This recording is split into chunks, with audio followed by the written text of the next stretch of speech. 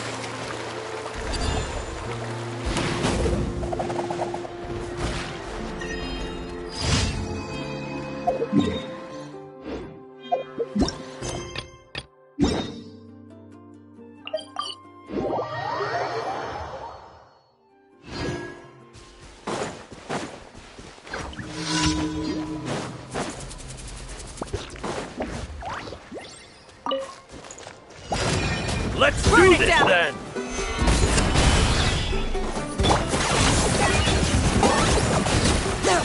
Yes, you are!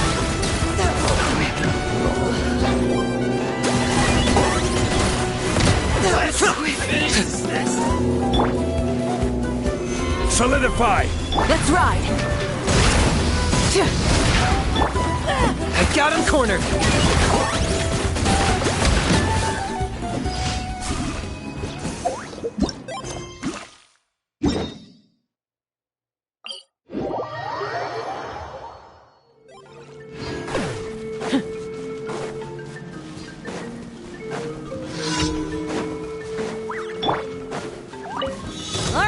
Let's finish this fast. Locked on.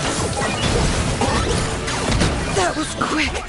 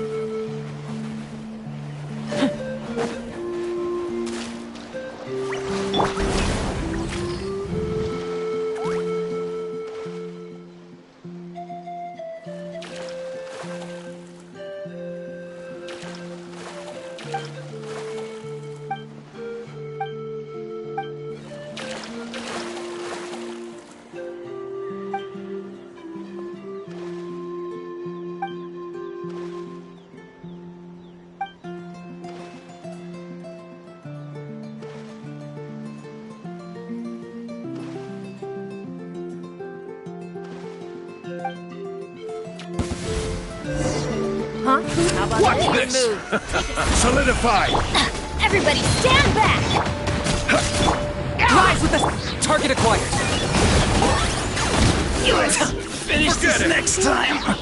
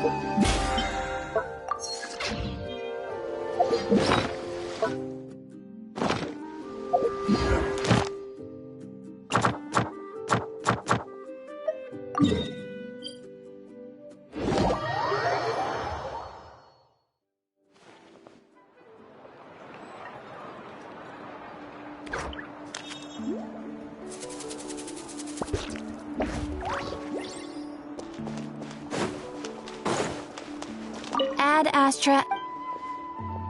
Thank you for completing today's commissions. Ad Astra.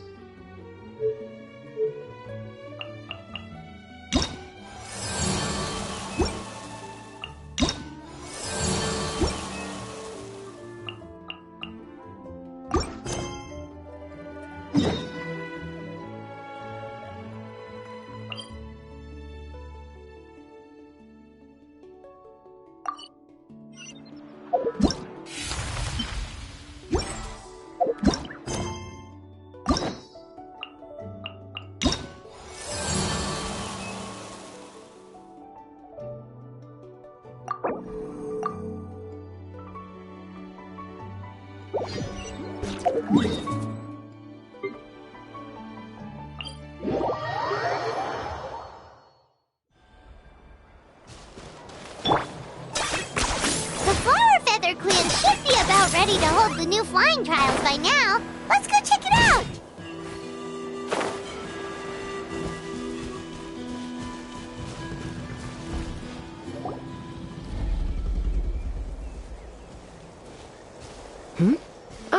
Traveler and Paimon. You came. Yep, and it looks like we made it just in time! Although, can't say the same for the Cuckoosaurs. Bit of a low turnout, huh? Yeah, you'll see why soon enough. All right, get ready. 3, 2, 1, fly! Whoa! We're really flying! I feel light as a feather. These phlogiston wings are awesome! What the? Paimon can barely believe her eyes! How did they fly all on their own? The merchants we ran into that day were selling a product called phlogiston. It's a flying machine worn on the back. To operate it, you just use a handheld trackball that controls the flow of gaseous phlogiston. That's incredible! Yeah. If our tribe, well, if Natlan mass adopted this technology, it would revolutionize our mobility and responsiveness in times of crisis. Just think of the countless tragedies that could be averted. I feel like you'd better believe it. Elder Alpa? Should this really count as a pass? If we did the trial using phlogiston wings? Why not? The scoring rubric is about flying performance. It doesn't specifically say you have to ride a Cuckoosaur, does it? Yeah, maybe, but... I mean, even Chaska had to ride a Cuckoosaur in a trial, right? And the whole point of the trial is to test both your flying technique and your ability to work with a Saurian companion. Well, if we can fly by ourselves, maybe we don't need to test the ladder anymore. Chaska, Traveler, what are your thoughts on this new invention? You see? I agree that they have strategic value, but I don't think it makes any sense to evaluate candidates by the current testing standards if they're using phlogiston wings. Why? Shunan finally mustered the courage to go through with this. And now you're saying it doesn't count? I don't have any experience using these wings in battle, nor is it immediately obvious how to incorporate them into the existing systems in our tribe. Taking a longer-term perspective, I think we need to start by getting thoroughly acquainted with how these things work. Then we can develop a new trial format with new assessment criteria, tailored to candidates using the phlogiston wings. You all raise valid points. But Chaska, While your proposal sounds perfectly reasonable, it would probably take years to put it into practice. We lost so many people in that war. These phlogisting wings could be exactly what we need to strengthen our forces and boost morale in this trying time.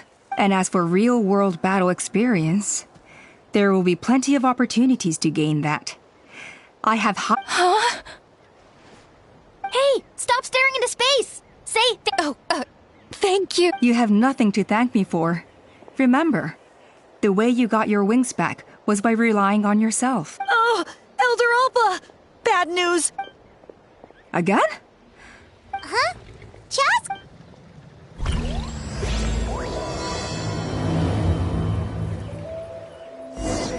Why did Chaska rush off like that? And then Elder Alpa and the others too?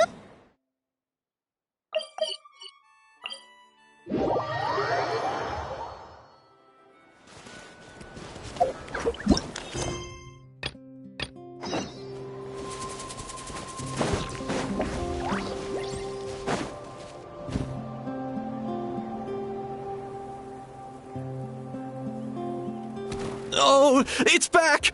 It found us again! Run! Curses. She's really riled up this time. Hey! Stop running! We'll never outrun a creature with wings! Get... Stop! All of you! Chaska! Oh, wonderful! Quick, get rid of them!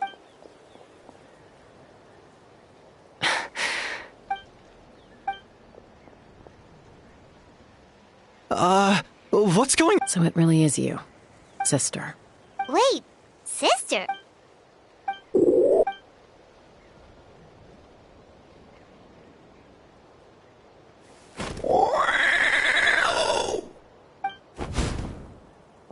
Koya, wait! Is Chaska gonna be okay? Should we go check on her?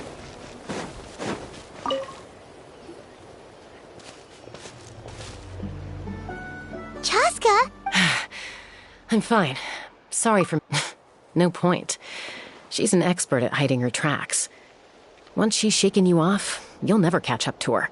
At least, I always used to lose to her at hide-and-seek when we were kids. Well, yeah. You know I was raised by Kukasaurs. Anyway, she and I grew up in the nest together. We played together all the time, chasing each other through treetops or mountaintops. Not all Kukasaurs are friendly towards people. Koya, for instance, she's fine with me because we grew up around each other, but she's not... When Mom decided to send me away, Koya strongly protested, and after I left, she became more and more reluctant to interact with humans. Maybe she thinks that humans... It's a possibility, but in any case, we still stayed best friends at first. I had a hard time adjusting to life in the tribe. So whenever something went wrong, I'd run off into the wild and vent... Ah, so that's what Uncle Cusco was talking about. He said you seem to prefer hanging out with Saurians to your own kind. Yeah, I did. But then, gradually, everything changed. With a new mom and dad, a new tribe, and Kuwait, I started getting curious about these humans. I made an effort to understand their behavior. The more time I spent with them, the less I spent with Koya. And then, one day, it was Koya's turn to leave the nest. She sought me out and asked if I was willing to leave the tribe and go live in the wilderness with her. As far as I can remember, that was the first time she ever approached a human settlement on purpose. So, how did you answer? Well, I wouldn't be standing here talking to you if I'd said yes. No, I was torn.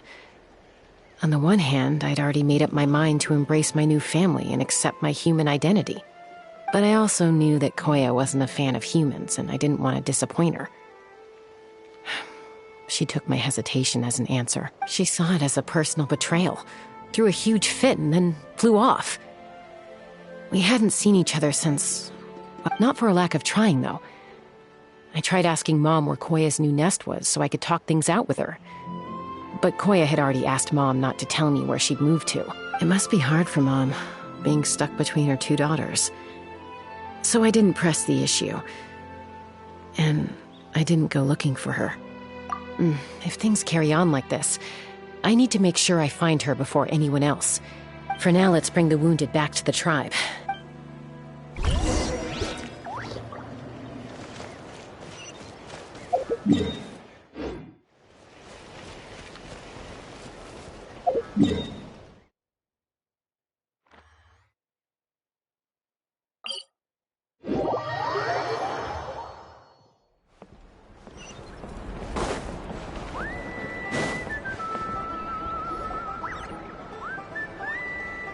So, I hear there's been another Kukasaur attack. Ha! I knew it! They're wild animals, and they... Hey, show a little respect. Maybe in the flying squad, but they don't give a hoot about the rest. Well, now that we have the phlogiston wings... Are you kidding? How are we supposed to protect our tribe without them? I didn't mean... Huh? Protect our tribe? Or are you just scared that your precious flying squad will lose its prestige? You take that back! Things are changing so quick. Chaska, there's a conflict emerging there. Aren't you going to nip it in the bud? The whole tribe's talking about this now. Breaking up a single fight won't solve anything. The real source of conflict here is the phlogiston wings. And what happened... On any other day, people would just brush this attack aside. After all, clashes between wild Kukasaurs and humans are no more common than those between people. But now that the phlogiston wings have entered the equation, it's sparked a debate over whether our tribe needs the Kukasaurs at all. I worry that we risk repeating the mistakes of the Cinder City. Back then, Lord Ochkan's hatred of the Saurians nearly destroyed the peace forged by the Pyro Archon, Chaska. To prevent things from deteriorating further, I'd like to task you with restoring peace. I will. Traveler, you've already done so much for Natlan.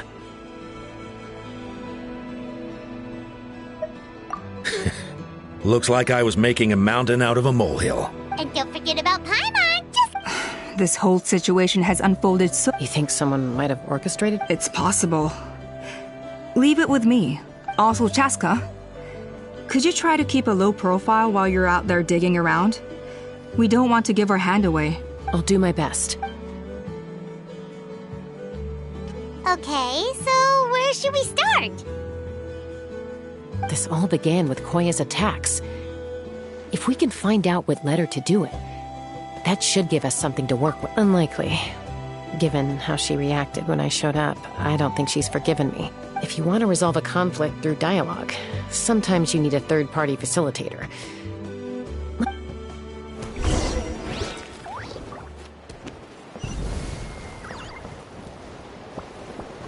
Are you running away? Let's ride!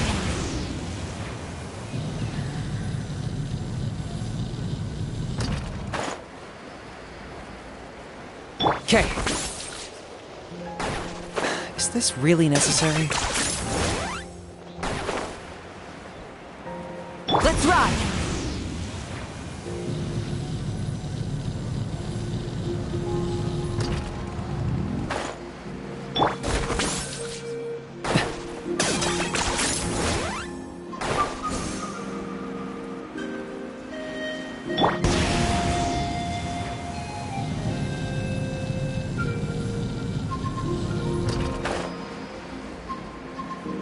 Okay.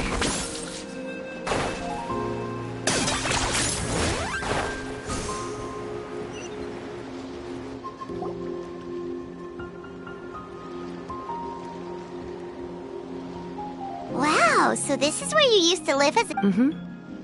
When I was little, we used to do this thing, or sometimes we'd both fly from the treetop together, and then after some aerial maneuvering, she'd throw me up onto that platform. After we got a bit older, we went to the nearby shores looking for even greater heights. Stop! You're gonna give Paimon a heart attack! Oh, really? I just thought it made a fun story. Then I'll share more with you when there's time. Anyway, back to the matter at hand.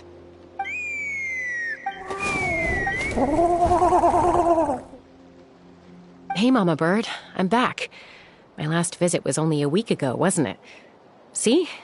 I visit you more than I visit Papa Cusco. I brought a couple of friends with me. These are the Traveler, Paimon. This is my mom. Her name is Chimpu.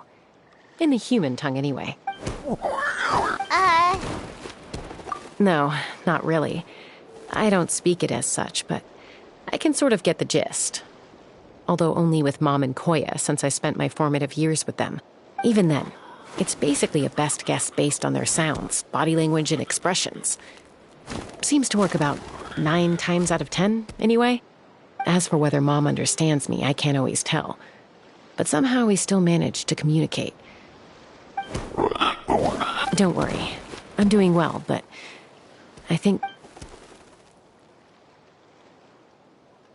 I know she's never been a fan of humans, but she's never deliberately attacked them before either.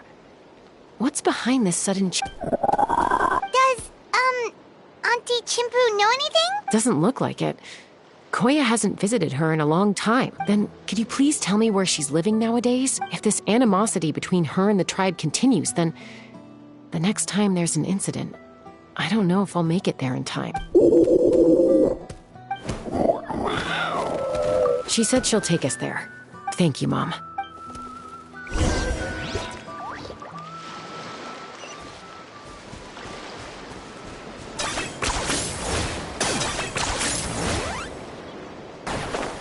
Let's ride!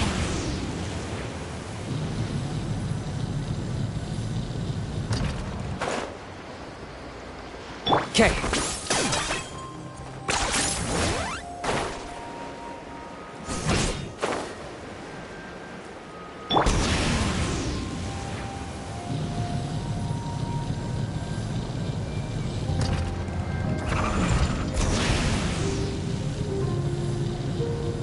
Okay.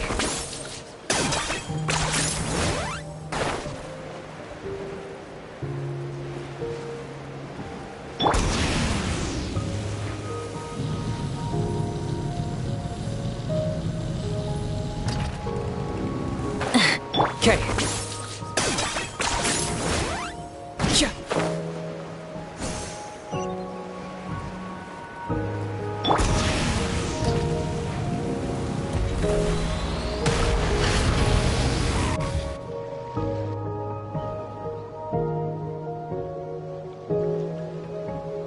This is a really remote location. Guess she was trying to get us... We stay here? Okay. Traveler, Paimon. Mom says we should stay out of sight for now. Koya is very hostile toward humans right now. So if we show up unannounced, it might just make things worse.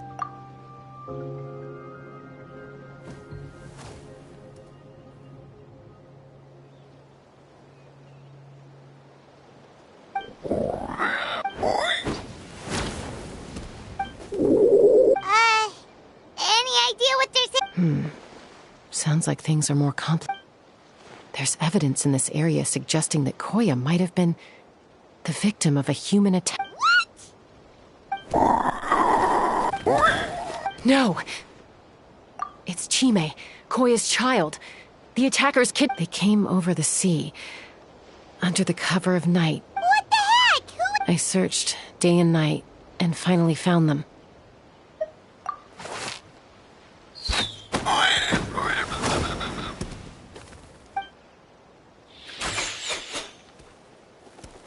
Oh, yeah! Tafal's contraption is working like a Hey, there's another one! Who cares? Just get them all! Tafal pays us per cat.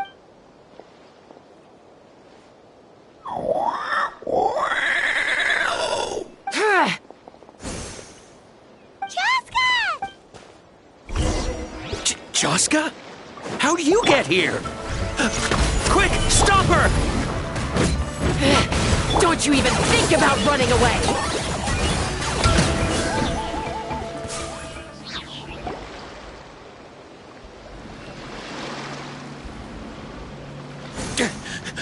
Don't come any closer, or I'll... Go, Phlogiston Wings! Uh-oh, looks like it This is bad. Mom and Koya are already injured. Help!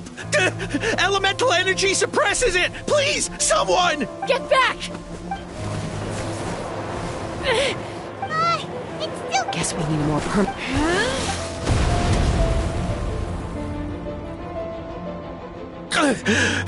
That was too close. I thought I...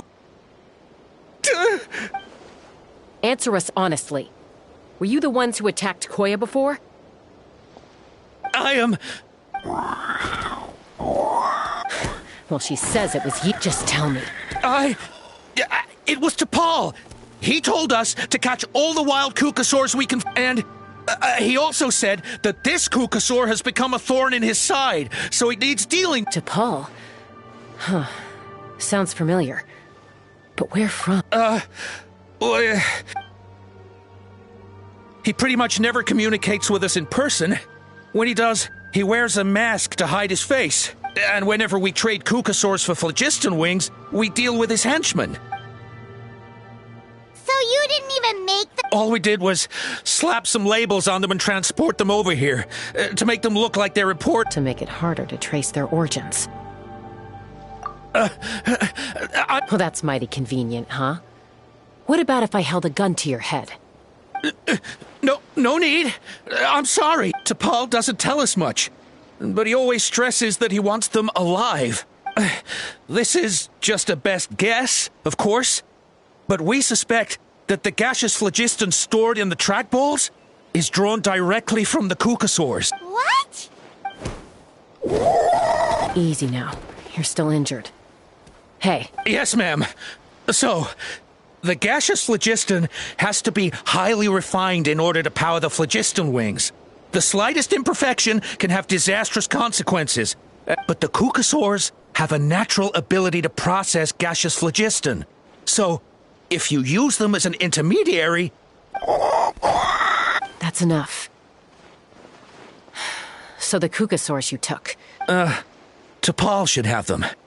But no one knows where he's based, apart from him and his henchmen. We've tried looking for it ourselves, even followed them a few times. But we always end up losing track of them. Random thought. Maybe they're hiding up in the sky? T'Pol. T'Pol. Chaska, Traveler!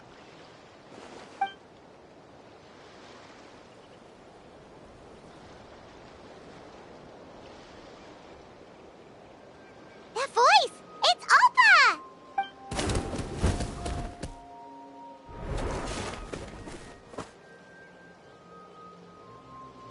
Elder Alba? What brings you all the way out? Well, I was patrolling nearby when I heard the sound of an explosion. I don't believe... Elder Alba, does the name T'Pol ring a bell to you? I feel like I've seen it written down before. Huh? So he's a... No. If he was a member of the Flower Feather Clan, I definitely know him. Now that you mention it, I do remember a young man from outside our tribe who came to participate in our flying trials once. You were away on a mission at the time, which is probably why you don't remember him. He was a craftsman from the Children of Echoes, but he'd always dreamed of soaring the skies. So he... The Children of Echoes? But despite his best efforts, he unfortunately failed to pass the trial and gain the Kukasaur's approval. In the end, he went wingless and returned dejected to the Children of Echoes. Wingless, huh? Maybe he... Perhaps. Or maybe it's simply his way of dealing with his regrets over his past flying and... Either way, it doesn't excuse his abuse of the Kukasaurs. I'm gonna take these guys back and expose the truth to the tribe. It's time for this conflict. Easy, Chaska. Remember, the ringleader still hasn't shown himself, and this man's allegation about powering the phlogiston wings with Kukasaurs is only... Bringing these men to the tribe now won't win over any current supporters of the phlogiston wings. In fact, it may even escalate the conflict further. After all, many are mistrustful of the Kukasaurs after recent events. Is that why T'Pol waited until now to try to capture my sister? I don't know. I mean... He did tell us to spread negative rumors about the Kukasaurs and slip some mora to anyone opposed to them, but... But Koya only attacked humans because they stole... Nevertheless, we will be hard-pressed to change people's minds while emotions are running high. Unless we have irrefutable evidence. Bravo! My thoughts exactly. In the meantime, leave these men with me. I'll escort them back to the... I'll take the other members of their crew into custody, too. They won't get another chance to stir up trouble. Fair enough. I guess finding T'Pol is going to be the key to resolving this conflict. Sorry. Whatever it is, it'll have to wait till this is all blown over. I have to fix this situation before... Mom, sis, rest up and...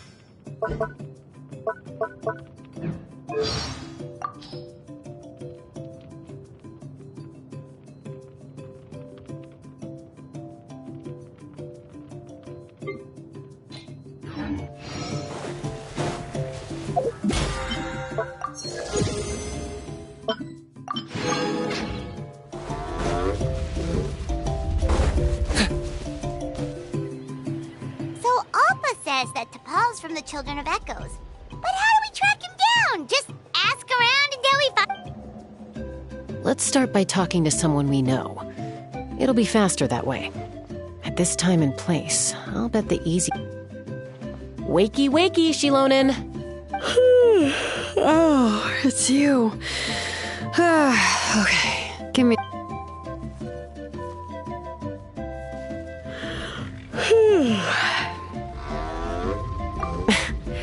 I climb trees to fly further and see farther. I don't usually stop for a nap. Well, we're not all like you. Always full of energy, even after flying around all day. Yeah. So, you've come all this way and interrupted my precious nap time. Might I inquire as to, why?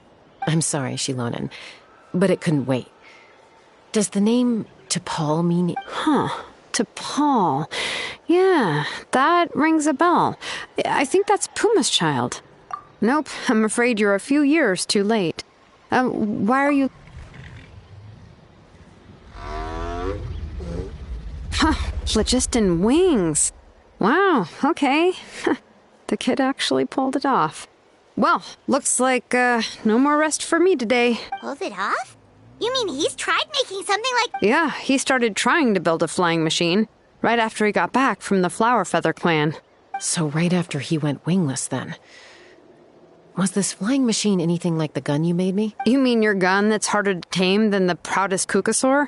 No, he wanted to build something that allows anyone to fly freely, even if they're not naturally gifted. But he never got very far back then, though. Blew up his workshop a few times and barely made it out alive. I never really kept up with him after that. His parents traveled a lot in their youth and only returned to the tribe after he was born.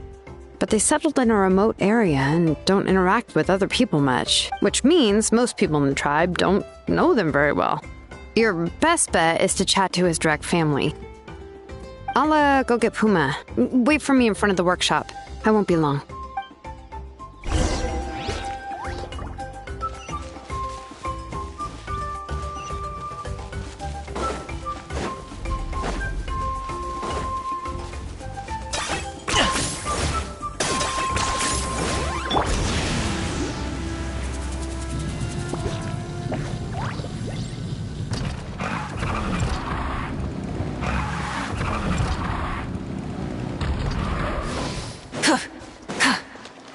Okay.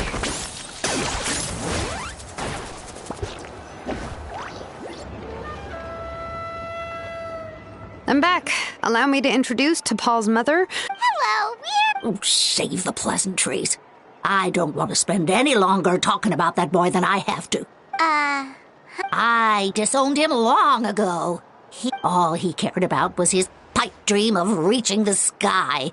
Oh, and then when he left us, he spouted some nonsense about building a workshop in the sky to avoid the constant criticism of us ground dwellers. He left his notebook behind. Whatever questions you have, you can look for them in there. He's no son of mine. He never called me Mom anyhow.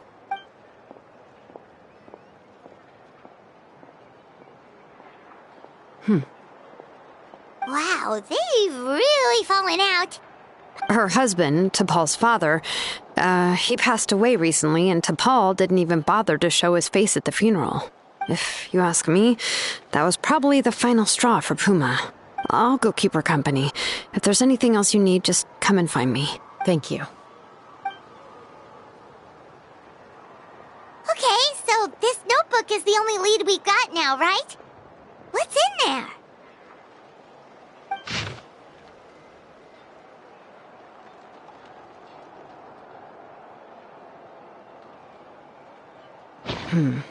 Some early designs for the phlogiston wings, and some theorizing about an airborne workshop, Natlan, the Cinder City. Looks like that's where he got his technological inspiration from. So, was he serious about the workshop in the sky? But that's such a big project for one person. Oh, yes. The one from the trial arena that was super high up? That balloon has been there for a while, and everyone's been wondering how it got up there, but what if that's the wrong question? What if it started off even higher up, above the clouds and out of view, and it only descended to its current height due to some kind of malfunction? Part of T'Pol's workshop? Seems likely. If T'Pol's base had been hiding above the clouds this whole time, that would definitely explain why Isidore couldn't find it. I totally called it! But how do we get up there? Chaska, can you even fly that? By myself? Possibly. But with a passenger, no chance. I doubt even phlogiston wings could take you up that high. At least, not without that relic T'Pol mentioned in his notebook. Yeah, and he's probably holding on to it. We'll have to find another way. Nope. That's way beyond Paimon's altitude. Also, would you really expect Paimon to go up there and take on T'Pol all by herself? Let's not worry. Just because we can't think of a solution doesn't mean no one else can. I'm not the only flying expert in my tribe, you know. Oh, good point. And Mutoda. He was quite the flying ace back in the day, too. Let's head back and see what they suggest.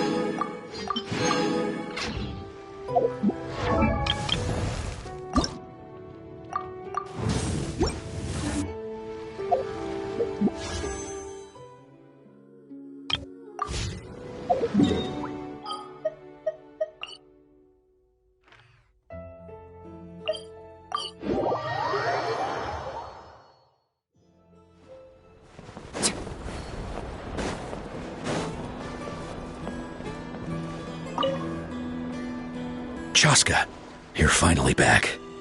Things are getting really tense. Some people even think we arrested the merchants just to support the flying squad and crack down on the phlogiston wings.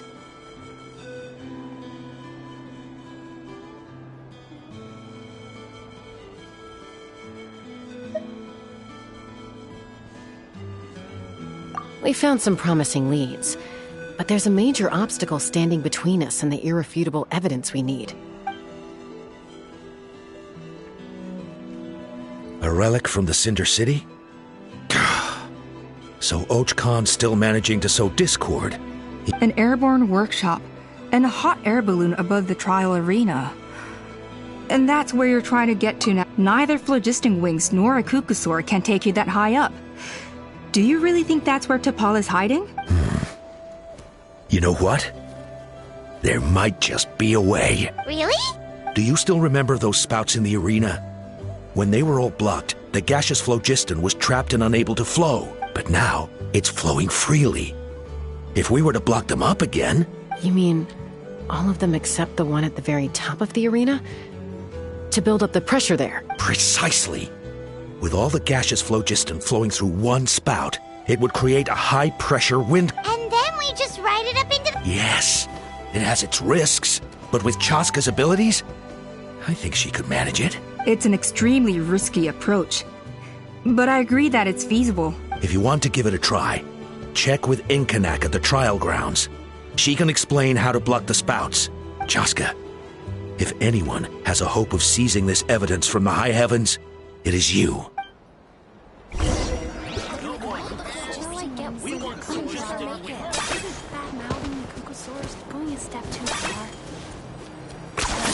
You really are a one-trick pony, you know. Let's ride!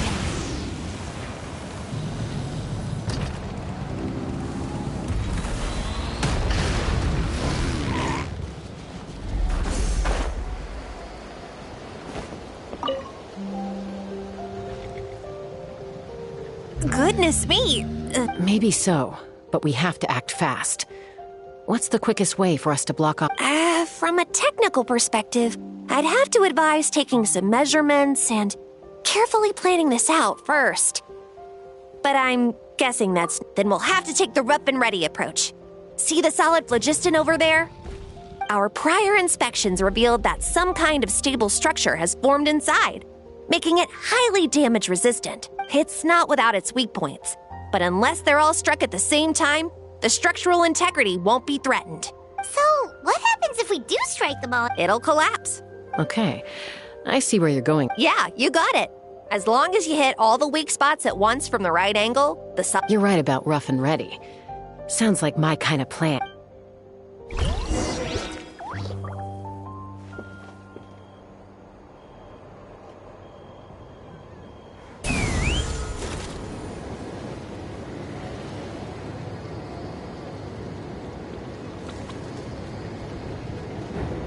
Look! There's a chunk of solid phlogiston right over that spout!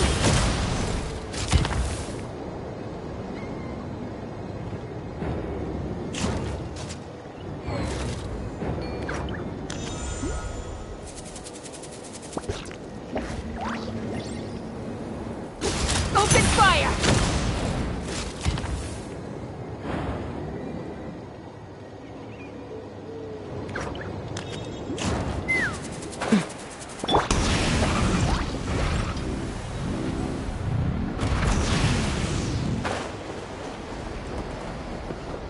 Let's burn this breeze.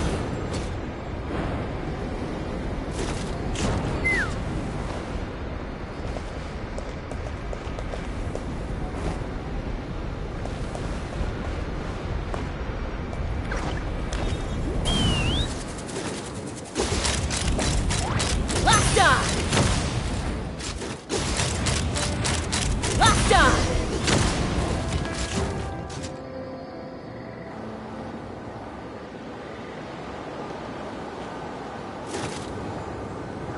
Let's ride!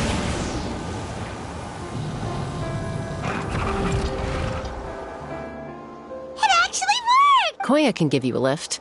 She's actually been following us this whole time. Wow, Paimon didn't notice at all. Well, probably because she didn't want to get too close to humans. Or maybe just me. Correct? Whoa, you didn't even have to summon it. Yes, up there. All right, let's go have a little...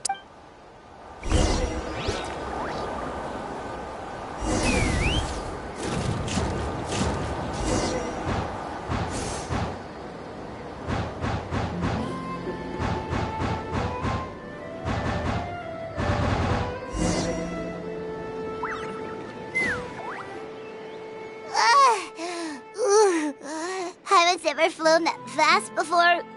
Aha. Just as I thought. It might look like a regular hot air balloon from the outside, but up close, it's clear. And sure enough, it only descended below the cloud line because the custom-built machinery malfunctioned. I should be able to figure it out with DePaul's notebook. Thankfully, I know a little DIY from fixing up my guns when they're having issues. That should just about do it. Now... maybe, huh?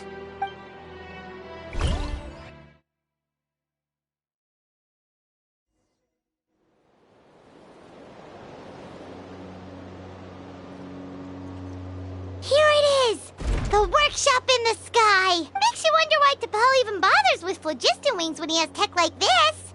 Well, according to the notebook, the platform beneath us runs on components from the Cinder City. Those can't be Also, I have some doubts about its mobility after seeing how it moved just now. For someone like T'Pol who dreams of flying freely, this definitely doesn't cut it. But if he's got that relic, he should be able to make a set of prototype wings for himself. Why bother making a whole flying workshop so he can mass produce them?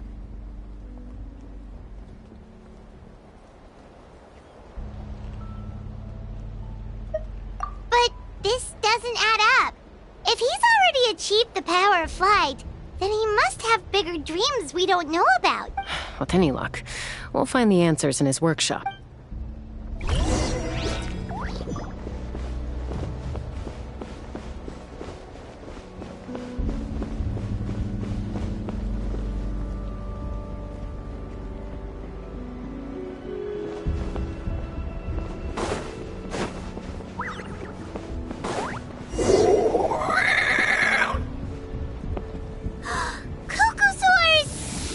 The merchants were right. T'Pol's using them for his own...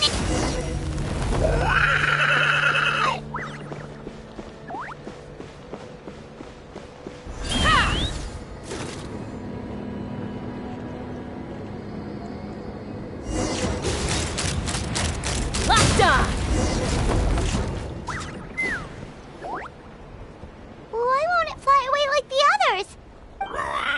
She's still breathing, but by the looks of it, T'Pol was using these cages to extract phlogiston from the Kukasaurs. Once a Kukasaur is drained of phlogiston, it becomes too weak to move. We'll have to come back for these ones after dealing with T'Pol. Let me see. Looks like a record, log number 330. With the support of... I was finally able to launch the airborne workshop. Even though it relies on the relic for 80% of its power supply, I've at least taken the first step. Log number 348. Research on the relic is progressing well. I should be able to replicate the technology and scale up production very soon. Has proposed a name for this groundbreaking invention: the phlogiston wings. I think I'm getting close. Log number 377. Encountered some issues with the new smaller model phlogiston wings. The gaseous phlogiston showed some volatility during the refinement process. Thinks we should proceed at a more cautious pace with the refinement experiments. But after so many past failures, I have to prove that I will succeed this time. Log number 114. Ran an experiment using Kukasaurs to refine gaseous phlogiston. It was a success. Log number 117. I've started recruiting merchants and hunters to capture wild Kukasaurs. Log number 121. Major breakthrough in the efficiency of phlogiston yield. Huh? So many parts have been crossed out! Yeah, probably the contact he alluded to in his other notebook. Guess he has a benefactor. Did anyone else notice how the numbering system in this notebook suddenly changed halfway through? We haven't got time for textual analysis, I'm afraid. Grab the notebook and let's press on.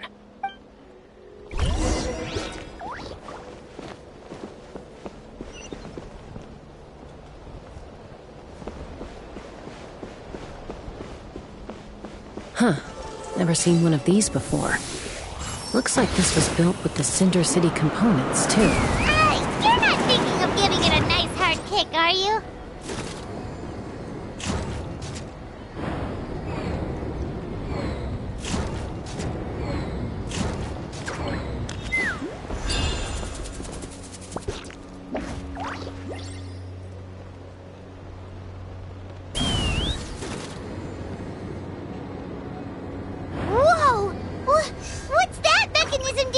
It's asking for a nice hard kick where it hurts. Aim for the weak spot.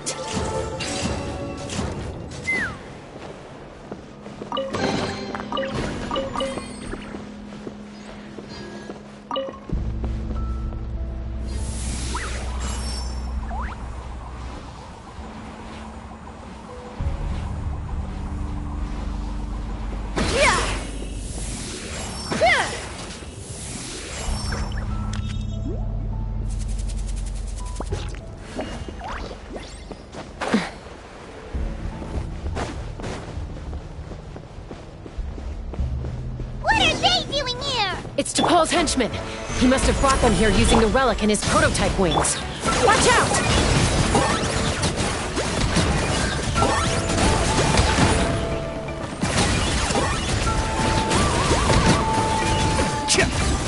Shadow the past! Mine to command! The dead would bleed! The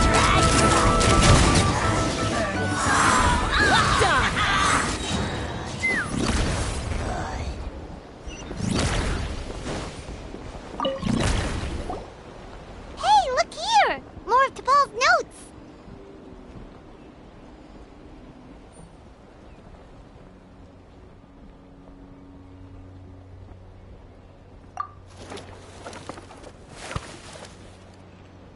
Log number 403. Introduced me to some new comrades who fully support my ideas. I told them that some Saurians are blessed with wings, and some people with natural gifts, while the less fortunate among us can only look on longingly as they seize the skies. But I also told them that progress can erase individual differences. Think of the tools humanity has made to fight back against wild beasts. The law we have put in place to even the playing field between the strong and the weak. I promised them that our research will be the new frontier of human progress. With our phlogiston wings, the power of flight will no longer be for a select few to enjoy. Imagine a world where the skies are for all to share. I only hope that when we finally achieve this goal, we'll be proud of me. Imagine a world where the skies are for all to share. Yes, what a wonderful world that would be. If only it were possible. We could respond faster. And so many... But T'Pol, what about the Saurians you're draining dry? You're not sharing the sky. You're... Bad move. I won't let you get away with it. I'm fine. Let's keep moving.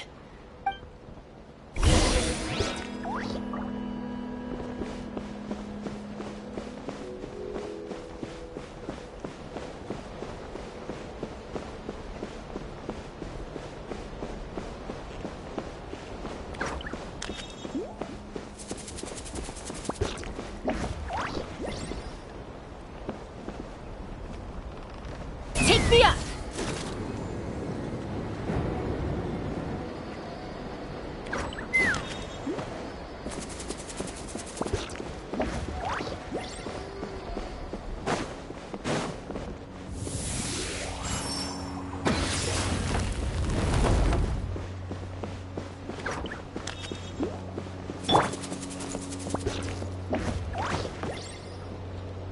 Burn it down!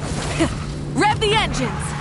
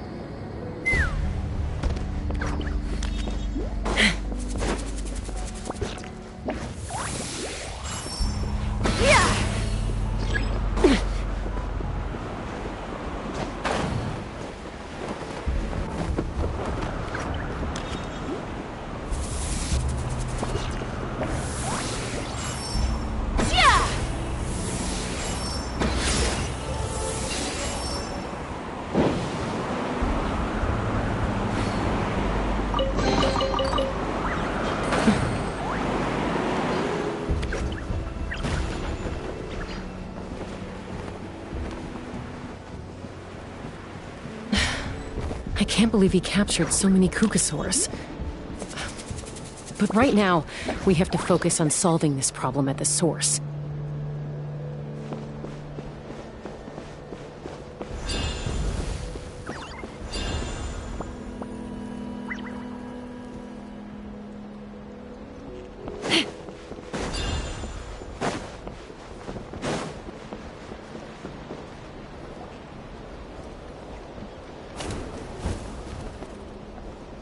Looks like we've reached the center of the workshop. And still no sign of Koya's bait? Let's search this area for now.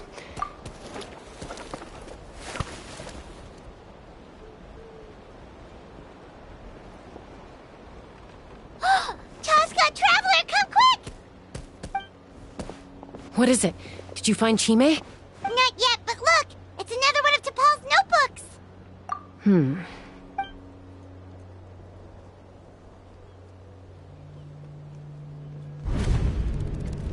Log number 428.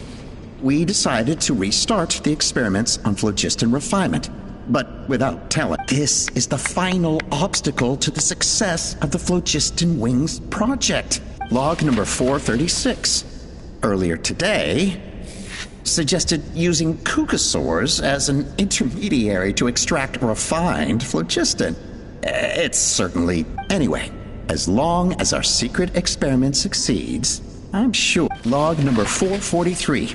We will conduct the experiment tomorrow. But birthday is coming up, so hopefully we'll have a birthday surprise for her. Log number 444. Huh? Why is this? I guess whoever wrote down the log number was prevented from recording the results.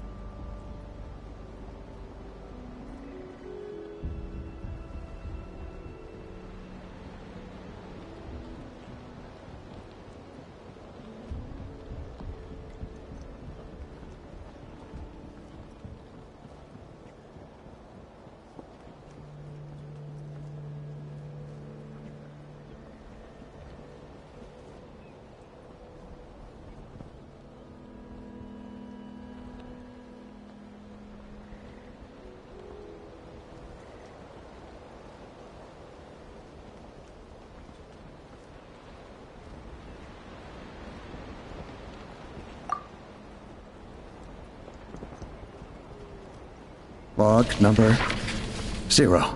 We lost many comrades in the accident. Among them our friends, but we cannot stop now. We will keep their legacy alive and carry... As of today, we are scrapping the artificial refinement method. Instead, we will focus all our efforts on phlogiston extraction from live cucosaurs. They are arrogant beasts whose existence in the wild serves no one but themselves. Their true worth lies in their sacrifice for the sake of... To facilitate our operations, we will gradually move the airborne workshop closer to the Flower Feather clan, even as we continue to expand. All this we do to create a world where the skies are for all of humanity to share. All this we do to make T'Pol's dream a reality. Given the way this is written, not to mention the fact that the numbering has started over from 0, it kinda sounds like this is someone new. Does that mean that T'Pol's already... There's also a letter tucked in the end of the notebook. It's from Puma.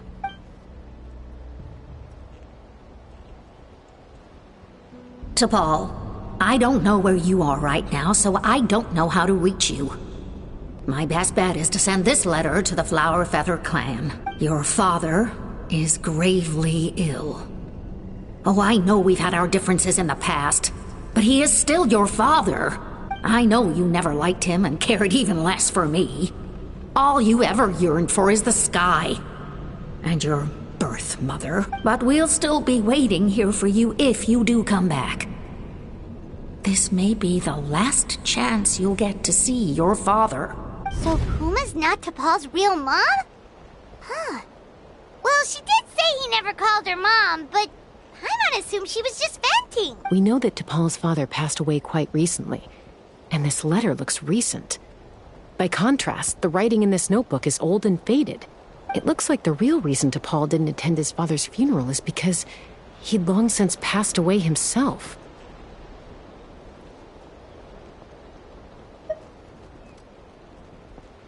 If we ask ourselves why this letter was sent to the Flower Feather clan, why T'Pol always yearned for the sky, and how he got his hands on a relic from the Cinder City, it all points to one answer. That's right. T'Pol was my child. He was born during my days as a wingless wanderer. His birth gave me new hope. I wanted to become the kind of mother who spent her days as a valiant rider, soaring the skies. Not an aimless, wingless nobody. But his father wanted to settle down, to give his child a safe, sheltered life in his tribe. We fought about it constantly. Until the love we once had for each other was gone. He started a new family.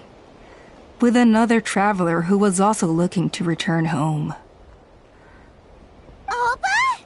I had no idea that despite being raised among the children of echoes, my child still harbored dreams of the skies. Can you imagine, Chaska? The joy and surprise I felt when he showed up at my door, asking to join the flying trials. Or how proud I was when he said he wanted to prove his own worth, rather than relying on my position as elder. And then the anguish that overcame me when he was rejected by the Kukasaurs and became wingless, just as I had after my injury. You've got a lot of nerve showing your face here. Don't take this the wrong way, Chaska. I'm not here for a fight. I just want to talk. Isn't that your I trust you've learned of T'Pol's wish on your way here. A world where the skies are for all of humanity to share. If only his dream can be realized, no one will ever have to lose their wings again. Our aerial prowess will be greater than ever before. War will never again come at such a great cost.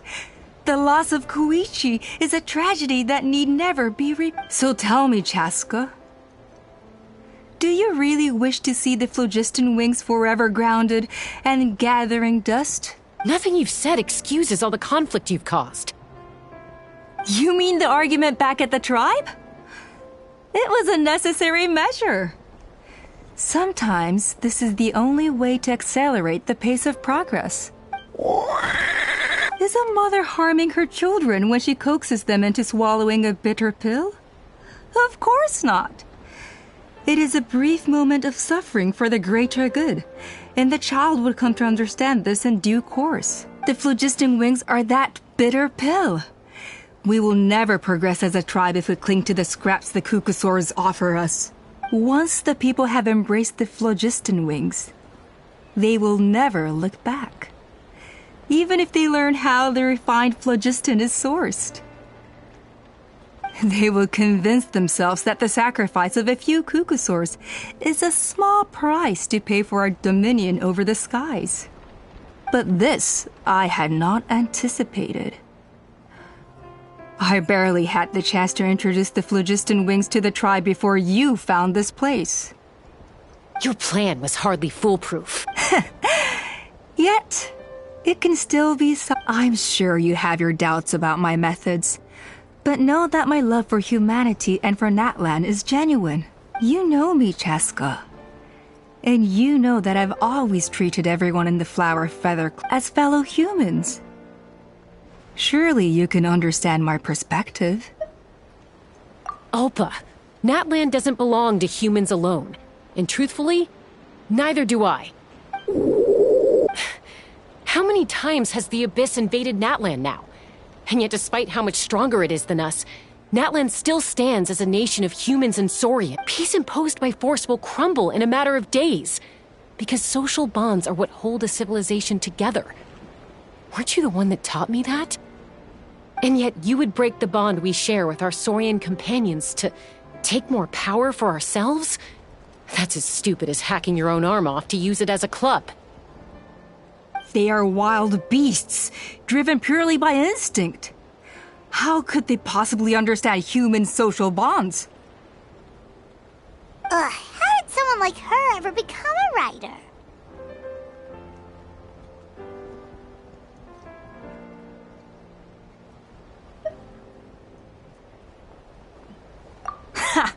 You overestimate them. They bow to the strong and shun the weak. That's all there is to it. They never gave T'Pol a second glance when he was at his lowest, nor me when I returned injured from the Cinder City. It's all about survival of the fittest for them.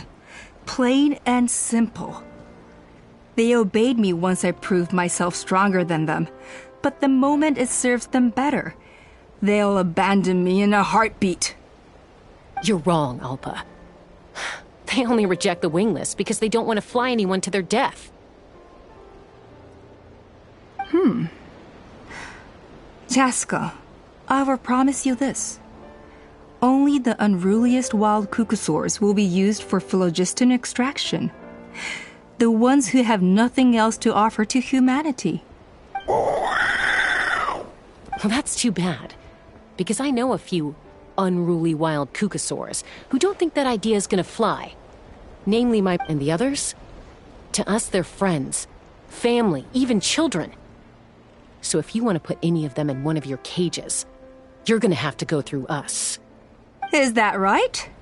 I knew you might be difficult to convince.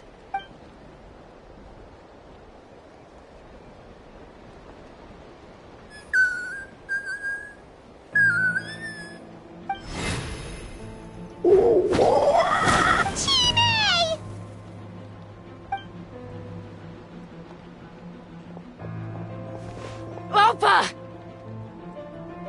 Careful! Don't make any rash decisions. Unless you want to see her suffer. Oh no, that's one of the extraction cages! I told my subordinates to take control of the tribe while I was away. Luckily for them, our strongest warrior and our most powerful ally aren't there to stop it. Take control? What are you planning to do with Mutota and his supporters? Merely accelerate their inevitable downfall. They cannot stand in the way of progress forever. It is not the move I wish to make. But I'm afraid you and since you insist on imposing me too, I have no choice but to keep you here until the dust has settled. So that's what you meant by I just want to talk. You never intended to negotiate. You just wanted... No, Chaska. I genuinely hoped I could win you over.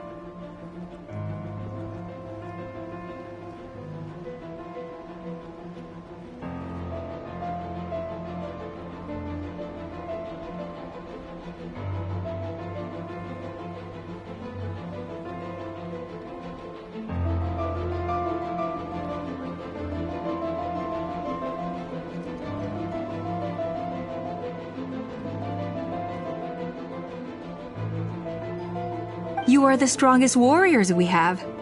Put down your weapons, and I promise you that no harm will come to this young Saurian.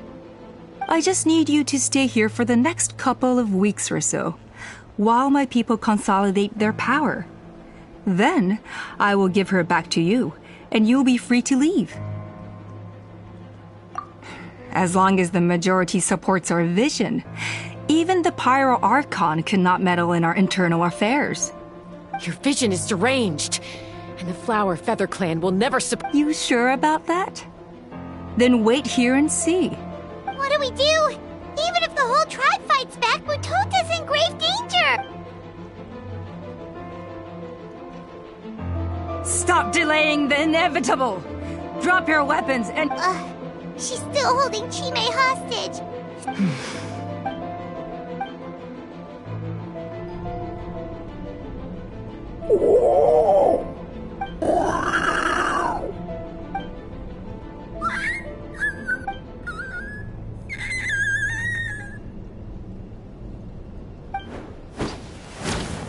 Koya? Huh? What are you Stand down! Drop your weapons! Now! No!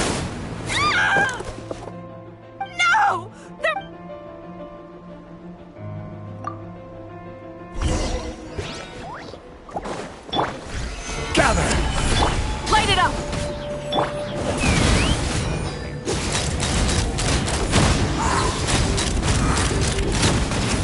Give up, Alpa. We're negotiating my way now, and this ain't your strong suit. Just shut up! Help! Anybody! That's all I've got. Hey, something's up with this relic! I got it!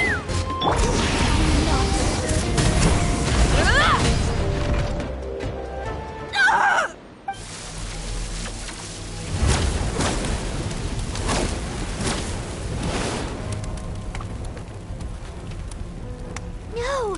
What is she doing? She'll bring us all down with her! But why? We stabilized the relic! Maybe it got damaged in the fight. we don't think of something fast. No. They're directly beneath us. My beloved tribe!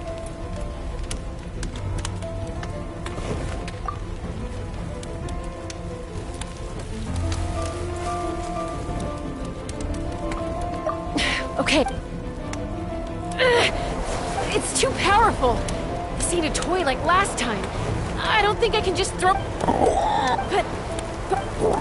Koya, remember when we were kids? Don't worry. All I need is for you to catch me at the end. I can't... Don't be Alpha! What are you... You're a fool, Chaska!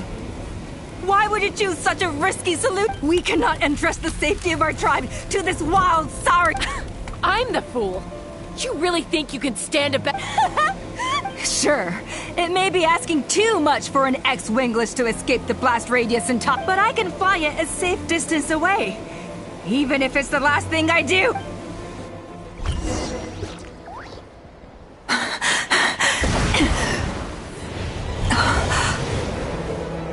Here. This should be high enough to save the clan. What? You don't get to die a hero today.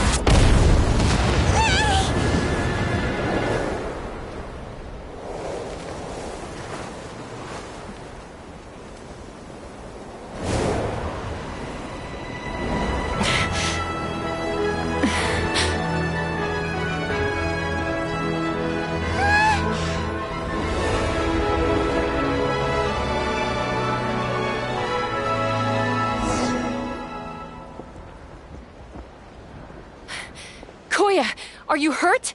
Let me take a look at you. What do you mean, I'm fine? Didn't I tell you to catch me on your back? Why did you try to shield... Accident? Yeah, right. Seriously, you're as stubborn as... Chaska! Koya! How are things looking here?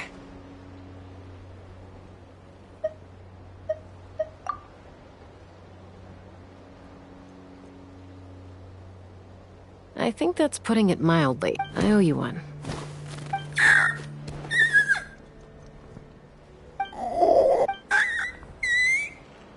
Oh, but be honest. Do you still think Kukasaurs can't form bonds? Mom, I'll figure out the refinement problem. You don't need to worry about it. I just need some more time. That's all I ask. Please.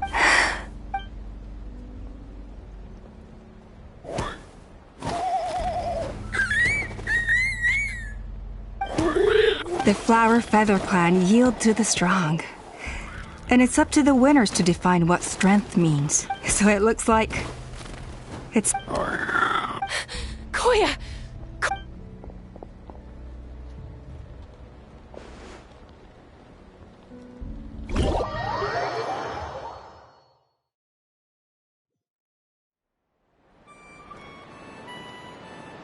So, you're absolutely sure it's not because of the explosion? Yes, for the 10,000th time, I'm sure. The blast barely touched her. The reason she fainted was old injuries playing up, compounded by overexertion in recent... The moment she finally relaxed, all the built-up stress finally caught up with her. And no wonder. Anyway, now you know how we feel when you go off risking life and limb. Your mother and I would both appreciate it if you lived less dangerously. You know she wrote to me from the Masters of the Nightwind, just to scold me for not doing enough to keep an eye on you. If she wasn't so busy with work, you can bet she'd come back here and chew us both out in person. I'll find an opportunity to apologize to her. You'd better. No more avoiding us, okay? And don't get me started on all the checkups you've missed. Got it. Got it. You're awake. I'll go let everyone know. Hey, but we're not done talking. What are we gonna do with her, Even after everything that's happened, she still hasn't figured out how to start the conversation with you. She keeps saying, I don't think Koya has forgiven me yet. But if you ask me, she's the one who's scared to open up and have an honest conversation. For all her confidence, she's a very sensitive soul underneath. You'd think as a peacemaker, she of all people would know how to reconcile with her family after a falling out. She must have been a handful growing up. Thank you for being there for her. And of course, thank you for keeping her safe when you were up there in the sky. Koya, Uncle Cusco, we're here! Ha! I was just telling her that she's not to go chasing danger with Chaska ever again. Cusco, I understand how you must feel.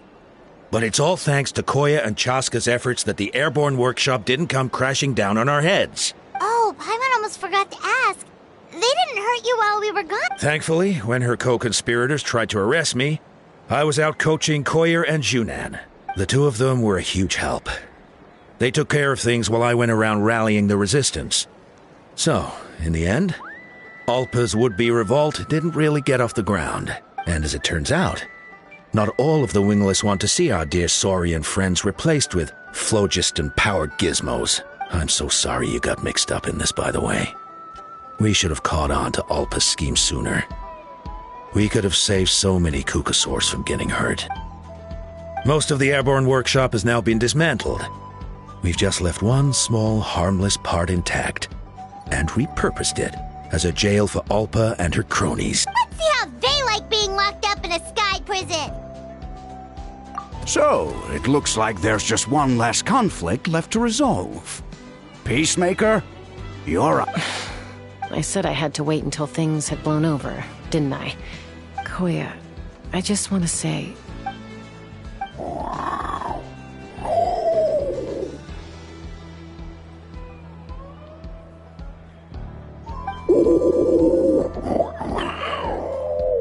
Huh? Does this mean you're... There's that family likeness coming through again. But that day, when we ran into each...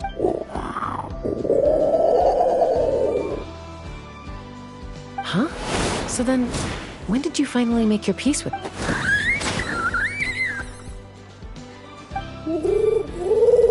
Oh, it's Chime and Chimpu.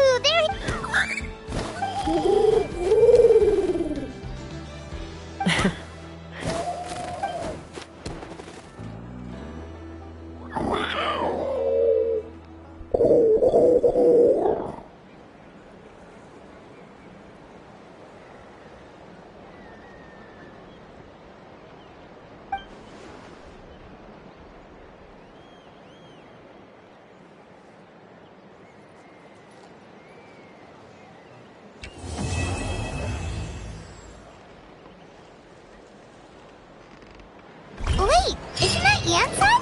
Wonder what she's doing here.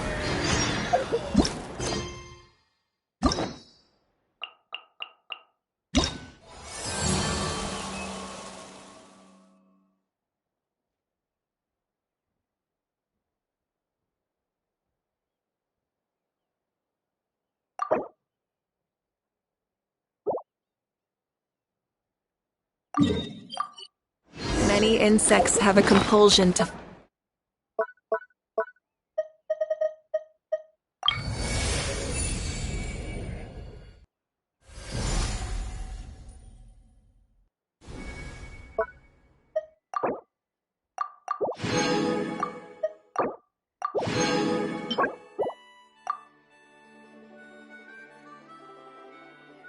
follow the light. And humans are the same. Except we call that...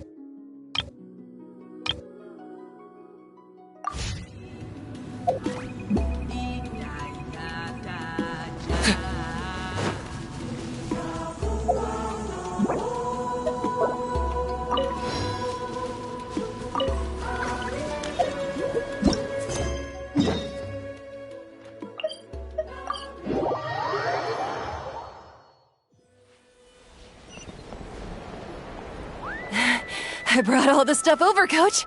What's...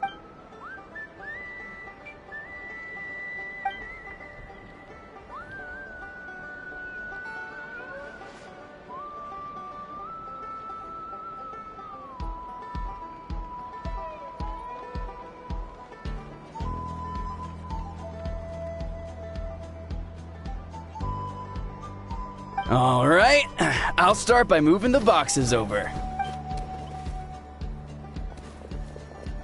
I'll help you. These things can get pretty heavy. Nah, I got this. These muscles aren't just for show, you know. You see that? Perfectly defined. I can lift this stuff up with one hand. Fine, as long as you don't wind up too sore to move tomorrow. I don't want to hear any complaints from you. Just prepare to be amazed. Huh?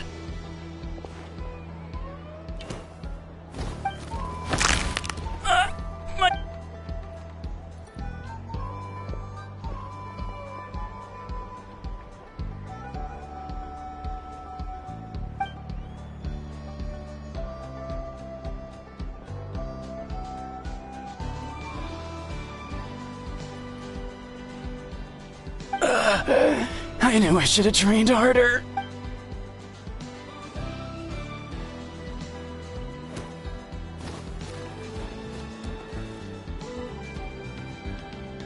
Ian-san!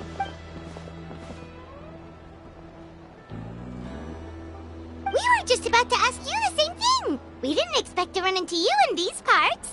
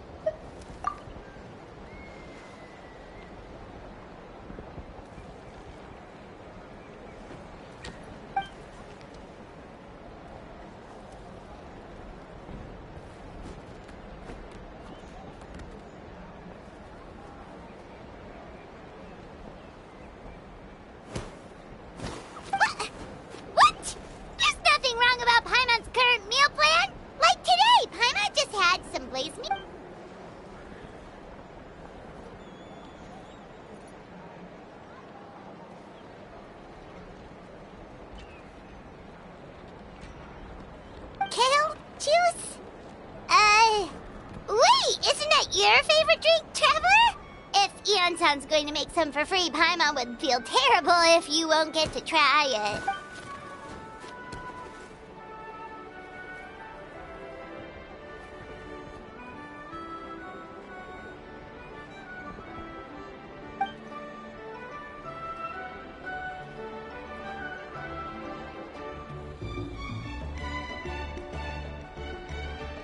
Of course, we're also here to help.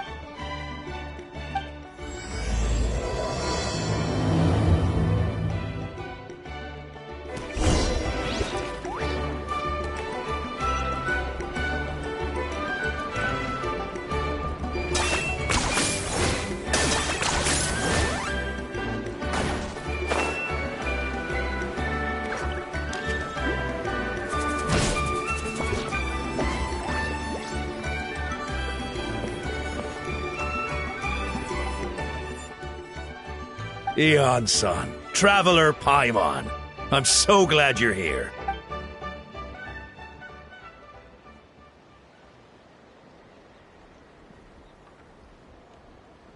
Cold. I'm drowning! And there's something in the water! He's on the ground, but it almost looks like... The abyss. The abyss is coming. There are eyes in my hands, and hands in my stomach. And my stomach is full of teeth. It ate all of you. It's coming for me, too. But we haven't... Monstrous beasts! How did you get in here? As you can see, their mental state is quite poor. They went missing after the battle. We found them in the wilderness in the days that followed, but the damage had already been done. We found them unconscious in areas corrupted by abyssal tumors, lying next to their deceased comrades. My only guess is that something terrible must have happened during the battle. According to the chief of the Masters of the Nightwind, sudden exposure to a large amount of abyssal power can have mental as well as physical repercussions. We've never seen the effects this heightened before. But maybe Gasoithoth was just too powerful. Gasoithoth? It's the abyssal monster that appeared in the sky not too long ago. After consulting our ancient legends, we decided to call it Gasoithoth, Reaper of the Abyss. Oh, that giant black ball? Didn't we force... True. It poses no threat to us now, but whatever wound it inflicted on these warriors still endures. We scoured all sorts of records for a solution. There was some mention of a treatment from several hundred years ago, but that knowledge... Right! You can purify abyssal power!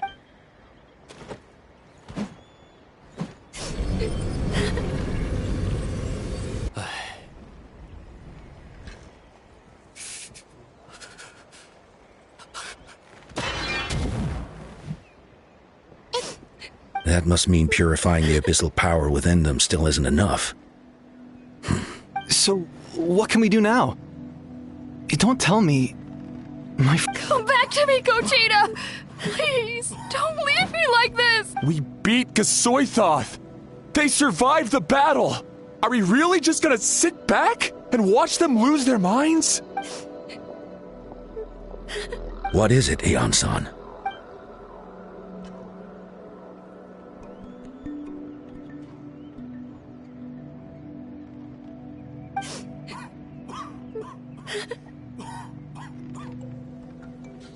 But, Are you sure about this?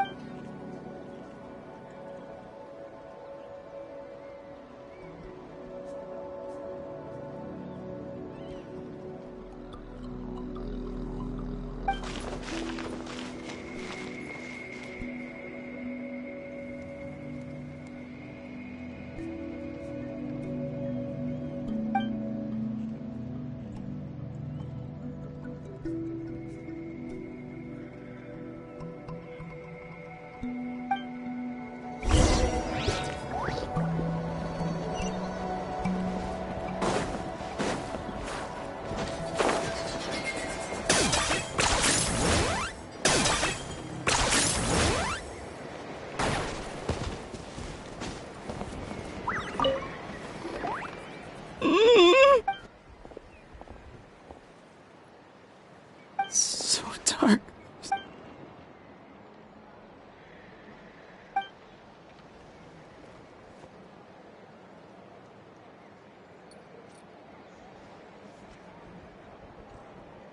Huh?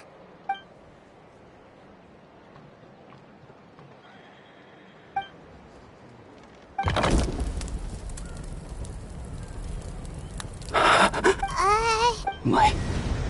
underwater. Where's... It's working!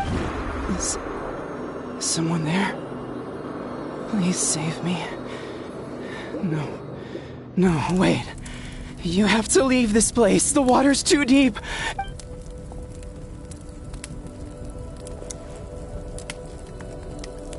No. Duarte. Oh no, it's not working.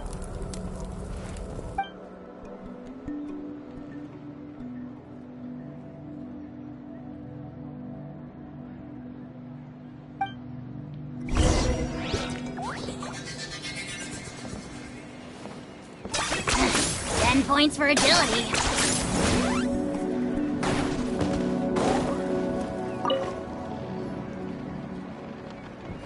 My friend. Is he...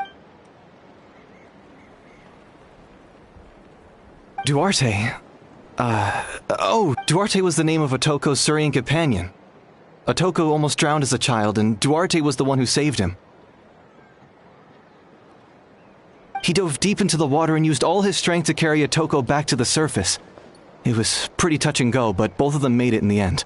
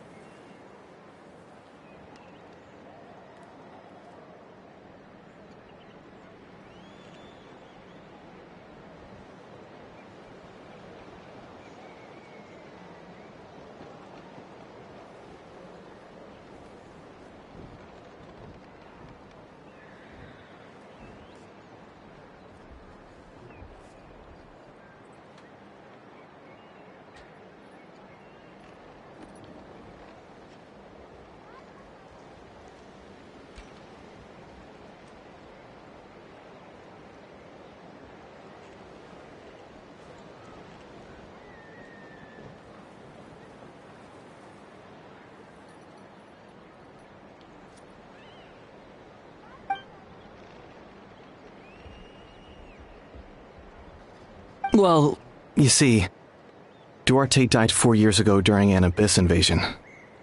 He was helping evacuate injured warriors from the front lines, but fell to an ambush.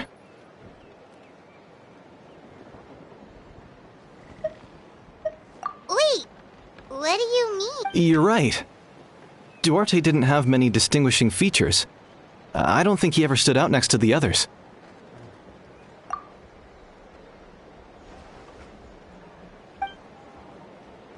No problem. Thank you for looking out.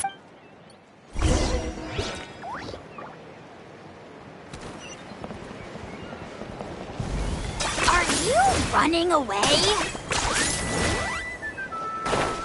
Let's ride!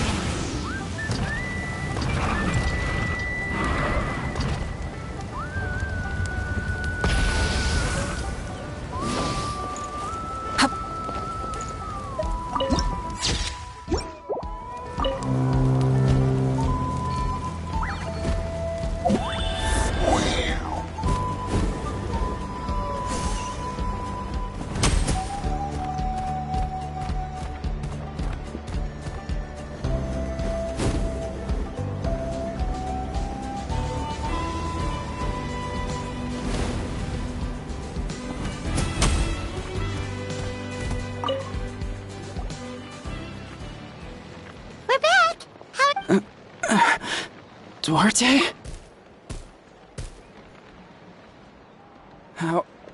How did you... It's working!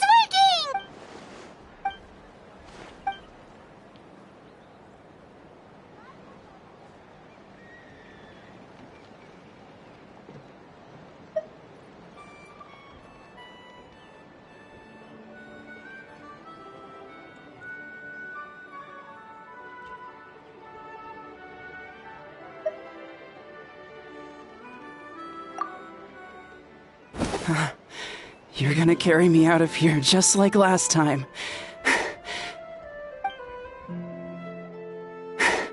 Over a decade later and you're still trying to save me. I can't believe you made it this deep underwater, but Once we're out of here, let's split a huge portion of blazed meat stew. We're almost at the surface. People tried to tell me you were dead, you know. As if I'd let that happen. I promised to protect you. No.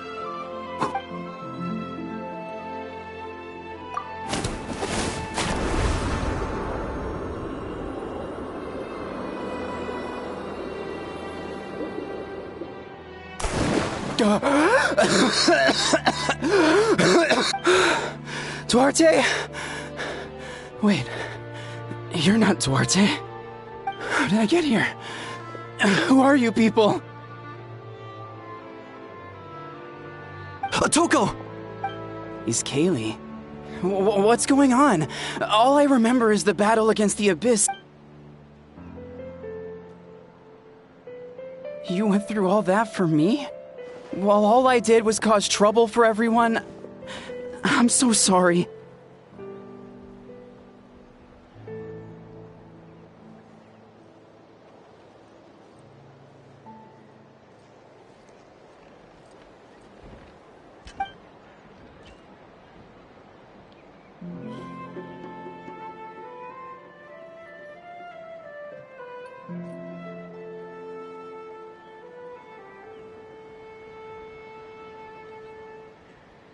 Thank you.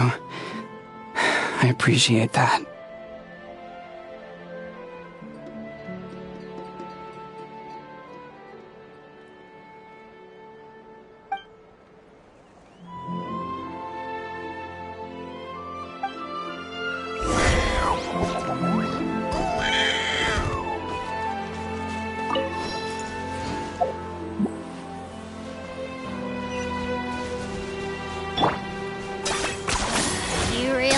One-trick pony, you know.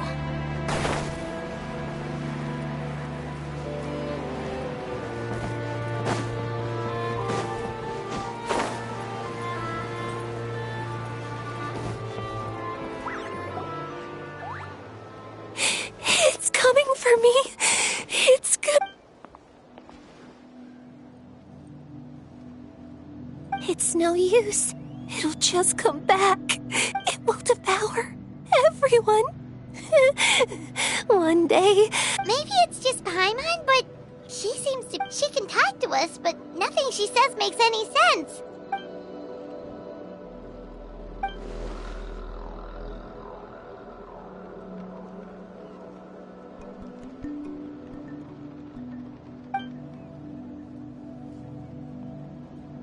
Ion-san, I heard you cured a Toko? I'm so relieved.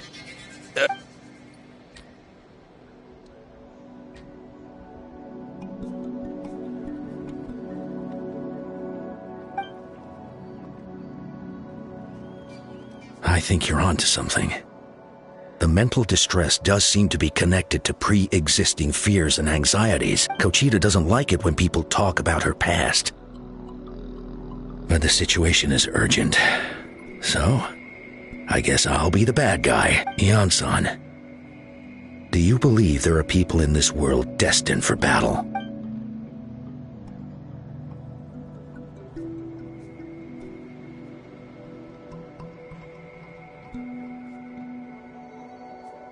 Then, what about people destined to be unfit for battle?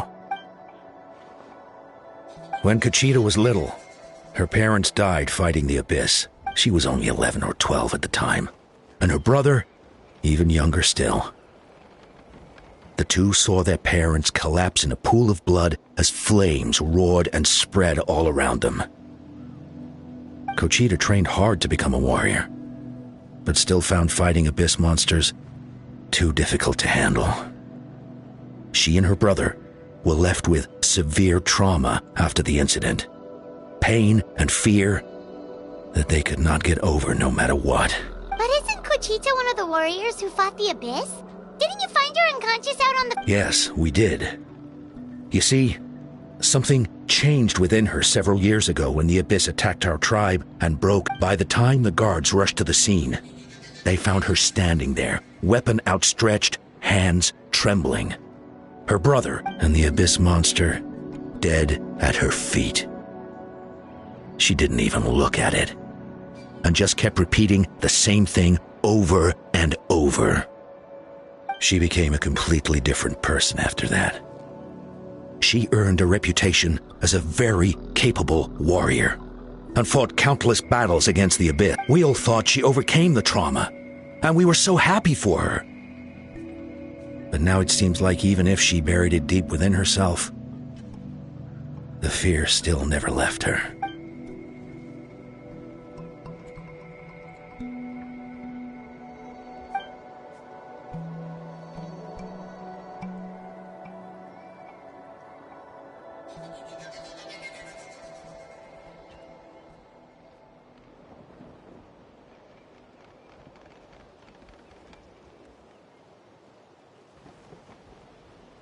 How can we help her?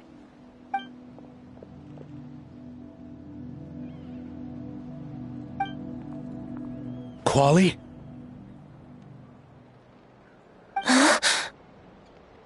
Quali, what are you doing with that weapon? Show me the monster that hurt. I'll make it pay. I'm going to protect you this time. Calm down, Quali. I can do it. I don't care what it takes. I just want her to get better. Family?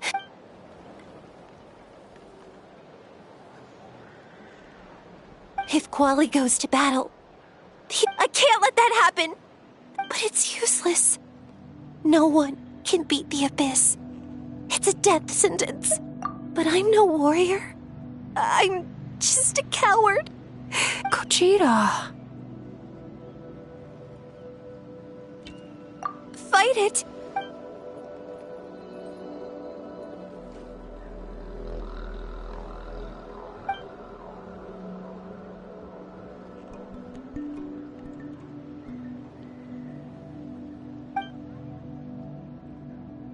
Try checking the mountains to the north. A few fled in that direction after. I dispatched a team to clear them out, so most of them should be gone. But there might... There's no turning back. I have to face it. I'm coming too. I'm...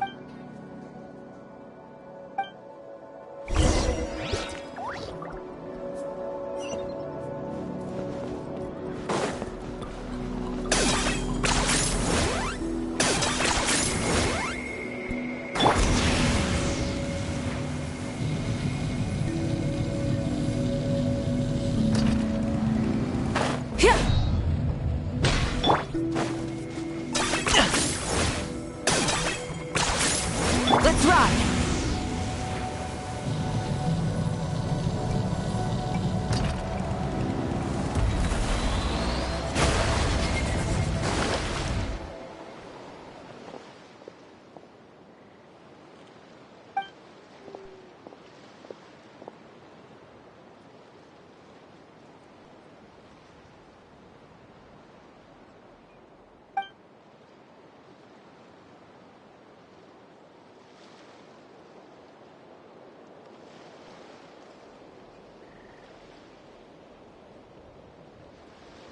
You were the ones who killed them! As a kid, I can still see the image of them collapsed at my feet that night. The raging fire, the smoke, the smell of blood. They told me to run, and I could see the fear in their eyes.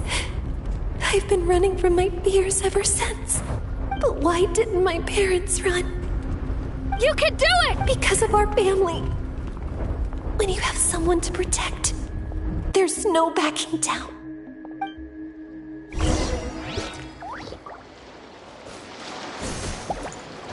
Stay away from my brother!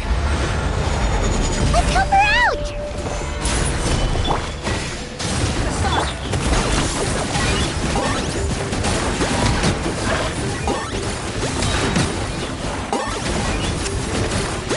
I can do this.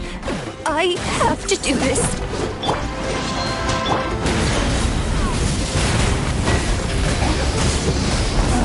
Go away!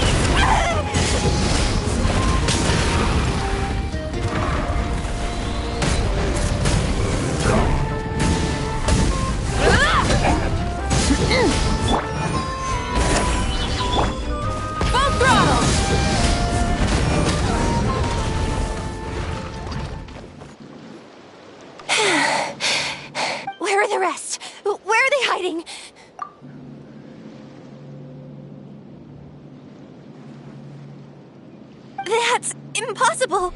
They were gigantic beasts crawling with eyes! No. Wait. What am I saying? Abyss Monk? She's back to normal! Kuchita! What? That is quite I've always envied warriors who don't get scared or feel lost. It really felt like I was getting stronger over the years. But in the end, maybe I never made any progress at all.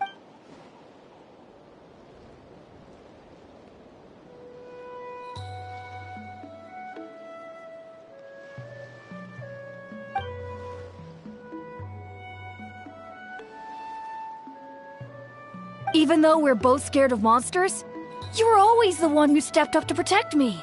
But not anymore. Is that so? Then I'll look forward to the day when you'll be all big and formidable. I finally feel like myself again. I think I'll rest here for a bit. I don't think I can make it back to the tribe just yet. I'll keep you company.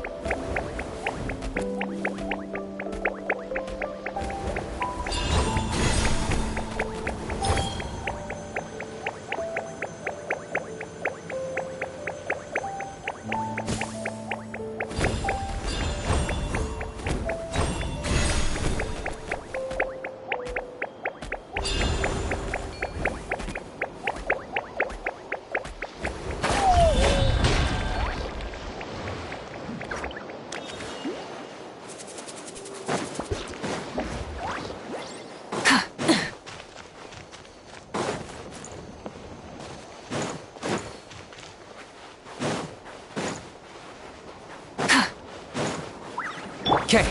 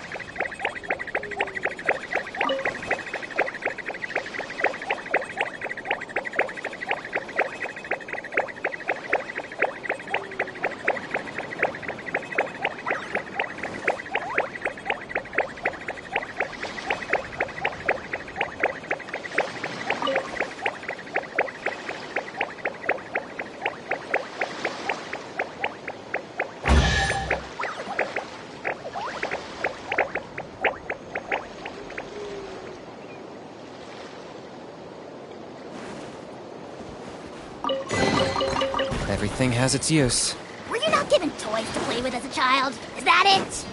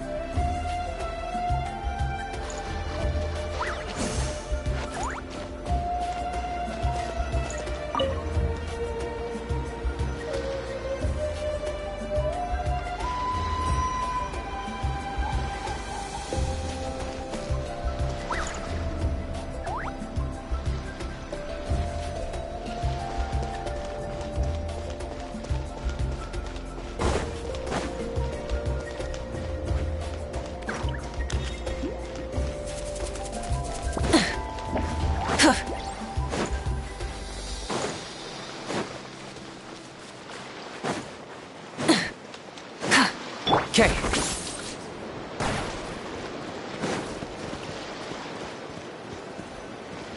Are you running away?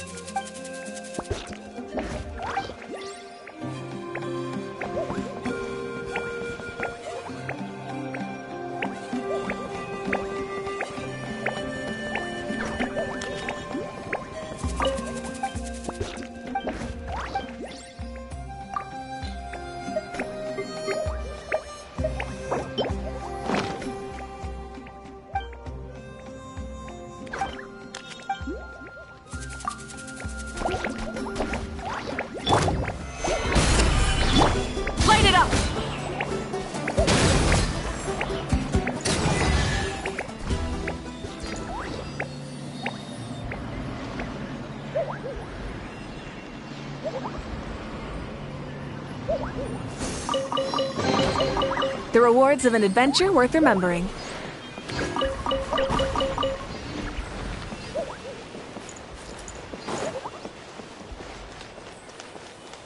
Full throttle!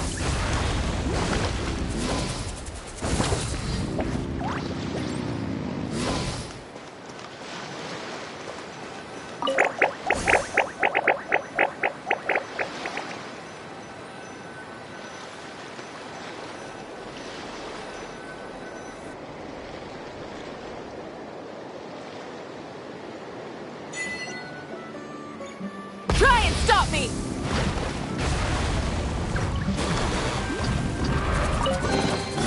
The rewards of an adventure worth remembering.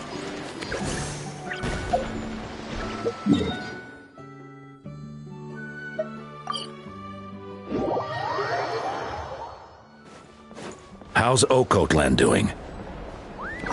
How's Oko...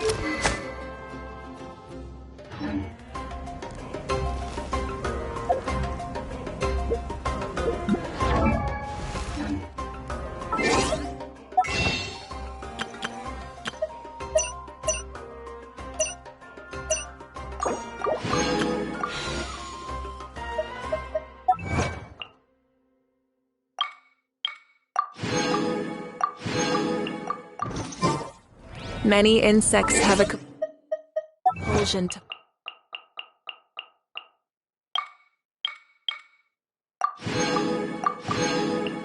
follow the light, and humans are the same.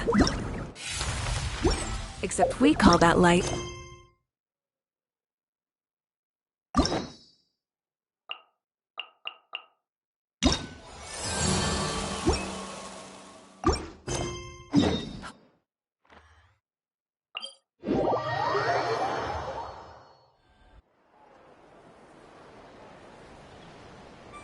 Atoko's all better. Did you hear?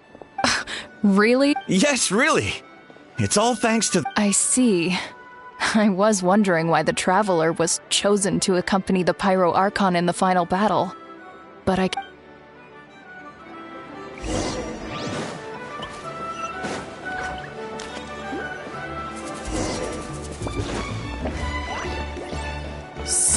all those rumors about the Traveler really are. Kochida's getting better, too!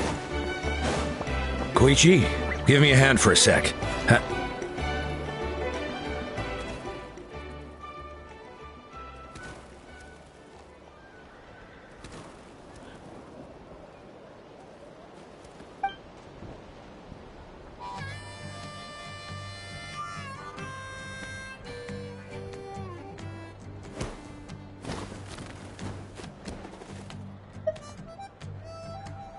Yeah, honestly, Paimon was at a complete loss when she saw so many sick people in the hot air. We only found a solution this time because you kept her cool and took control of the situation.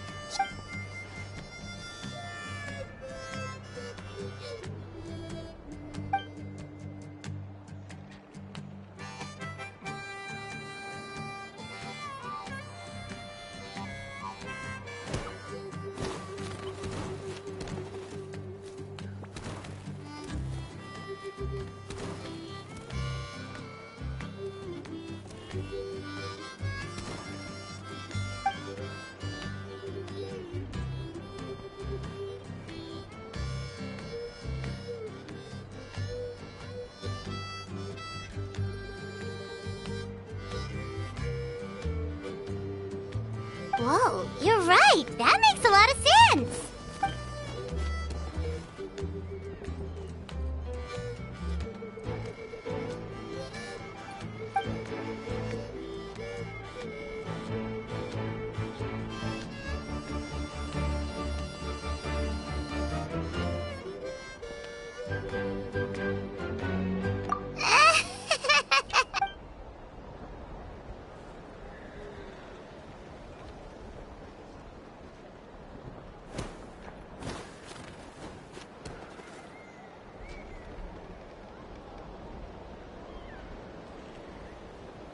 That sounds like something Paimon could do, but would that really change any...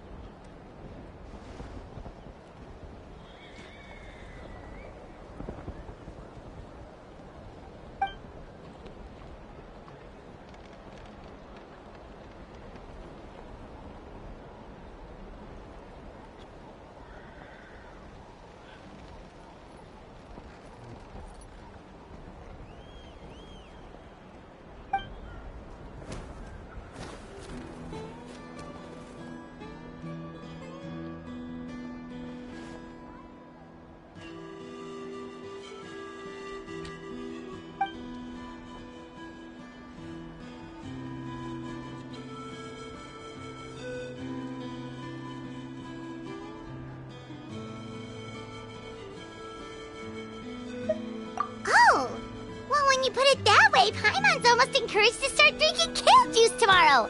No, today. You're amazing, An-san. You really...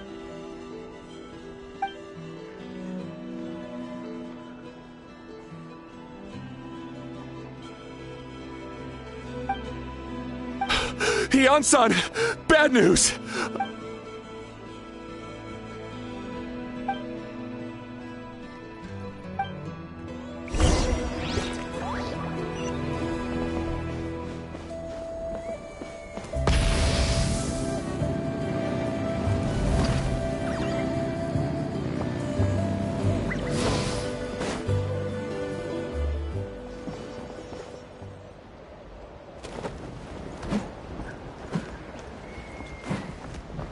What are you doing, Uncle Lan?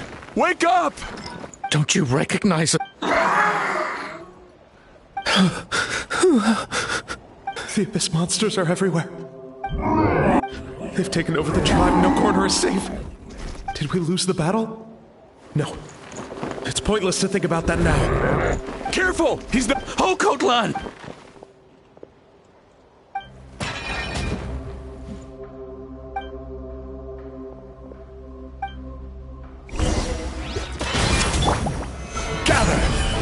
Everybody stand! So, he thinks we're a fish monster? Hey, it's a Mom! Please, son, you've got to stop. You can't keep going. Wretched monsters! Give me my family! Look, Uncle Lan! That's your father! He'd get out of my home! I'll never forgive you!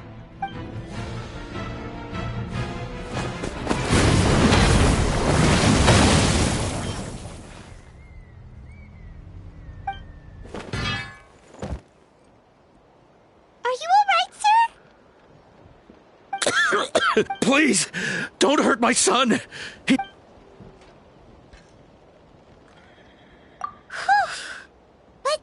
what should we do now? He's different. He keeps calling us monsters. We're basically enemies to him now.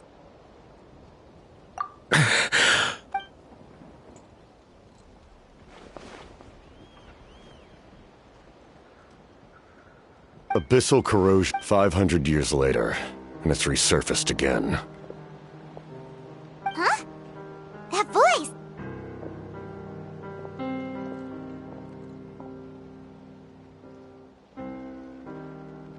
Direct contact with high concentrations of abyssal power causes irreversible mental trauma in most people. The exact presentation will vary according to trauma level. Some will suffer from superficial hallucinations and maintain the capacity to perceive the outside world. In such cases, verbal and physical interaction can be used to break through the hallucination. However, there are also those who are so far gone, entrenched in hallucinations so deep, that medical intervention is the only option. That's why we developed the Drought of Lucidity. The Draft of... It's a kind of medicine that can dispel the psychological impact of the abyss. The treatment comes with severe side effects, including chronic migraines for the rest of the patient's life. So, it's reserved for the worst cases. This man is a devoted warrior, one not easily swayed from battle. That is precisely why it's so difficult to pull him out of this hallucination. If you trust me to be true to my word, give him this. Wretched monsters! Setting up to give me your worst. Hurry! He's a... Please, give him the draft. My son thinks he's alone in this world. In his mind, all his family and comrades are gone.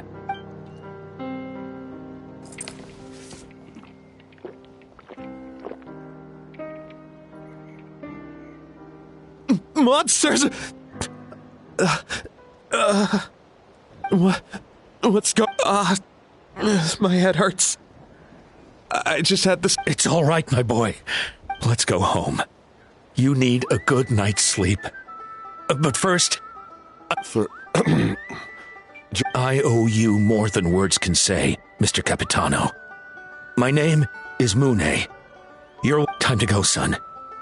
Can you stand?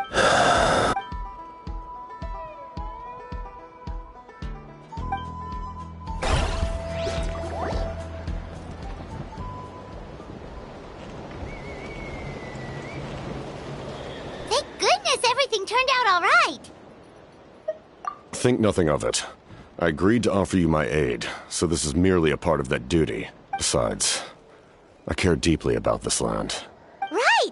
When we were with Moika, you told us you and your soldiers defended Natlan against the... That's right.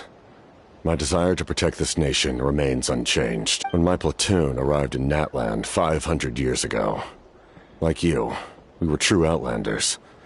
But as time passed, I encountered the people of this land, and witnessed, though many of the warriors were rash and inexperienced, they were steadfast and fearless in battle, willing to do anything to protect their fellow citizens, oftentimes with complete disregard for their own survival.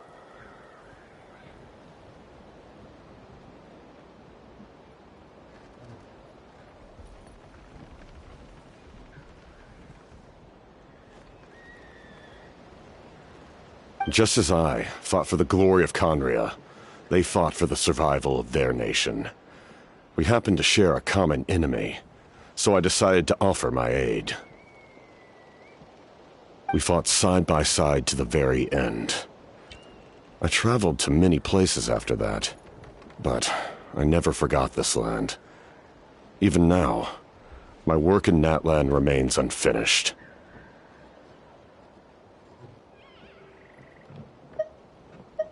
They remember who I used to be. The Sentinel Knight, who fought with the Masters of the Nightwind. Still, I prefer to leave all that in the past. That name carries with it the glory of my homeland and the honor of Natlan. Yet, I failed to bring my soldiers home. And I failed to help Natlan defeat the Abyss. But that's not your fault. The Abyss is way stronger than any of us imagined. You need not comfort me. I am no longer who I once was. Let the events of the past continue to collect dust in the annals of history. I will continue to help Natlan in my own way. Like, with the draft of Lucy. Who knew you could make medicine? Were you a doctor? The drought was Guthred's invention.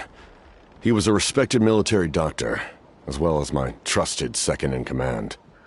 We faced a similar situation to what you witnessed today.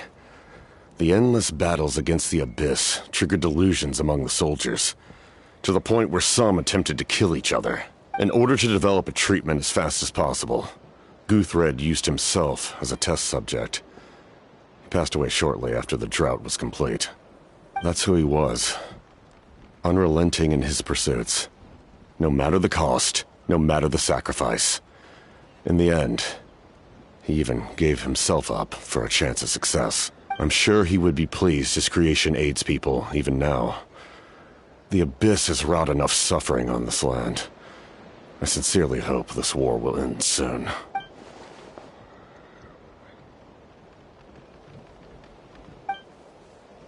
Stop worrying about other people's survival, about their losses and sacrifices. You just need to win.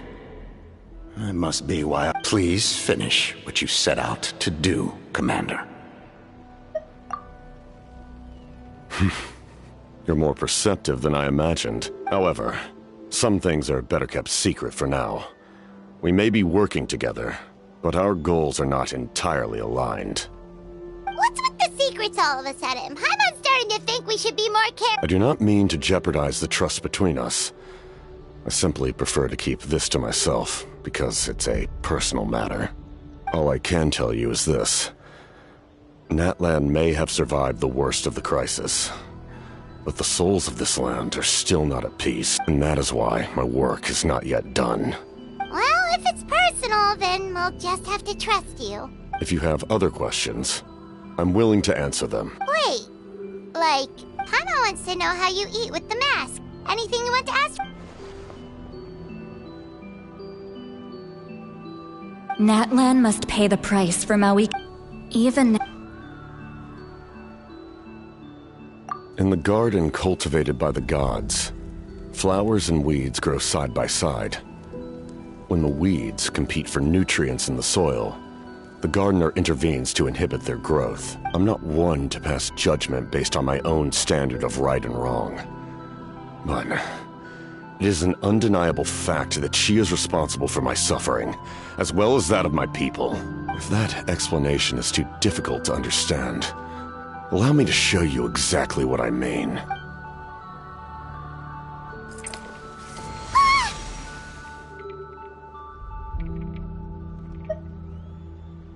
The ruler of death can freely define the form of death, or grant immortality to anyone she desires. Her power is a rule in and of itself. Faced with such an overwhelming level of power, it can feel hopeless to resist. But I am of the belief that, in this world, no destiny is unchangeable, no death inevitable, and no rule unbreakable. So, before the final moment truly arrives, we must fight harder than ever.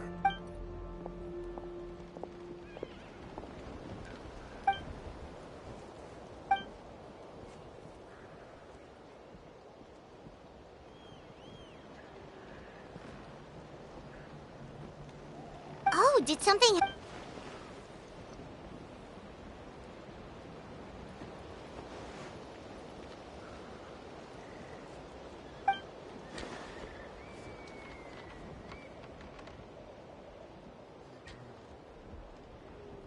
This is a critical time for you, Traveler. It's best not to delay, so let us end our conversation for now. Best of luck to you all.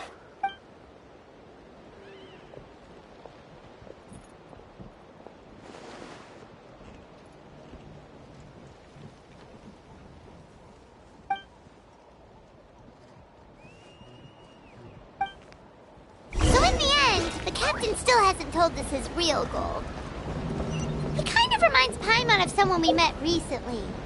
Oh, right, the Lord of the Night! They just seem so tired, you know?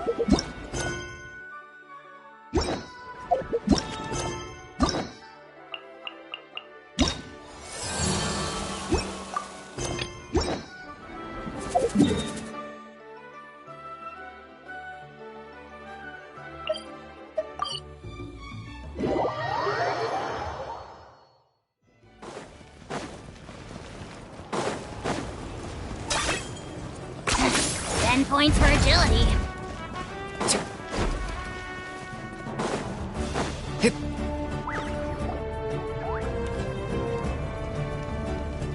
Sure took your sweet time.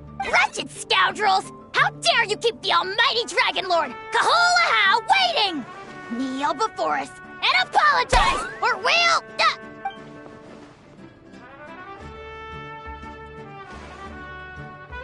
Kanich, Kachina, Mualani? Woo, everyone's here! Reunited at last. Did you... I brought candy and cookies to share. Of course we missed you! Ooh, you brought Source crackers too? Score!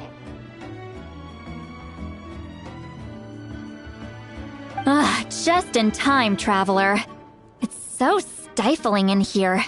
I was just about... It's the same temperature outside. Anyway, how was the trip here? To be honest, I also didn't expect this many people to show up. A third of this amount is more than enough for my plan. I need to ask them about you, gather their thoughts and hopes. That will help the formation of your ancient name. Oh, you brought the Pilgrim's Chronicle, right? Okay. The progress looks good. We have... Sorry I'm late. Chaska showing up late for something? I had to follow a group of monsters further than expected. When I got back, I heard about what you did for my tribe.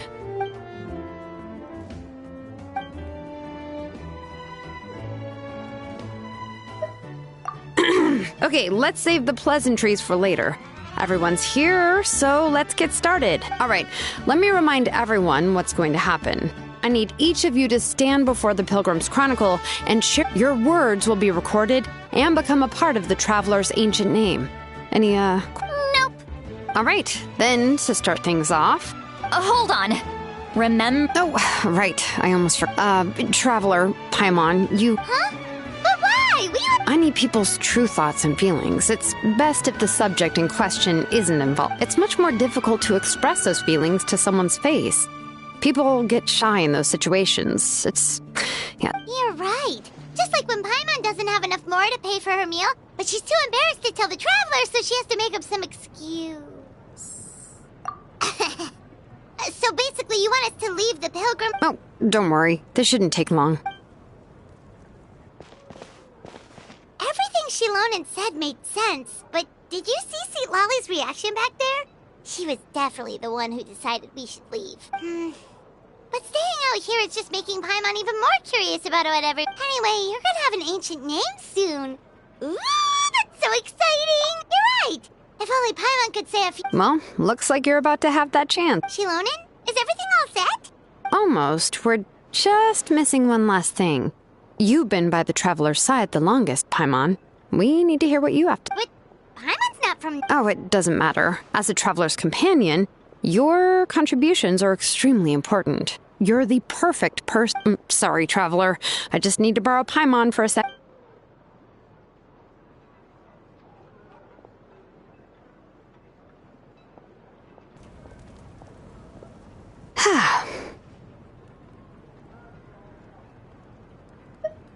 Paimon gave us a lot, and I mean a lot of information.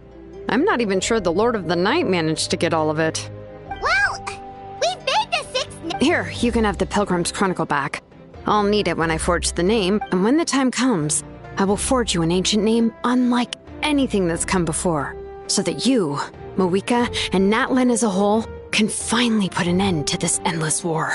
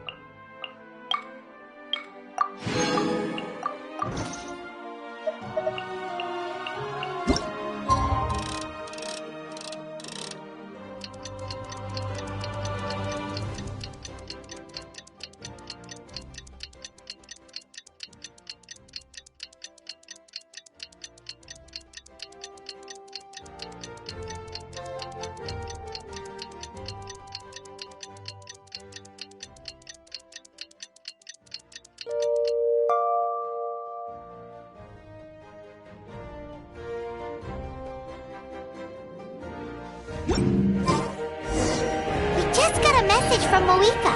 She says to meet her at the Speaker's Chamber tomorrow. Does that mean your ancient name is ready to be forged? Let's get some good rest today. We need to be at our best for this special moment.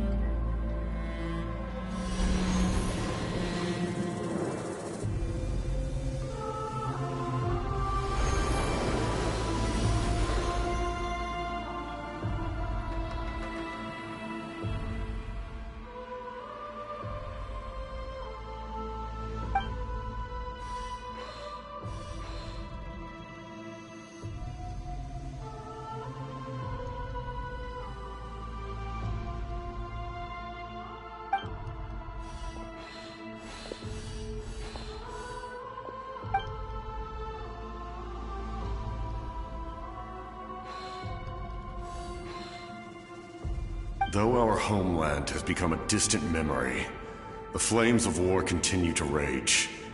We have long shed the last of our blood. Stay strong.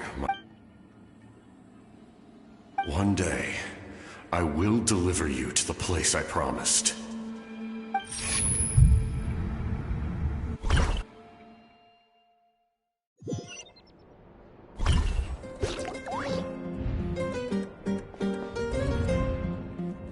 Morning, Traveler! Did you have a nightmare? Paimon could hear you tossing and turning in your sleep. Maybe you're just nervous for the final battle?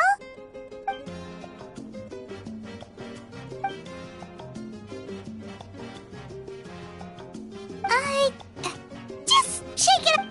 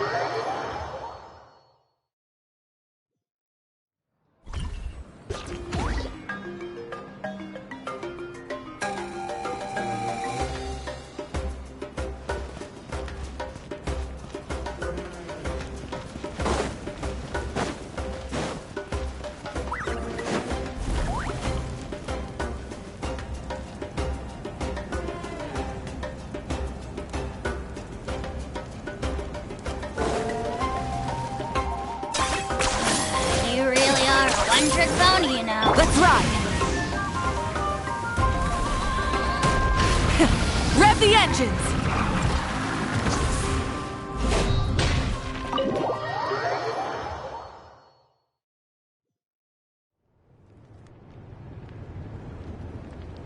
I see. If all goes well, 3 days should be more than enough to forge the name. You won't need to push back the plan.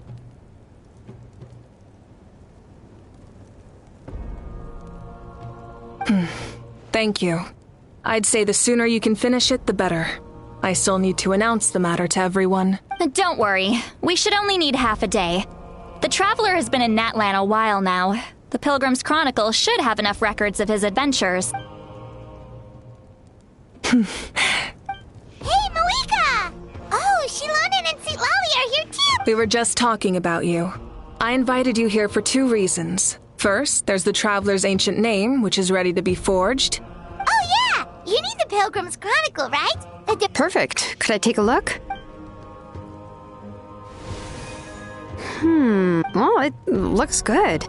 Usually the first step in forging an ancient name is performing a ceremony to extract memories from the ley lines. But since the Lord of the Night gave us this record, I've never used something like this before. This is an entirely new material for me, so I need to look into how the process might change. I'll help you. My knowledge on the Lord of the Night and the Wyab might... That brings me to the second matter. As you already know, once your ancient name is complete, we need to venture into the deepest part of the Night Kingdom. That will happen in 3 days' time. 3 days? So soon? Wait, but... You're worried about the Traveler, aren't you? Well, Paimon gave it a lot of thought, and Paimon's not very good at thinking or fighting to begin with. This plan could save countless lives. Paimon understands why people would want to be a part of something so... But all this time, Paimon has barely left the Traveler's side. Not to mention, we all know this will be a super dangerous mission. That's right. And as long as we win, the Ode of Resurrection will return us to this land. The Night Kingdom is a realm of souls and memories, where mental fortitude outweighs physical strength. All in Natlan are resolved to win this war. The sacred flame will connect us to their... So if you want to contribute, just cheer us on, alongside all the people of Natlan. For the Traveler, I'm sure your words of encouragement are among the most important. The most important? Really?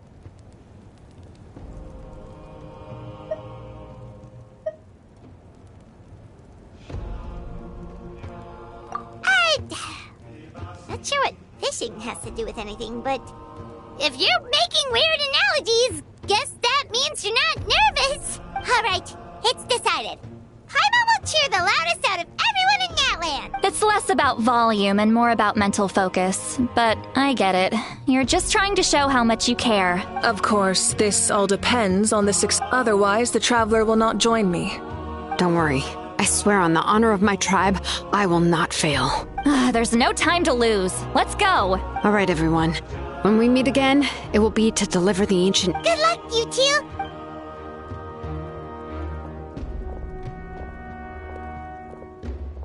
3 days, huh? What should we do in the meantime? We know you're still rebuilding, so is there... From what I've heard, the two of you have helped more than enough. You should take... Even if there are stray abyss monsters out there, our warriors can handle them. Don't worry. Exactly! We can't take a break! We're adventurers! We gotta live up to the name! We still have a long journey ahead of us and so many places to go! The battle in 3 days is just another part of our adventure! I see. In that case, just do what you think is best. This final battle is extremely important to me. The culmination of my life's work. Still, I think you've got the right idea. I'm also going to follow my heart. I plan on using these 3 days to calm my mind and work on a painting. Oh, you know how to... I just learned, actually. I hear it takes a lot of practice to get any good. It could be anything, though. What I really enjoy is the process of getting better at something through practice. It's how I relax. Of course, that's only when I have the time.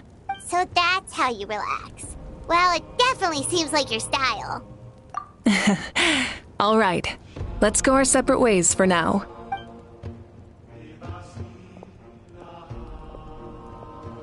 So, if Moika relaxes by working really hard at something, that basically means she never takes a break, right? Wow, she's definitely something else. Oh, hello! There you are!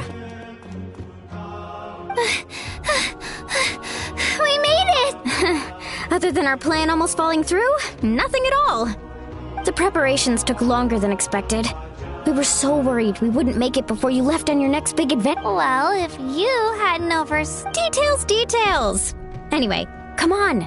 Let's go to the people of... Hold on! Tell us what's going on! Oh, yeah. Jumped the gun a bit there, didn't I? Basically, we know about your super important mission coming up, and we want to give you a proper send-off. Before the pilgrimage, we usually hold a huge feast. All you can eat, with meat by the tableful. I knew that would pique your interest, Paimon. You can eat to your heart's content. You won't want to miss out. Of course, there's not just meat, but also all kinds of fruit, vegetable. That sounds amazing! We're in!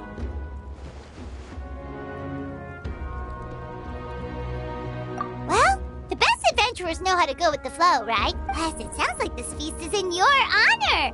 If you don't show up, everyone's hard work will be for nothing. It's our fault for not telling you earlier. So it's okay if you can't make it. Still, if you're not busy, we'd really like you to be there. It won't take up too much of your time. It'll be super fun. Yes, what? Huh? What's the holdup, Traveler? Did you think... Huh? Isn't she... Is that okay? It's not... Well, I definitely wasn't expecting that suggestion. She's the Archon, but we might as well extend the invitation. The Archon is about to fight for us with everything she has. This feast is in her honor, too. Then who's gonna be the one to... All of us, of course.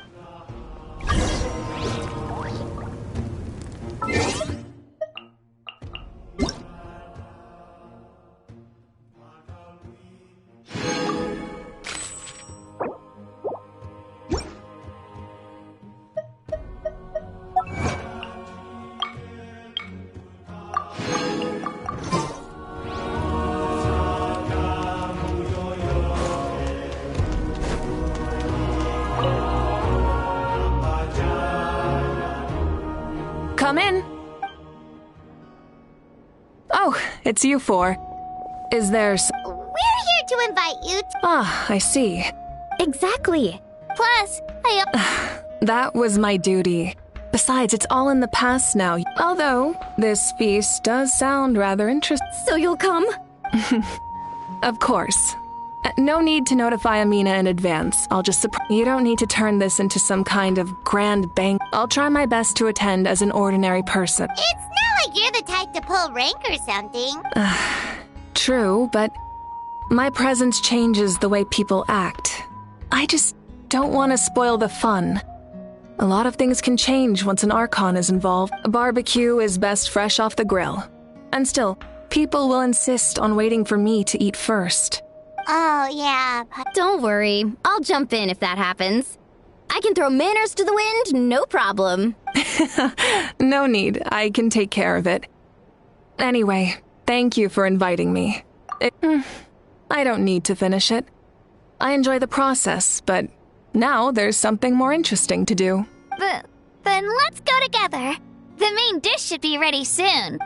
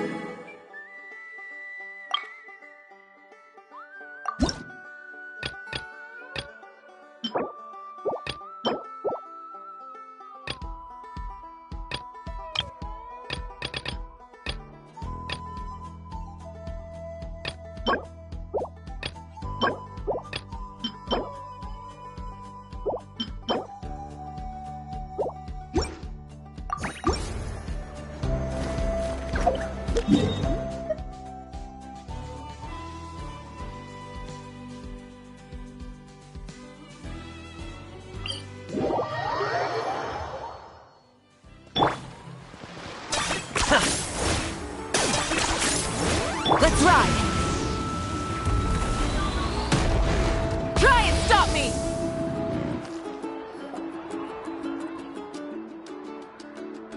Ugh, you're kidding.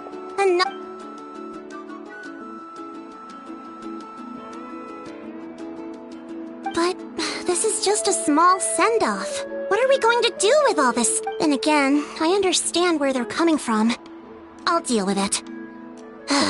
What a headache. If this continues, half of this stuff's gonna go bad. Huh? You're here already? We invited her. She agreed to come as a surprise is putting it lightly. Sorry. I'm happy you're here. No apology necessary. Well, I started spreading the word about the send-off, just around the area like usual. A lot of people are still busy repairing their homes, so I didn't think many people would come, but the turnout has been overwhelming. Not to mention, we've received a small mountain of deliveries.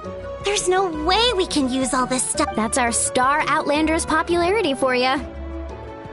You're saying everyone's here because of us? Yep. The news about your impending mission with the Pyro Archon, plus you were amazing in the recent battle. A lot of people are here just to thank you. Basically, this whole thing is happening because so many people wanted to see you.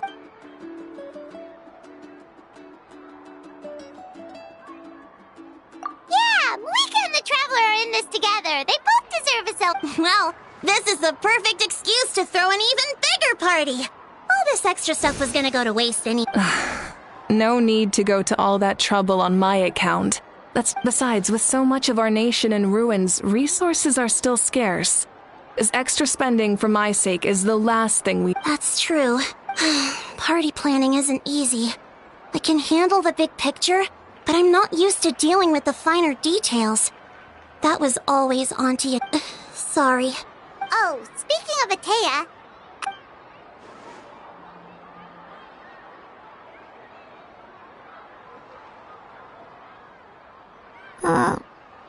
Actually, there's something Auntie Atea passed away not long after the attack on our tribe. What?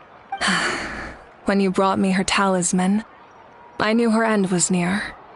Luckily, I got the chance to see her one last— She was a hero to the very end. Even though her body was at its breaking point, she showed no pain or sorrow in her final moments. Her thoughts were entirely with her tribe. Gatherings like this remind me of her and the parties she loved to organize. We didn't mean to hide anything from you. It's just, there was never a good time to— Cheer up, everyone. Auntie Atea wouldn't want us to remember her with tears. Parties like this were her specialty. But now, it's up to us. Yeah, that sounds about right. So, come on, let's get to work, everyone. Oh, Chief Amina and our guests of honor excluded. Kachina can each time— Wait, you don't have to drag—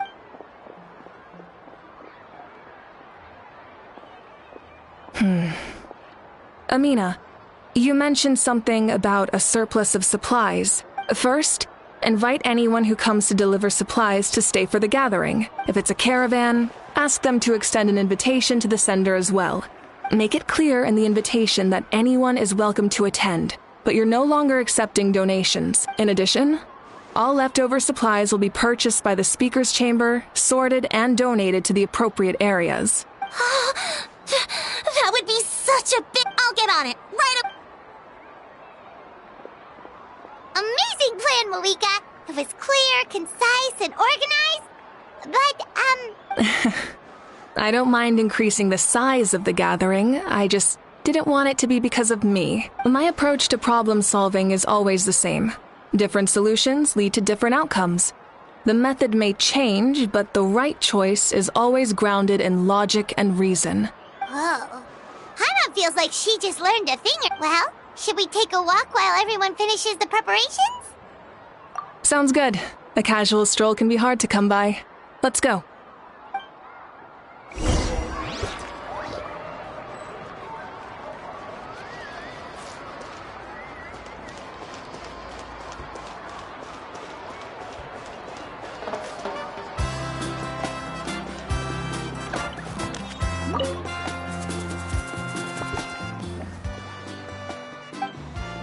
Yes, Coach! Are you still helping rebuild the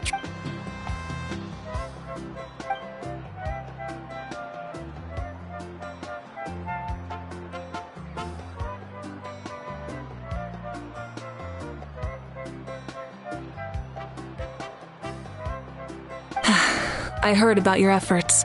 The Speaker's Chamber can take it from here. It's more effective to have a focused task force, and the Speaker's Chamber can contact the Fatui directly for more doses. The worst is over, so it should be fine. I'll be in touch with next steps. I just need you to compile all existing patient records to ease the transition. Wow, that's so responsible.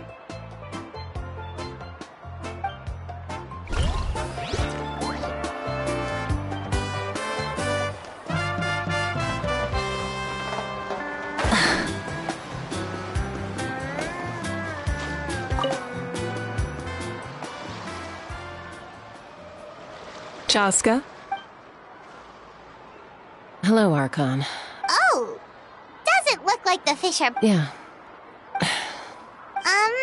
It's okay. You don't have to walk on eggshells around me. I know you can tell I'm not really trying to fish, but gazing... I went to visit your parents, Chaska. Of course, I Could only... You helped a lot, actually. My mom has been doing better since your visit. I've always been grateful to my parents for taking me in, but now I have an even deeper sense of responsibility. I'll never be able to replace Koichi, but I will do everything in my power to pull them out of their loneliness and despair. That's exactly what your mother is worried about. She doesn't want you to push yourself to make up for their loss. After all, it's your loss too. Grief is not something that can be measured against others. You don't need to make amends, Chaska. Your loss is a tragedy, not a debt. In any case, they've always loved both of you. There's no need for you to become Koichi when they love you just for yourself. Yeah, don't put too much pressure on yourself. Thank you, everyone. Sounds like I owe my parents a conversation.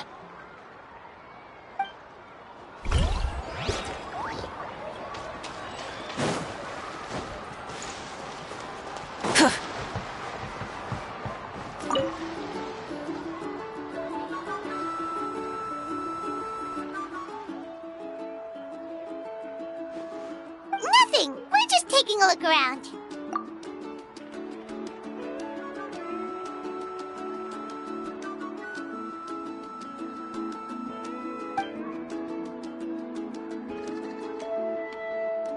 Oh, really? That's a bit of an exaggeration. I just asked Kenichi to help identify some of the unknown casualties from the battle. The fighting consumed all of Natlan. Countless humans and Saurians were dragged into the conflict. So a lot of investigative work is required to confirm their identities.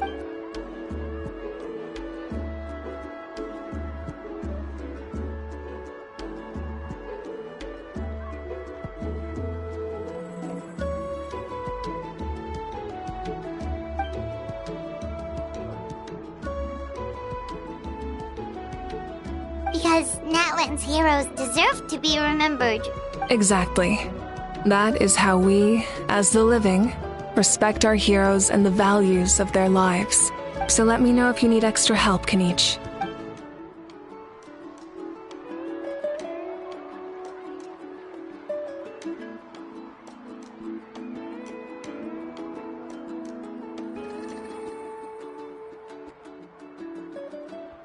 Understood. Hey, looks like the food is almost ready. Let's head over. Paimon can't wait to feast. Oh, but if there are still people you want to see... Oh, Gramps, Archon. I swear I've been on my bed. Paimon knows it's just how you talk, but you've got to realize how suspicious that sounds, right? I am curious, though. No, I don't have a reason to follow him anymore, so my life is back to normal. Growing vegetables, raising aphids, well, maybe not completely normal. I'm still keeping tabs on the situation in the Night Kingdom. The ley lines are in a bad state. We plan on bringing that to an end. I know. You're going to become great heroes, and the most I can do is weave a scroll of your deeds. Oh, you know how to do that? Most people from my tribe know the art, but I'm not very good. I can never seem to empty my mind. We commemorate the deeds of others as a form of inspiration. But rather than waiting for someone else to be inspired, isn't it faster to just take things into your own hands? Well, there are always things we can't do on our own. I wouldn't phrase it quite like that, but Paimon's not wrong. Time will give you an answer. I know how you feel, Auroron. It took me a long time to find my place. I'm more mature now, but that passion, that drive to prove myself, I miss it sometimes. Maybe you'll change in the future, but you can still be proud of who you are now. You're saying I need to live in the present? Thank you, Archon. That's what I've always tried to do.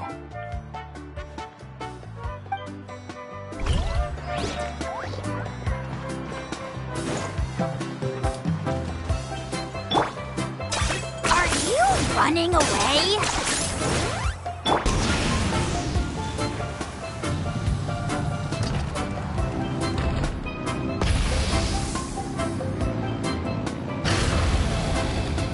Okay.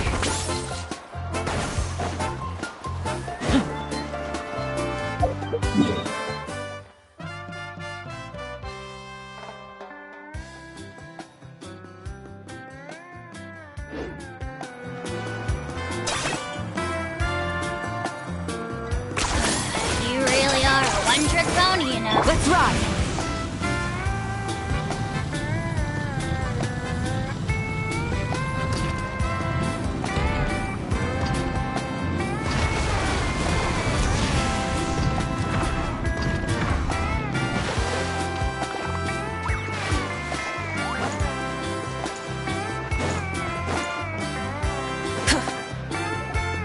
Milani, it's almost time for the feat. Maybe we should send the drinks out first.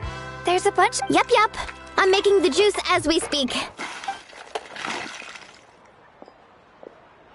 Huh? Oh, you scared me. Sorry, we're a little busy in the kitchen right now. But the food is almost ready. Ahow! Get out of the ice bucket! The almighty Dragon Lord, Kahula will not tolerate this stifling hut!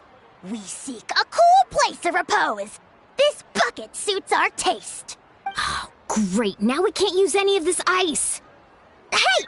This is your mess! Get back here! Kachina, Ahow is on the run. Help me catch it. Okay. Sorry, I gotta help with the how. As usual, Ahow brings chaos wherever he goes. Lively, isn't it? Leave this to me, Kachina. What is this? Who dares lay a hand on the almighty... Mawika? I got him, Milani. Oh, expert Ahow wrangling, Archon. Thank you. You shall utter our name with more reverence, or we shall... or I'll get Kanich to... Some Dragon Lord you are if you need your servant to protect. Ahow ruined an entire bucket of ice. We have others, but still, that was not cool. Seems like you could use some extra hands around here. What? The almighty Dragon Lord... I wasn't asking. Understood. Ahow, you have to learn to be good at some point. Well, hop to it. There's a pile of vegetables with your name on it. You need to wash... Help! Someone save...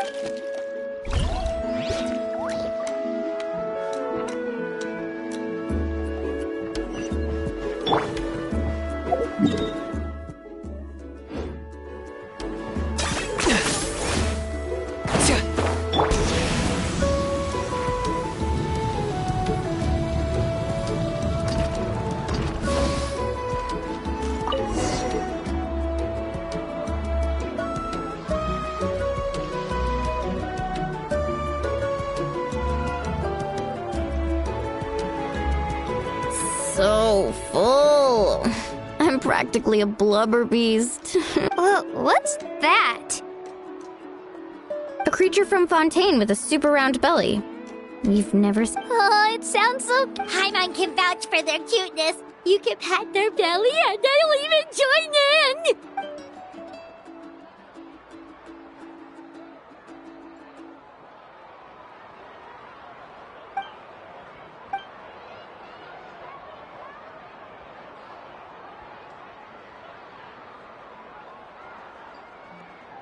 Wow, she must have been a great fighter to keep up with you.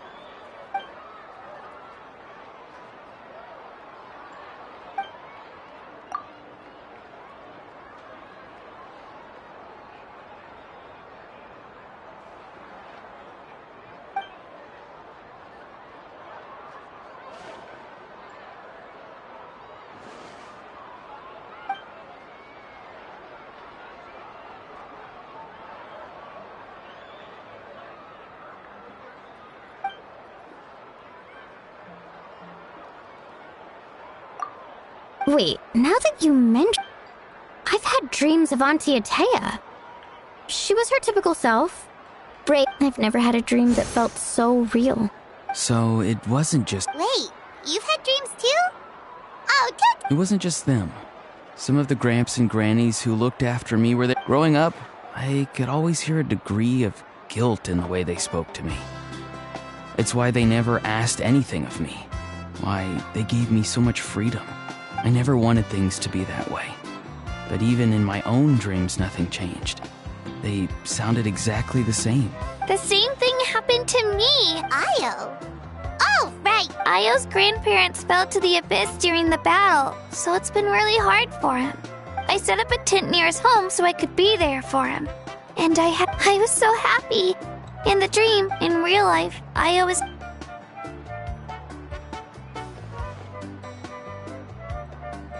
Traveler? Chaska? Did you two... When did this become story hour? Still, I have nothing to hide. She told me I felt like a completely different person. She said I'm going down the right path, so she doesn't need to pick fights with me anymore. Maybe your dreams felt real, but the Koichi I saw was nothing like her real self. She would never say anything like that to me. It was a dream. It's fine. Well, what about you, Trap?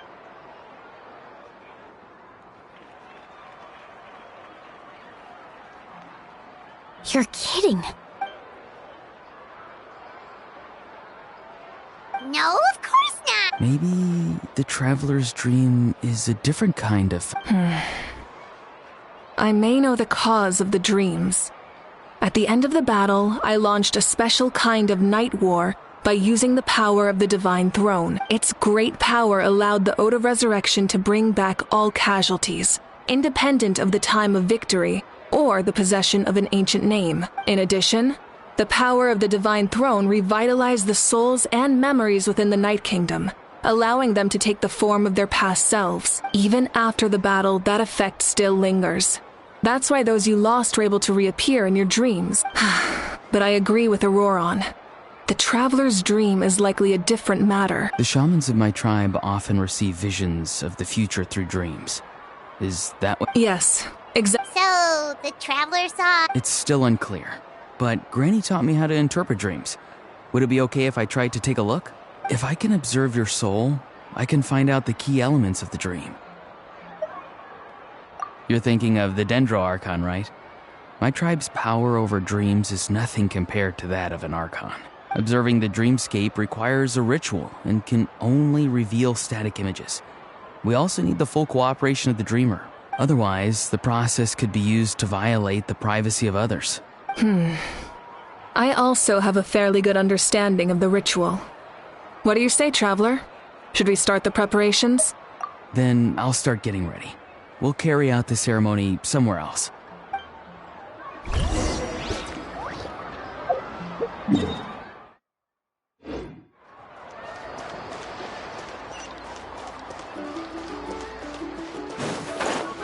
Okay.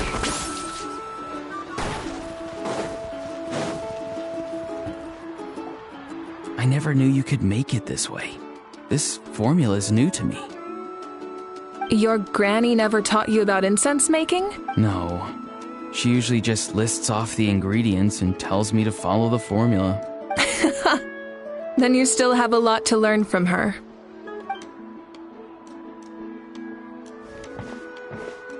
All right, we're ready, Traveler. Auroron will interpret the dreamscape, but you won't feel a thing. That's right. Everything's all set. So, you just need to take a nap?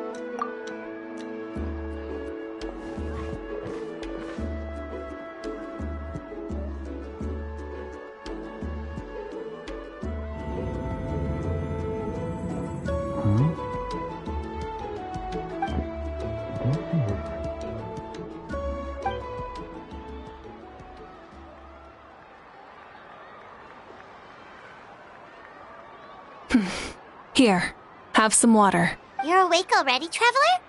That was fast. It was enough. What did you learn, Auroron? The person next to the captain. I've seen him before. He was the one who tried to possess me back at the ruin. Huh? It was him? Guthrid, right? So you know that name too? Yeah, the captain told us about him when He was the one who developed the draft of lucidity. I see.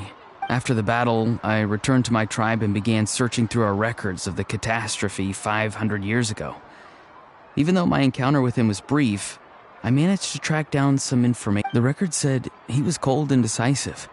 Like the captain, he was formidable in battle, but the two upheld very different ideas of justice. So, he didn't have the captain's... That makes sense.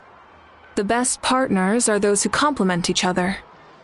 Wait, if there are records of all this, that... Yes, but unless he brings up his past, few are likely to make the connection between a Fatui harbinger and Thrain, one of Natlan's legendary heroes. Guthred is also a respected figure in our nation. The story of how he sacrificed himself for Natlan is a pretty famous tribal legend, but there's still something I don't understand. I'm the only one who saw him. You shouldn't be able to dream of someone you've never met, and yet, the figure in your dream looked exactly like... I don't think that's a coincidence. I believe what the traveler saw was Guthred's soul. But didn't he die hundreds of years ago? There's no... Maybe he found his way to the Night King. No. The Night Kingdom only accepts the souls of Natlan. It's always been that way. The ruler of death likely wanted to prevent the Ode of Resurrection from being abused. When I was with the captain, I could hear something coming from him. Souls that were not his own. I heard voices of sorrow and pain, sometimes faint, sometimes strong. Wait, are you saying the captain has had Guthred's soul inside of... That's the part I don't understand. Ordinary people shouldn't be able to carry the souls of others. It's only possible for me because my situation is unique. And even then, you saw what happened. The Lord of the Night's voice triggers a violent reaction in those with fragmented souls. I even checked his soul myself.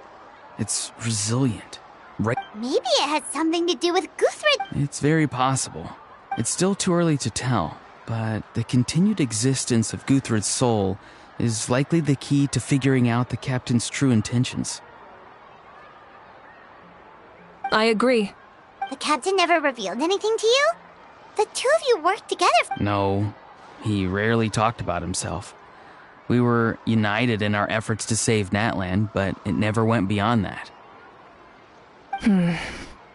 Let's come back to this later. One final step, and we save Natlan for good. That must be our focus. I'll tell the officials at the speaker's chamber to monitor the captain. Nevertheless, I doubt his goal will interfere with our plan. Yeah, he's definitely up to something. But there are far more important things for... Like, if Paimon had to rate her level of worry, the captain gets maybe 50 points.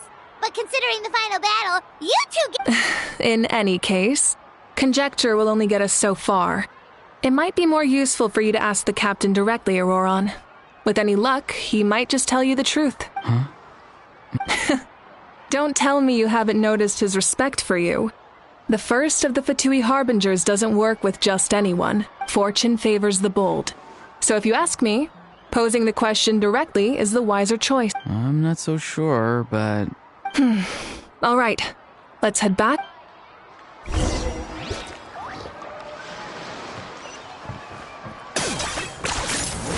Let's ride!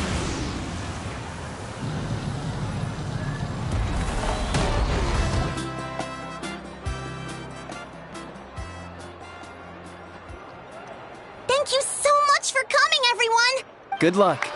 You've got this! For Natlan! Thank you, everyone. Today has meant so much to me. It's been a long time since I had the chance to truly relax. Yeah, today was great. Well, that concludes the send-off. Everyone is free to go. Any volunteers willing to stick around for cleanup, follow me! Oh, I'm in. All right, I'm gonna head back to the stadium. I'm sure there's a lot of work to make up at the speaker's chamber. Wait, what happened to taking a break? There is no break from the responsibilities of an Archon. Anyone else heading to the stadium? Yeah, I'll come. There's a few things I want to pick up before I head home.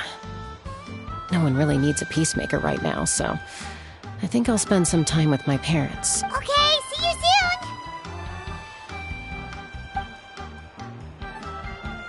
Time for me to head back too.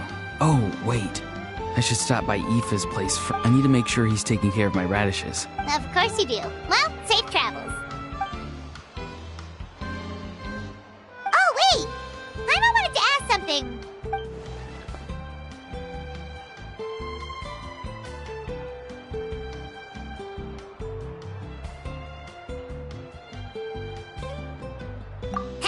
What goes around comes around.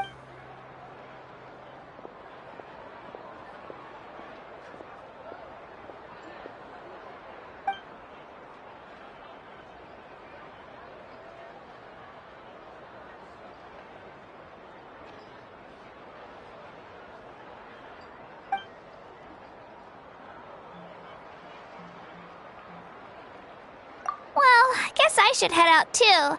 It's gonna be super late by the time I get back. I think I'll go see Shilonin. She's probably done with your ancient name by now. Yeah! Shilonin is an amazing engraver. She usually works really fast. But your ancient name is a special case. Well, we also don't have anything to do, so why don't we go together? Oh, it's okay. I'm not alone. Still, if you want to check on the progress, we should definitely go to...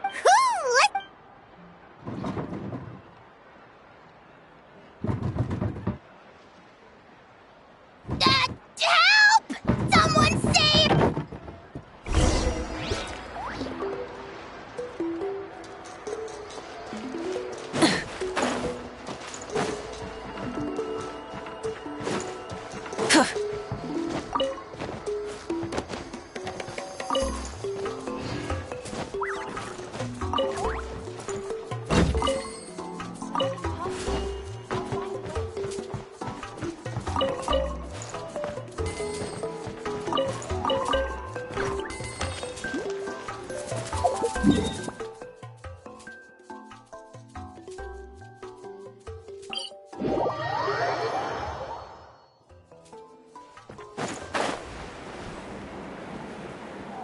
Okay.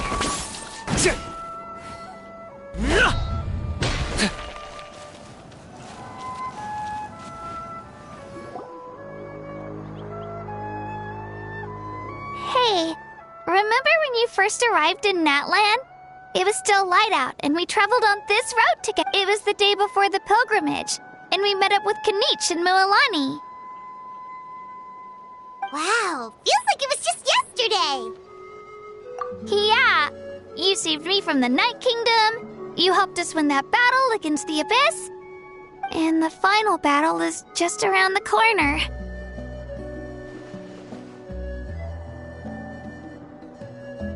Huh? Oh yeah, you're right.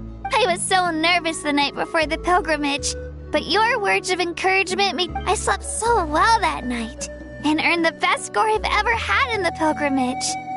So, if you're nervous, traveler, maybe I've learned so much from you, but I doubt I can return the favor.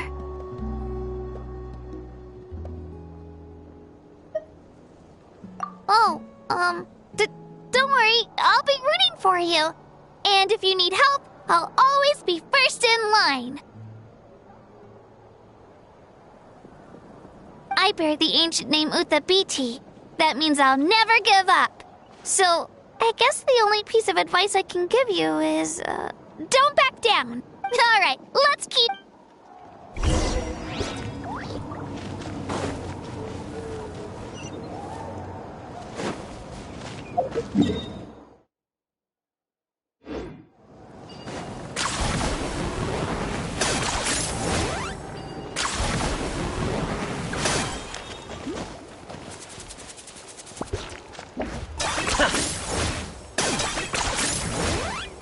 Let's ride!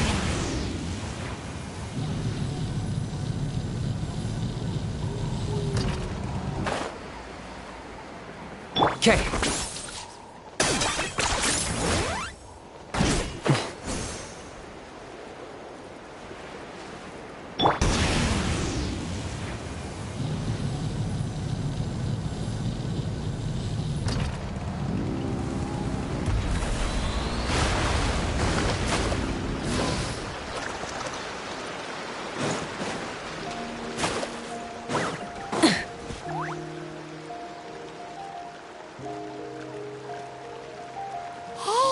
That's where we met Toto, isn't it? Yeah, but Toto probably won't be able to come back here for a while. During the battle, Toto refused to leave this place. Monsters started closing in and he got really injured. Yeah, we saw him during the battle. Thank goodness he... The doctor said he refused to leave because of his territorial instincts. Toto is a gentle creature. He's not aggressive or territorial. He loves his home and wants to share that with everyone in the area. I don't like conflict or violence either. Toto and I are similar in that way. But we want to protect the things we love from being destroyed. Love is an extremely positive and powerful emotion, but sometimes it comes with pain. That's now I finally understand what he meant. It's all right. This will all be over soon. The fact that I was born in this era, that I got to meet legendary heroes like you and our Archon, actually makes me feel really lucky. I've always wanted to see what Natlan would be like without the Abyss.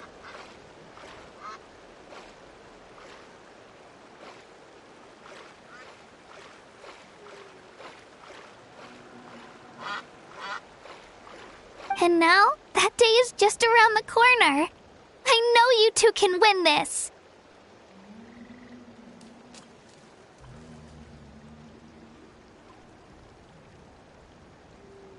Yeah, it's time to get this over with. We've still got a long journey ahead of us. Come on, we're almost there.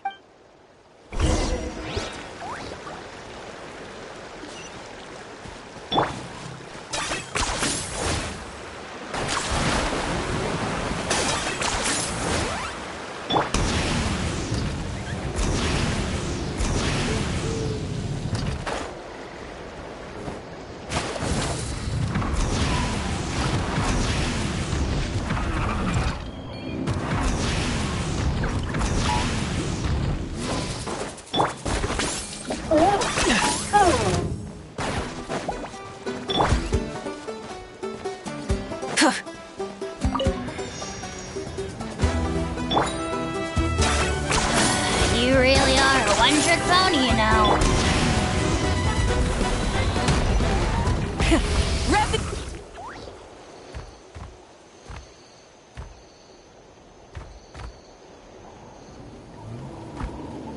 Wait, that's Hanwi.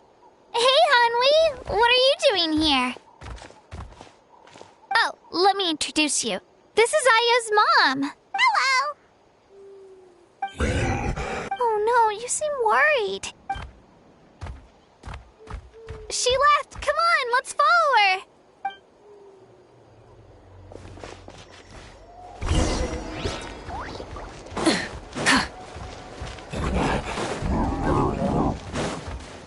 She's really freaking out. What's going on?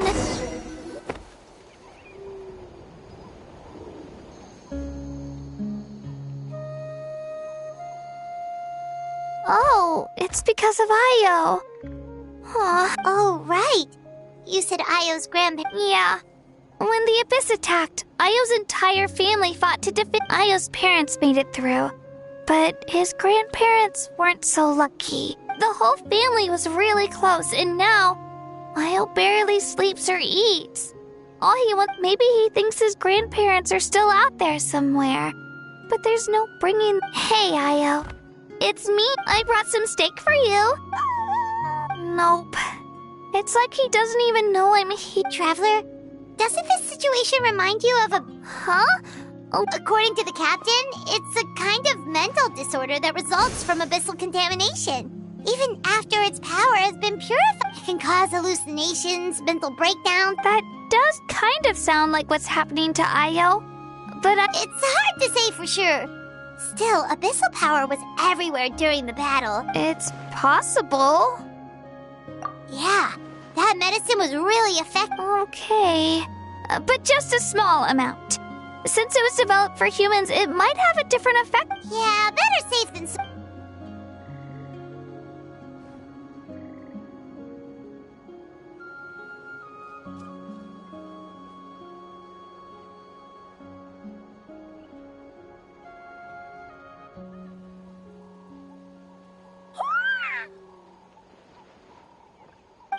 okay?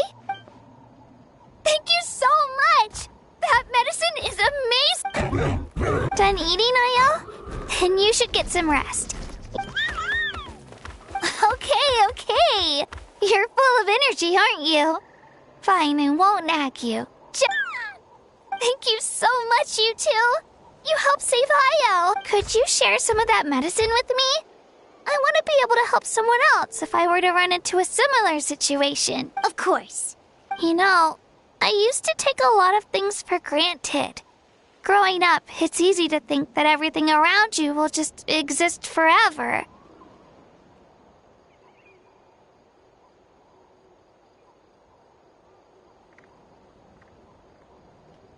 But the battle taught me that very few things in life are permanent. Like this path, for example. It's the same one we walked before, but now the view is completely different.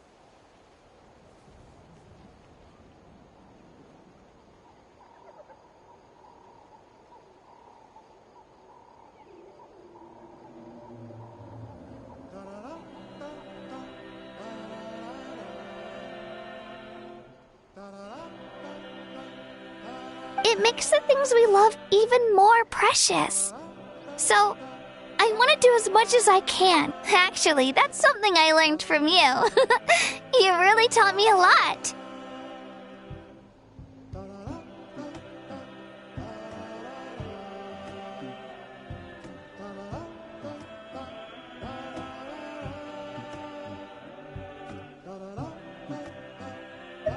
Yeah, you're so talented and strong. Practically a Really? So you think I'm doing a good job? I've been a good disciple? Thank you. I won't let you down. All right. We're not far from the... Bye, Io. Bye, Hanwi. Bye, Anpea.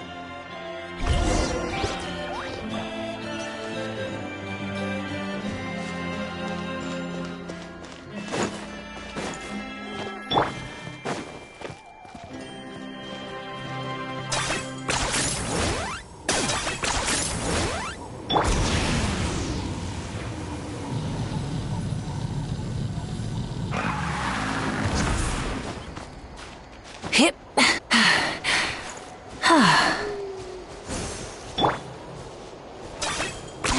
10 points for agility.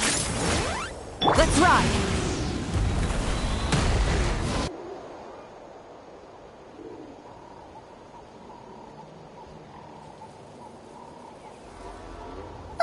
We're here. After you visit Shilonin, you should come over for dinner. You can stay the night, too. I'll help my parents. We wouldn't want to impose. Let's see how things go with Shilonin first.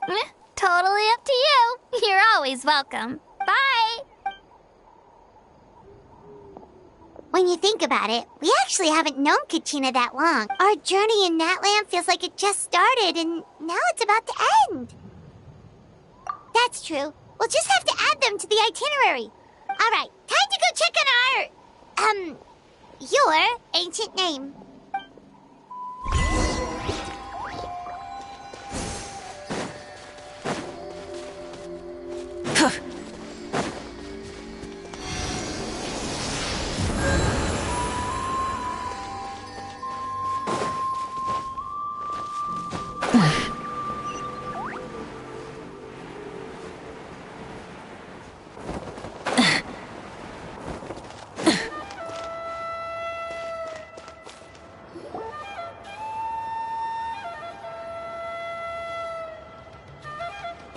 Oh, it's you two. The party's over? You knew about? Of course. Everyone in Natlan is rooting for you. Shilonin is working on the last part of your ancient name. It's best not to bother her when she's... Your name is a special case. There were quite a few headaches along the way, which slowed the progress. I told Shilonin if we hurry, we might make it to the feast in time to snag the last round of... I was just teasing, but she gave it some serious thought, nodded, and really hit the ground running after that. It's like my joke lit a fire under her or something. Sounds like she really wanted that barbecue. Yeah, it's a favorite in her tribe. I bet she still hasn't realized the feast is our... Wait, Should we go make some for her then? I appreciate the thought, but there's no need. I can tell what time it is. The light outside is a dead giveaway. Besides, I knew it was a joke. But we were having a serious conversation at the time, so I decided to give a serious response. Well, anyway, I have something. Wow. Tumaini. A name surfaced from the very bottom of the River of Souls. It means... a light to guide us through the darkness. Like the stars or the moon. Amazing. Does this name come with a cool chant? Of course, but that'll come later. The Traveler is the first bearer of this name. Those words will emerge naturally during his journey. Once you return triumphant from the battle, I'm sure you will have fully understood why the Lord of the Night chose this name for you.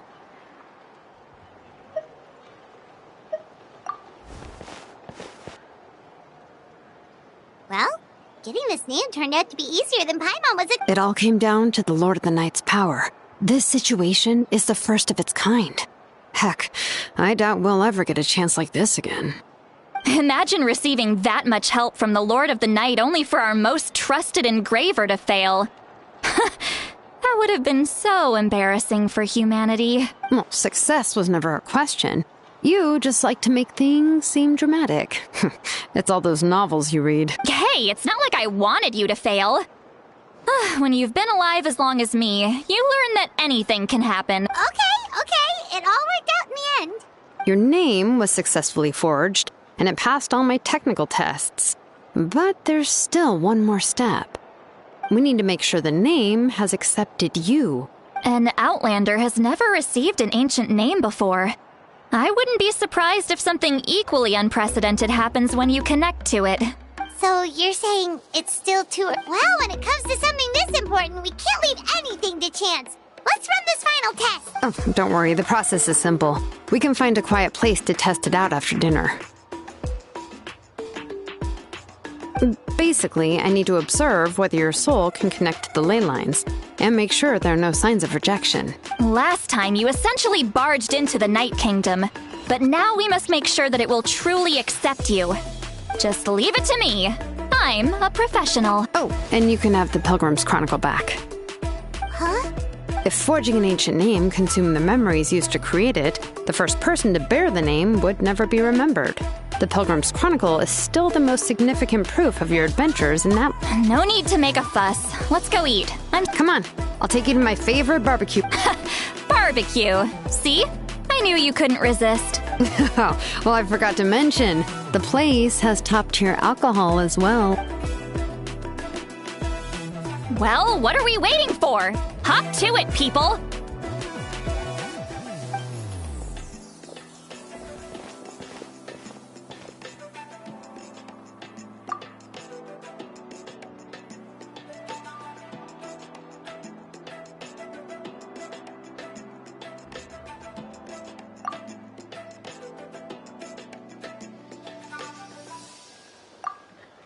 Is something on your mind, Sweet Lolly?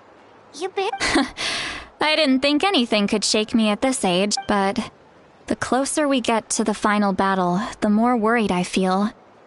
You have an ancient name now, but the Ode of Resurrection only takes effect if you win, and the Pyro Archon's fate is pointing toward death. I believe in you. And thank you. All right, I'm ready. Oh, is... No, not at all! Sweet Lolly... Yes, that's right. So...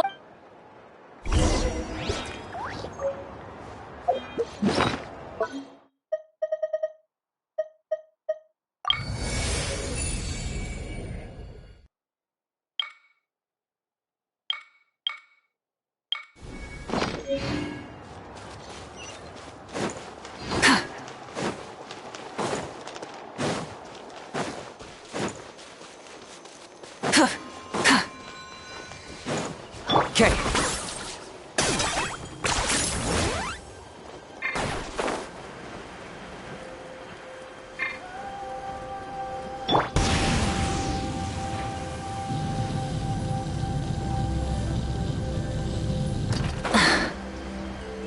Okay.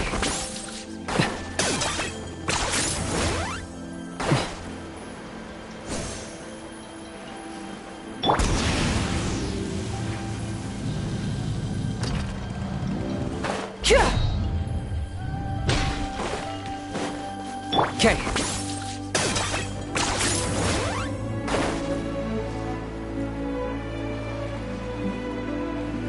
Let's ride!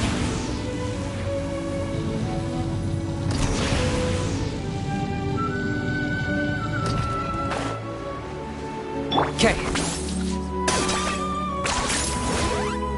Is this really necessary?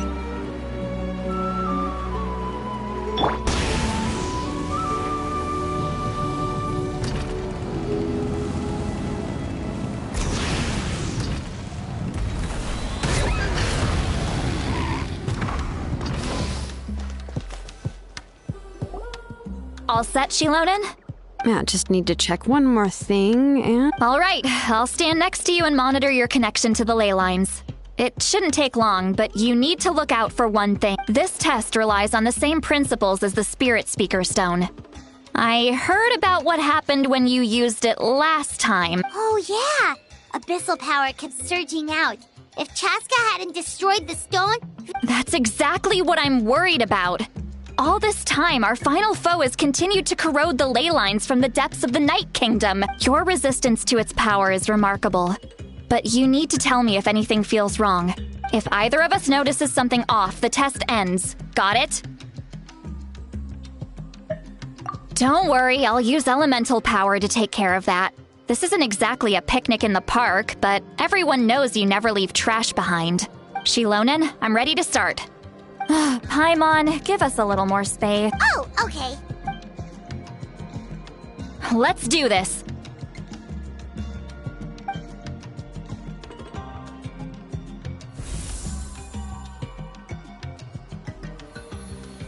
Whoa, that light is beautiful! Your connection to the ley lines looks good.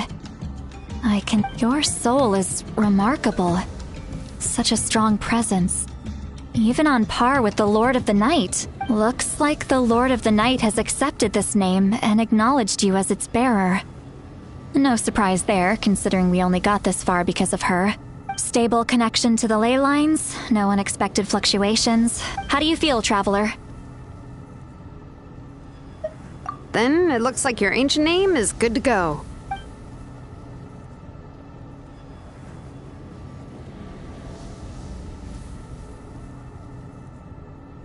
Wait, look! No need to panic, Paimon. The damage to the ley lines has allowed these soul-like beings to leak out onto the surface. It's just because of the ritual. It makes it so that everyone can see them. I know they look like ghosts, but it shouldn't last. Although, there shouldn't be this many. Oh, this... Wait... Shilonen, stop the test! We've already confirmed what we can. Got it! What's going on? I see. It wasn't just escaped souls. The ritual attracted all the souls in the surrounding area. Surrounding area? The Night Kingdom is getting weaker by the day, especially in its capacity to accept souls. After death, many souls fail to return to the ley lines. Once a soul becomes lost, it can never return to the Night Kingdom. Lost souls can only wander listlessly, gradually fading from existence before disappearing entirely. Please, take me back. I cannot... So the connection we established to the Night Kingdom? That's what drew... Yes. The Traveler's soul is powerful. So the echoes coming back from the Night Kingdom were loud and strong. Some of these souls never made it to the ley lines. Others escaped from the Night Kingdom, and even more don't come from Natlan. Complicated doesn't even begin to describe it. So, they've always been around? We just couldn't see them most of the time? We can try. Returning souls to the ley lines usually requires a complex ritual, but we don't have time for that. That's exactly why my people turned to vessels like Auroron. He has a remarkable ability to perceive souls. Even after the failed ceremony, he made it his mission to travel around Natlan. But most of the time, having the ability to perceive souls means watching them wither in agony. Completely powerless to... So you're saying there will always be those that we can't save? That's right. But saving some is still better than saving none at all. After all, souls that disappear can never be reborn. That has to be true loneliness. The knowledge that you've been abandoned by the world, even in death. Yeah, we should try to save whoever we can.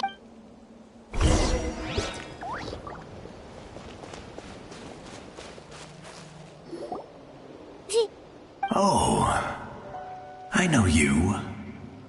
I didn't think we would meet again. Especially using the Spirit Speaker Stone meant so much to me. Thank you, Zitlali. Enough of that. What happened to you? Wait, you're from the Scions of the Canopy? During the It's okay. The battle finally gave me the chance to fulfill my dream. Back then, I missed my chance at the Night Warden Wars. I wasn't about to let that happen twice. I scouted the location and direction of the attacks, so I could tell Chief Wyna the safest way to evacuate. Those with grappling hooks escaped through the air. Everyone else banded together on the ground to break through the front, but people needed information, so I stayed behind until the... You're a Thank you, but that's not why I did it. I did it for the future of my tribe and the future of Natlan. The battle gave me back my sense of purpose, that's all I wanted. And anyway, I was supposed to see Malco again. I thought we would witness Natlan's rebirth, but the Night Kingdom rejected me. Even though you're a hero of Natlan? I'm sorry. The Lord of the Night didn't do it on purpose, I can promise you that. The ley lines are in terrible shape. Even the Ode of Resurrection is no longer working like it should. I know. She can't help it, right?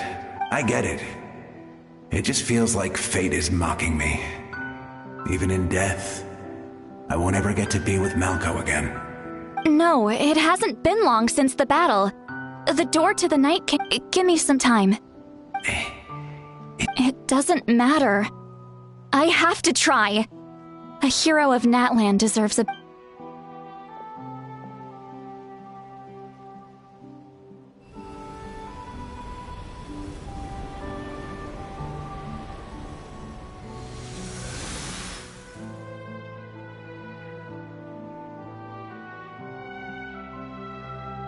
This feeling. Thank you. Thank you so much. I hope you... If I may, what about the others? We're sorry.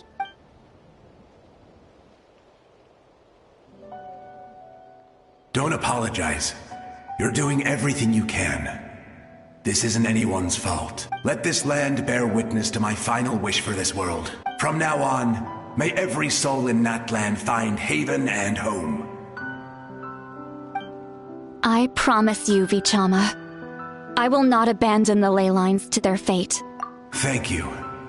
People like you are the true heroes. Goodbye.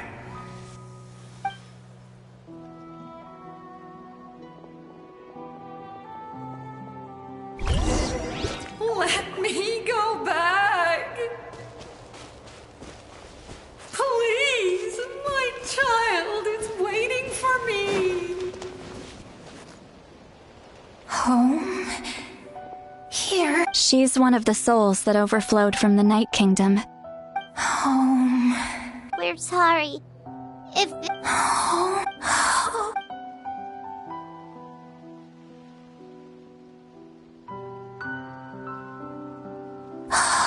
She's at her limit. Just getting here has taken all her strength. Let me go back. Let me go. The Night Kingdom isn't responding. I fought my...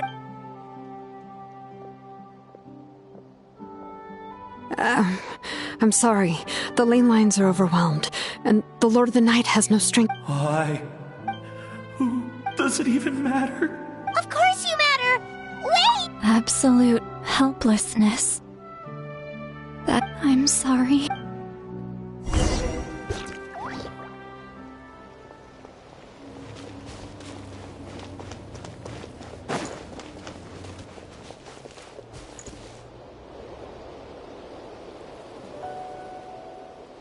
Save me! Don't worry. I can help you. Just hold on.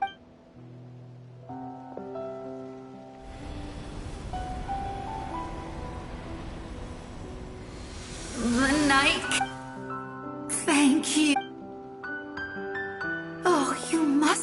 from the master? Seat Lolly. What a bedazzling. I can't disappear! It hasn't been long since he died. I can't. I can't. Watch out, Sea Lolly! Disappearing. You are.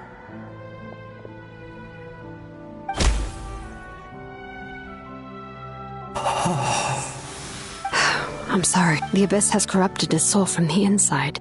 Even if we could send him back to the Night Kingdom, it would only make the situation. I know. If we were just a little quicker, we... But... it's too late.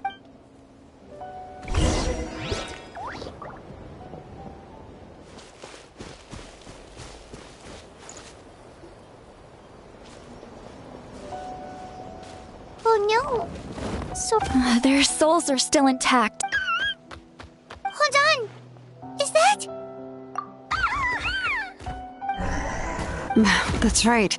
I recognize him, and the two souls next to him should be his grandparents. Well, it all makes sense now. Io could barely sleep or eat because he sensed the presence of... That must be why he looks so happy right now. They're finally reunited.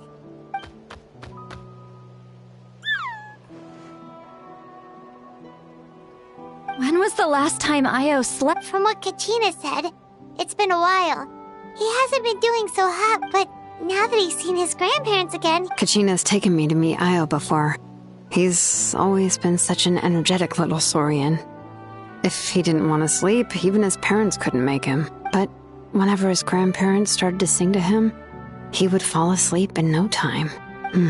I think it's a song from when Io's father was a baby. Or even before then. That's amazing! Io was so restless earlier, and now he's completely calm! Io can finally get a good night's sleep. Still, it's not like this can go on forever. No. Their time is running out. I have to send them back to the Night Kingdom before it's too late. What's wrong with them? They don't want to go.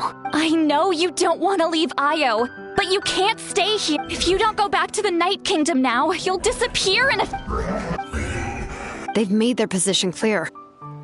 We want to stay by his side, no matter what. We should respect... I don't want to leave them to that fate. But... if this... What fate? You mean like the other lost soul? Yes. They will gradually fade away, painfully and slowly, until nothing is left. But that is their choice. For the next few days, at least Io will get a good night's sleep. That's the only way to prevent more souls from suffering the same fate. Once all traces of abyssal power are removed from the Night Kingdom, the Pyro Archon will restore the ley lines. That's the final step of our plan. So we're not just fighting for the living, but for the dead too. What dream? Oh yeah, you said the captain had a bunch of these kinds of souls with him. Maybe they're looking for a home, but it's impossible for Conrians to... Although it wouldn't be the first time the captain tried to do the impossible. Even in its fully functional state, the Night Kingdom can't accept foreign souls. It's completely isolated from the ley lines of other nations. In theory, that means Conrian souls shouldn't be drawn to the presence of the Night Kingdom. Something strange is... One thing's for sure. It seems like the captain wants to help these... Well, he usually keeps his cards close to his chest. If we want to know what he's up to, we just have to wait for him to act. Anyway, let's focus on the final battle. That's the most important thing right now.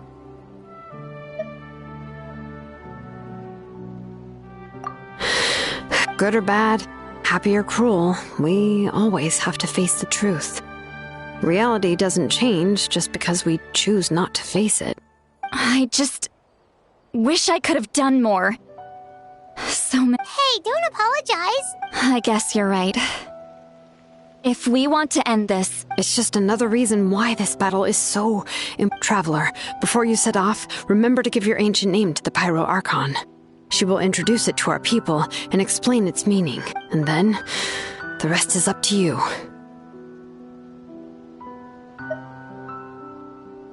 don't forget, we're all cheering for you.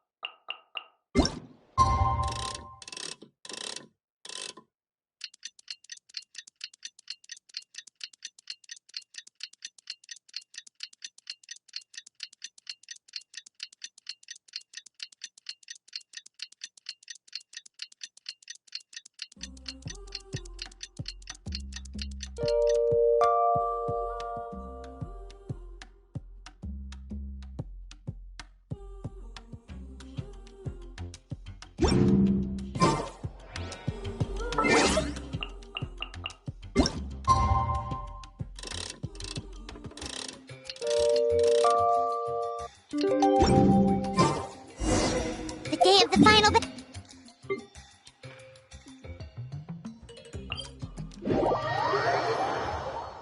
You can do it, Traveler.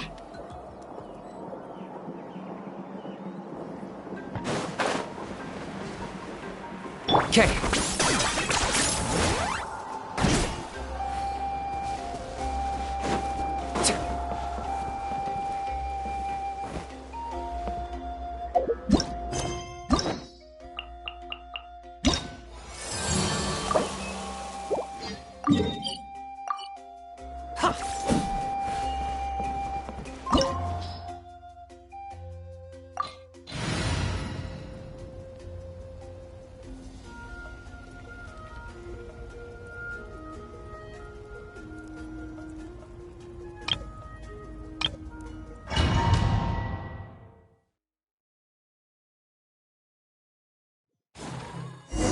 The Pyro Archon is waiting for you inside.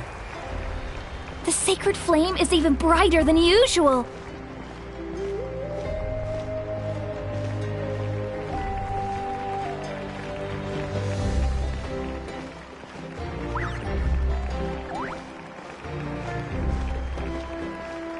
I don't think I'll ever forget this day.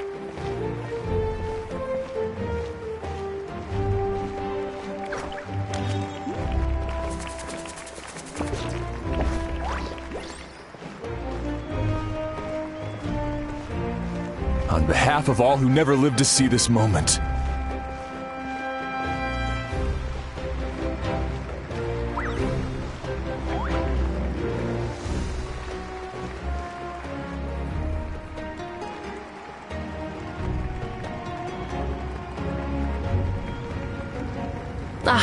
Traveler, Paimon, you're here. Judging by the confident look on your face. Yep, it's good to go. Shilonen specifically reminded us to show it to you. Tumaini. Yeah. Is that an ancient name? I heard this is the first time we forged an ancient name for an Outlander. Seems like it was a success. Looks like my people are just as curious about this name. Traveler, Paimon?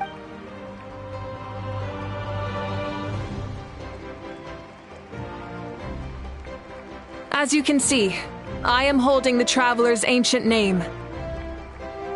With this name, the Wyab entrust to him a monumental task, and this land binds us as kin. Tumaini. That is his name. Like starlight amid the darkness, flames amid the cold.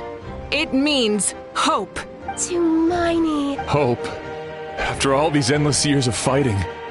Ever since the invasion of the Abyss and the decline of the ley lines, the Ode of Resurrection has protected us for thousands of years.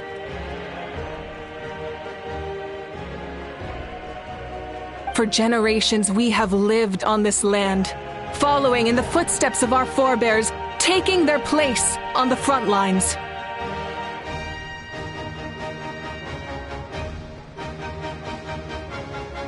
We all carry that struggle with us. And now, thanks to your efforts, the end is in sight. We have this glory is one we share. It belongs to all of Natlan! For Natlan! For Natlan!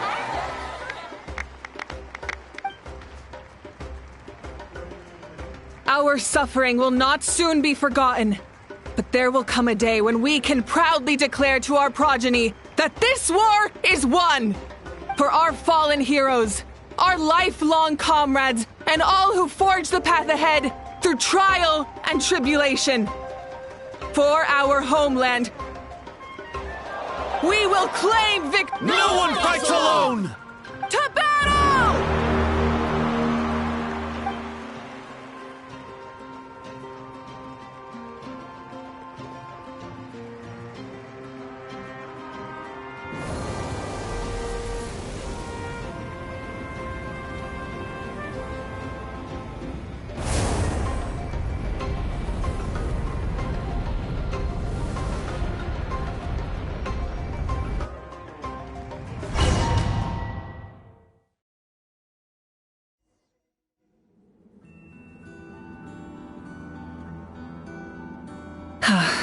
We're here.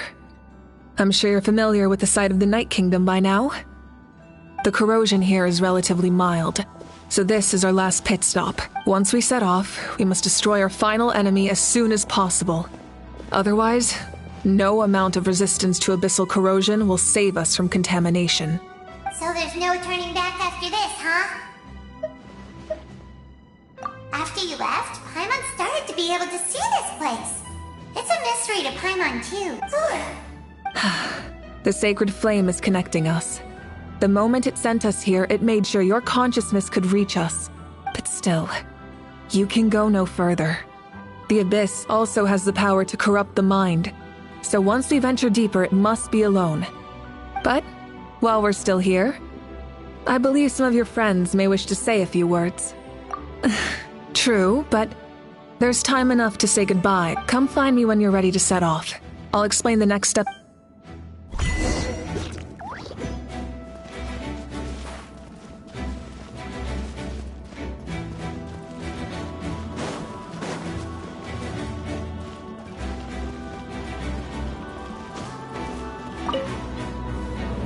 May the skies forever be clear and bright, and may we always be free to spread our wings and soar.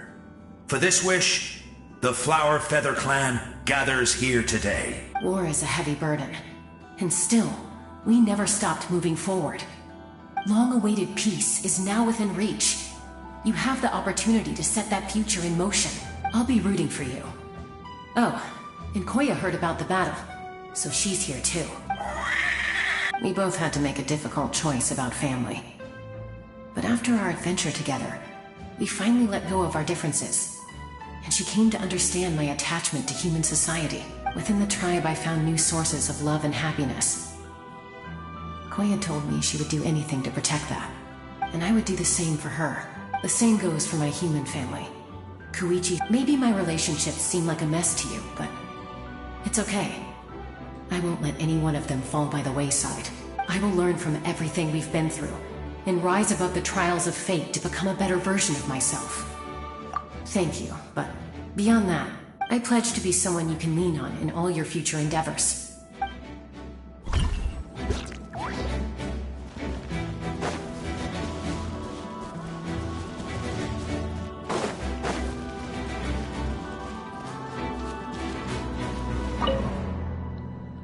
In this place where streams and waves converge, the people of the springs gather to honor your bravery. Uncle Noo's here to see you off too. You, young hero, are about to make history! My deeds are nothing compared to that. When our ancestors first set out on their adventure, they could never have known they were about to found a tribe that would last thousands of years into the... When future generations look back on our accomplishment, they too will see our deeds for their greater significance. Hey, why don't we record the traveler's story on a stone tablet? Just like the one on the mysterious island. Of course. Front and center. Just everyone in my tribe wants you to become one of Natlan's greatest heroes. But as your friend, there's something I want even more. And it's way simpler. Once this is all over, I want to go to the hot springs together, Paimon included. That's what being friends is all about. Quality time and good vibes. I'll hold you to it.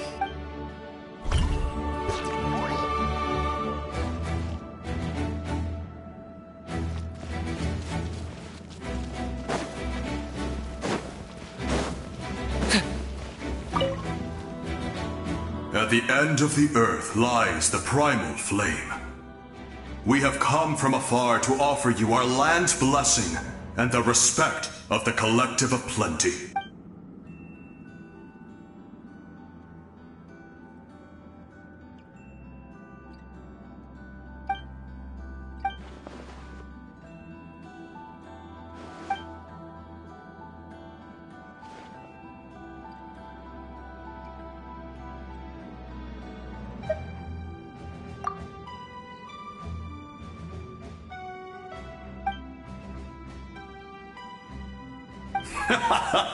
That's right. Our tribe can't wait to meet you.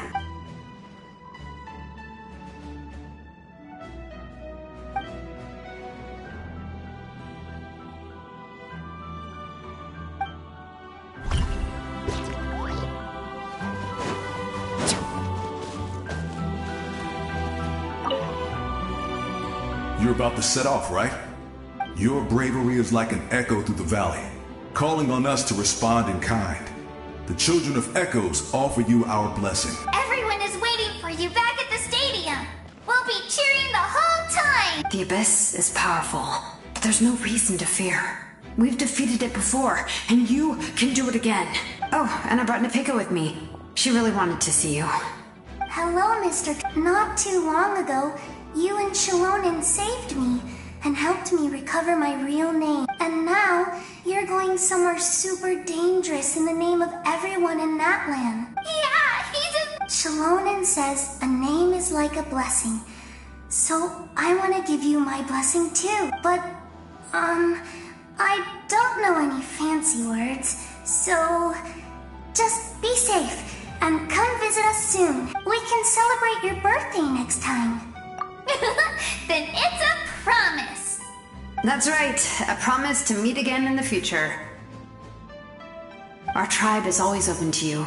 Whenever you choose to return, we'll welcome you back with a huge feast of barbecue and wine. I have no doubt that victory will be ours.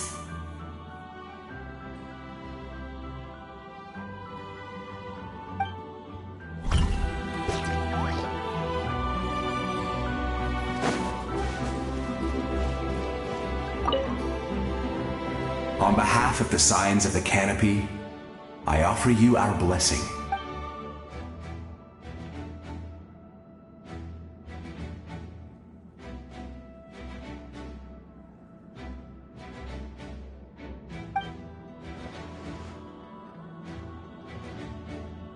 During the Turnfire Night, I once said, "May the will of Kongamato march ever on, until the Abyss is stamped out." Recently, I saw him again in my dreams. My most trusted partner, Burkina. He believed this would be the battle to end all battles, and implored me to lend my support to the hero of this era. As expected, traveler from afar. That hero is you. From the first time we met, I sensed something special. You remind me of someone. The one who moved Burkina to their side. I firmly believe you will defeat the forces of darkness. That miracle belongs to this era.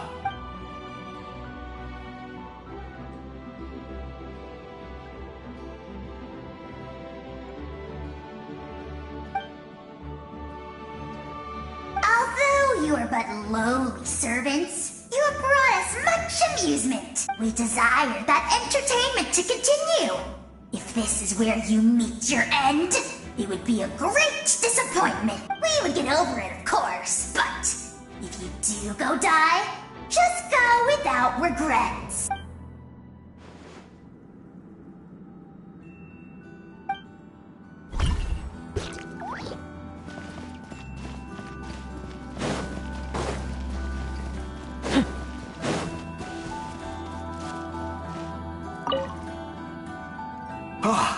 A revelation came to me in a dream, and I shared it with my tribe.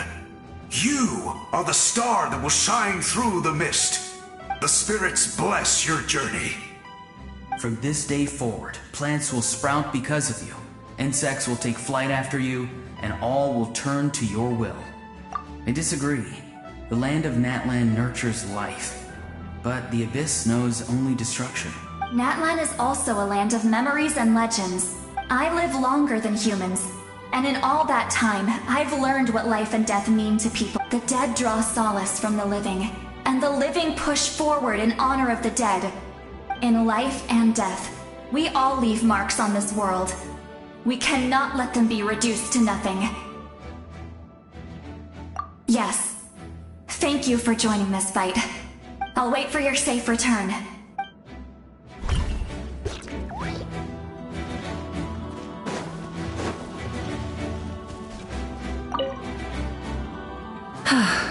Are you ready, traveler?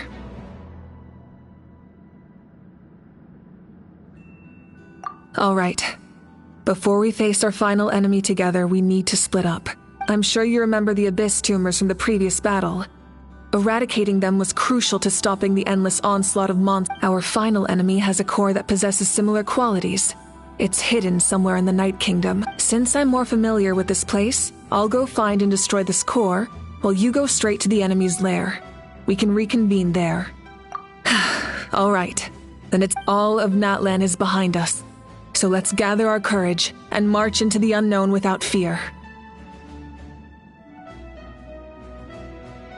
No one fights alone. Malika already left, so you should get moving. And Paimon should stop distracting you. Paimon still remembers her promise. She's gonna cheer you on with all her might. Paimon's not some kid who's afraid of the dark. She's gonna be brave this time, so don't you worry. Always. You're not in this alone. We'll be with you in spirit the whole time.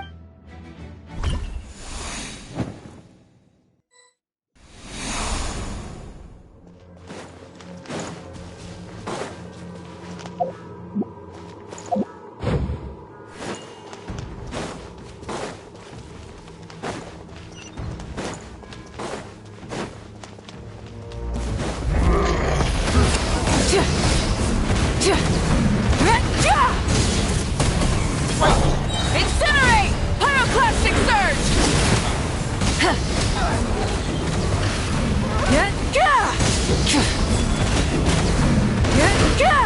Try and stop me!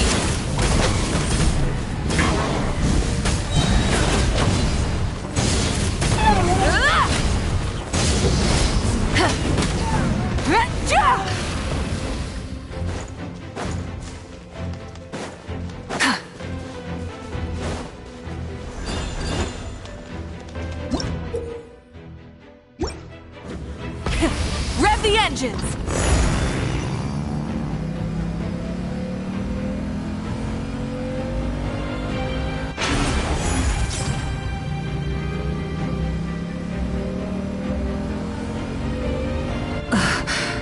Something feels familiar.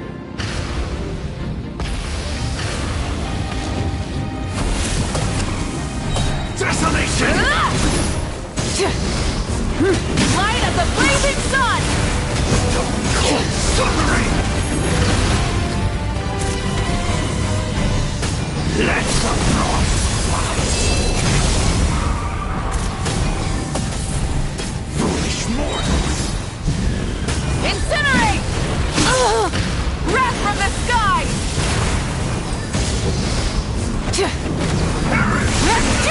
Try and stop me!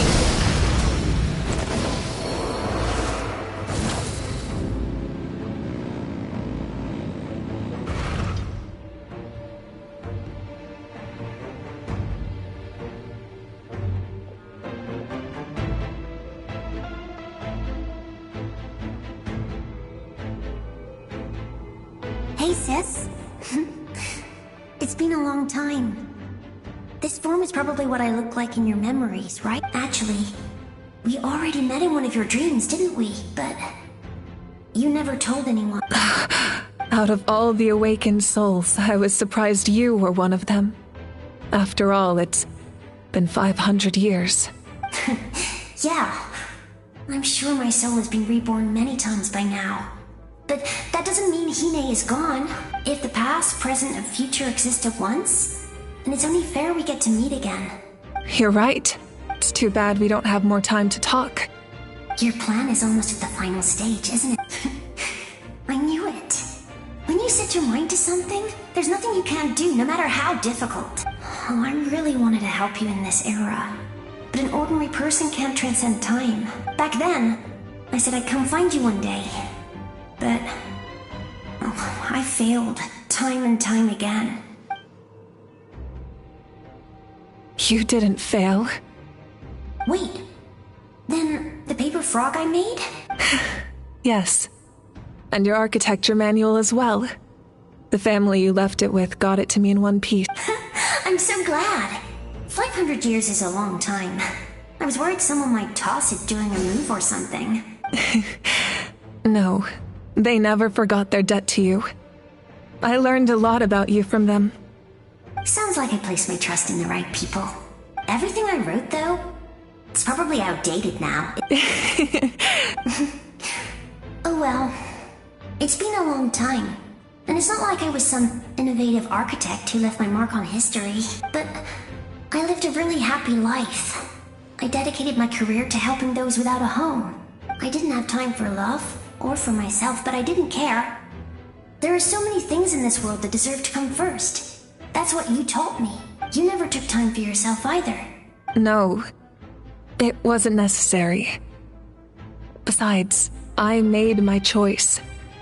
And now, the end is near. Be it the enemy's end or my own. In the end, the method you used to transcend time was much more than a simple paper frog. You sent your love across time. So let me say this, Hine. I will love you. Forever and always. I know that.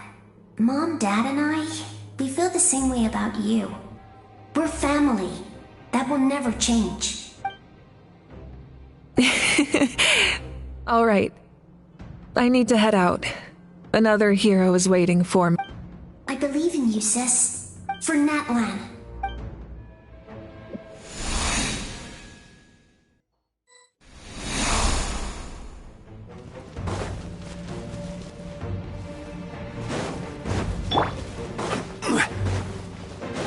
Don't worry, we're here to help. So, I call on your benevolence to heal our hero. The abyssal pylons are being protected by some kind of power. They can't be destroyed right now. Taking care of these monsters first might give us an opening. Claim these souls! Commit your soul! Burn it down! Locked up! Forever hold your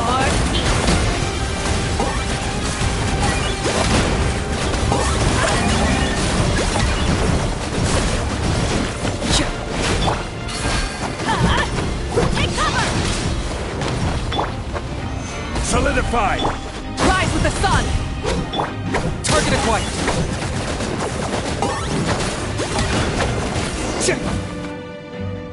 I didn't expect to see you again so soon. I didn't know I could do that. Hello, Mr. Traveler. You remember Tlasoli, right? I saw her in a dream. And she spent the whole time apologizing to me. Nepika, all those people who lost their memories. Nachka told me all about what happened. And this was my advice. Even though we can't undo our mistakes, there will always be opportunities to make up for them. I had a good talk with my mom in that dream. And she agreed to lend me her power. That's how I was able to help you back there. My mom made a lot of terrible mistakes in the past. But now, she's using her power. You're a very talented person, Nachka. It's okay. We still managed to do something important in the— Good luck, Traveler. We're all counting on you. You can leave this place to us. When the monsters attack again, we'll fend them off. We got to see each other in a dream. The square makes it possible to connect the living to the Night Kingdom. If the Abyss starts to corrode that area, its forces could once again surge into the land above. It pains me not being able to see Mualani again. But if I can do something to protect Natlan, then that is the only choice. Mualani will grow to surpass me as a warrior and accomplish greater feats than my own.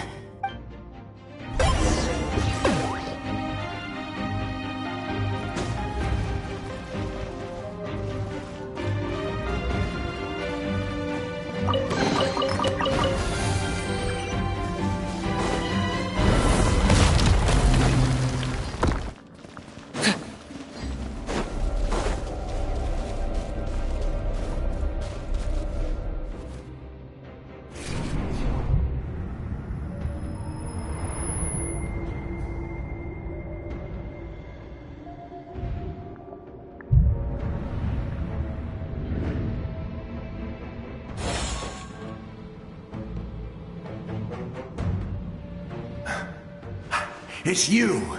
I knew you would come. We meet again. Remember me? I'm Malco. We met when you came to rescue Kachina.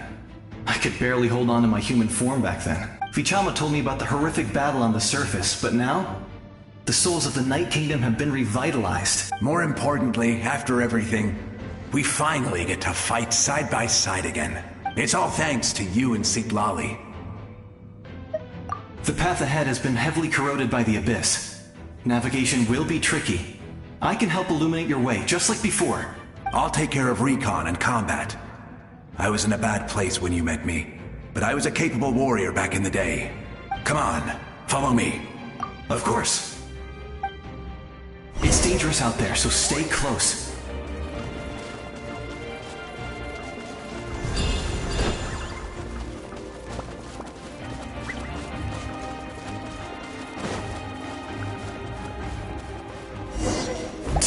More monsters!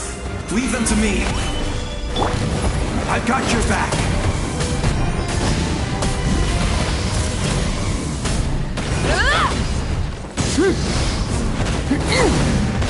Locked up!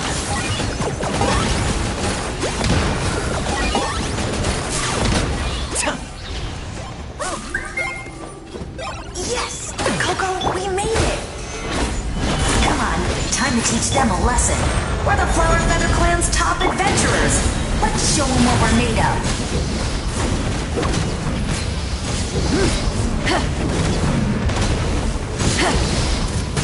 Incinerate!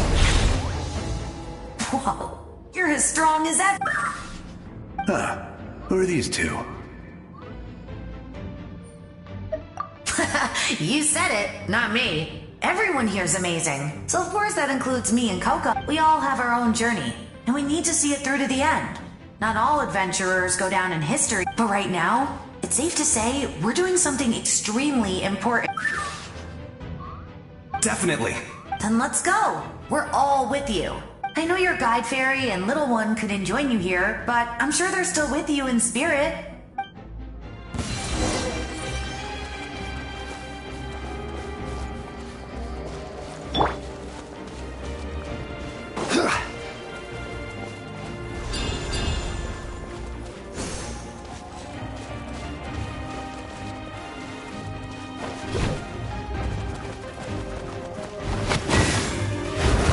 Stabilize! Let's ride! Try and stop me! Incinerate! So strong. The power of the Abyss is protecting it. It's almost impenetrable. Leave it to me. Time for the Abyss to face its reckoning. Pyroclastic surge! Rev the engines!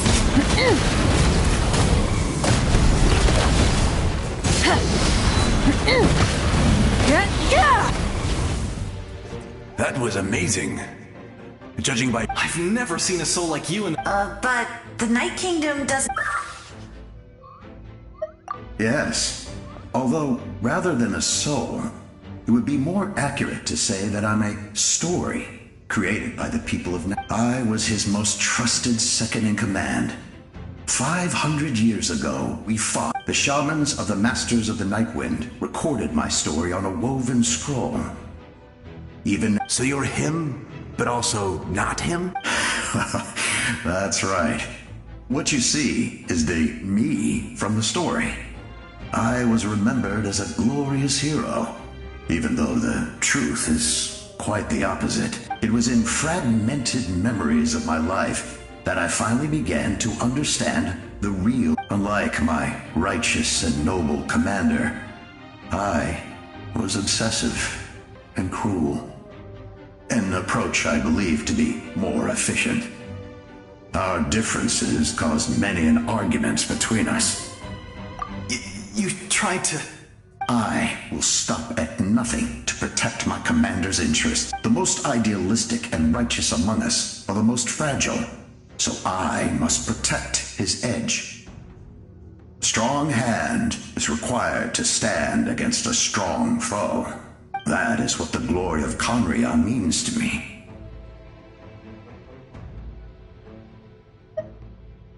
I do. I have my reasons, as do all who believe in something. You will understand that soon enough. Due to the limitations of the ley lines, we can go no further. The enemy's lair is close at hand. But don't worry. All the souls of the Night Kingdom will lend you their aid. You will become the hero of a new era. Oh, you're a special one, Traveler. You proved that again just now. The light will continue to guide your way through the endless darkness. Go now, for Natlan, and for all who lost their lives to the abyss. This time, we shall prevail. Not for any single nation or faction, but for us all.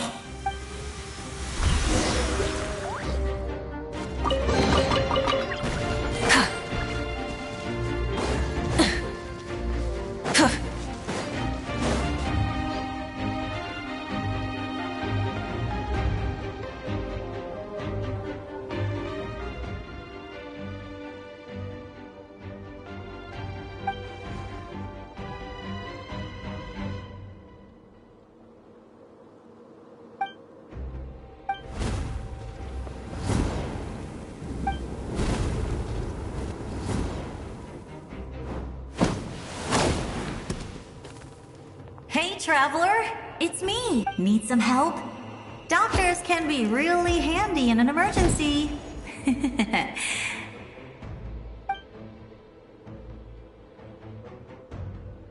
With your special powers, you should be able to make it through this place. Go now!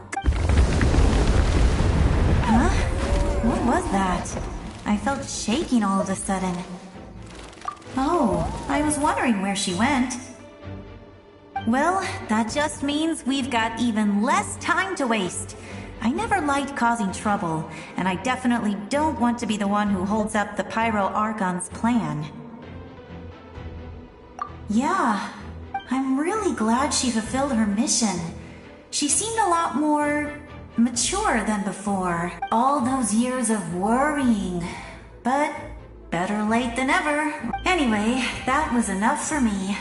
I won't show up in her dreams anymore. Back to the natural order of things. Worrying is supposed to be the older sister's job. All right, enough about that. All we can do is accept the past and continue to look forward. I would say our nation's future is looking very bright. Go now, Traveler.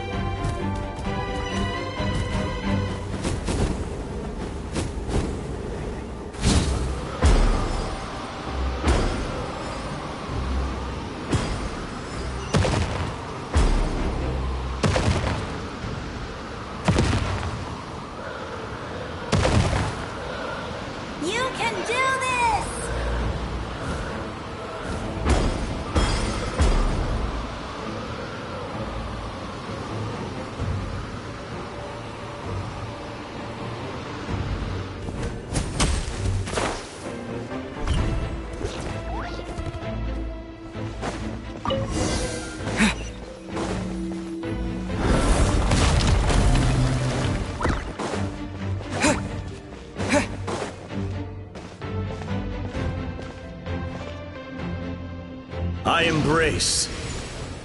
I trust. I acknowledge. I welcome. I follow. I walk with. Tenoch, the one and many.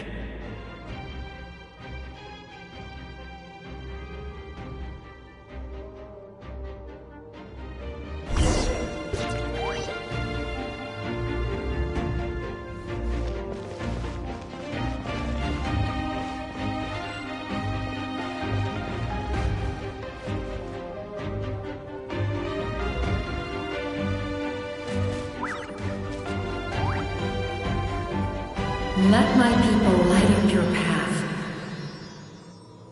Mawika is just up ahead. Now, go and bring forth a miracle reserved for the divine. You, the kindling we know as humanity.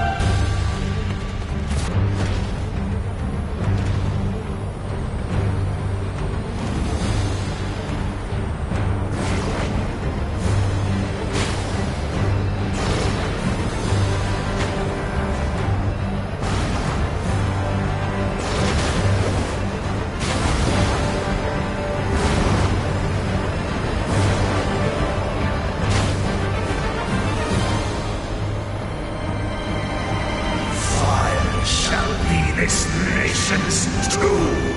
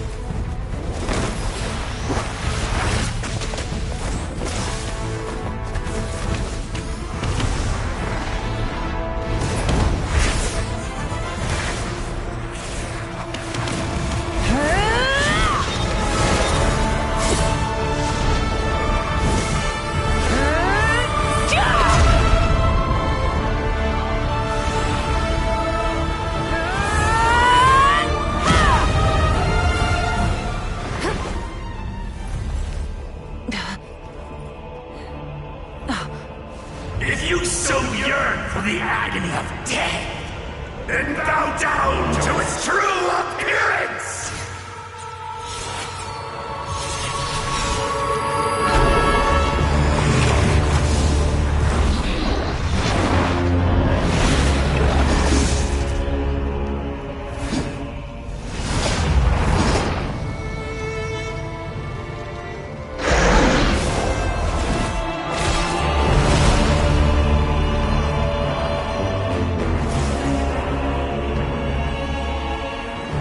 You who traverse the stars, fear not.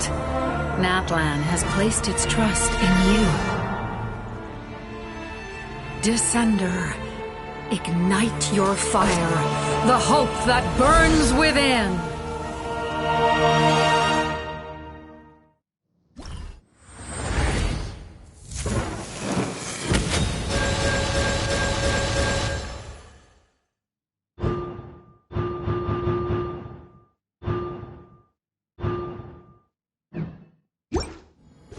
I have witnessed the light of this flame dozens of times.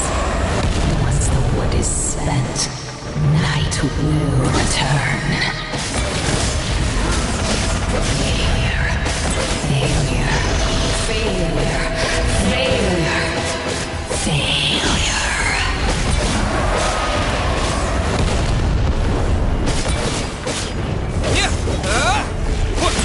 A prelude to Natlan's future! You are loyal to the wrong master!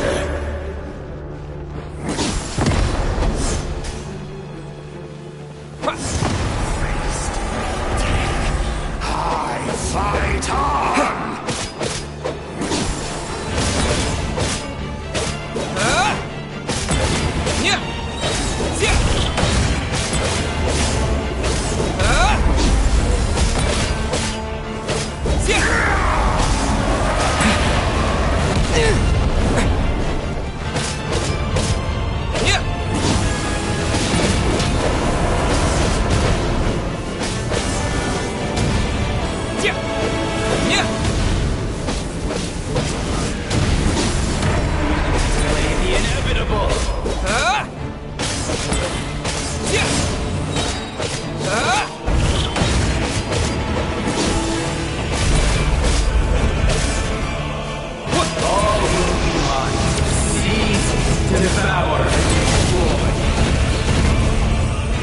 Watch out, traveler!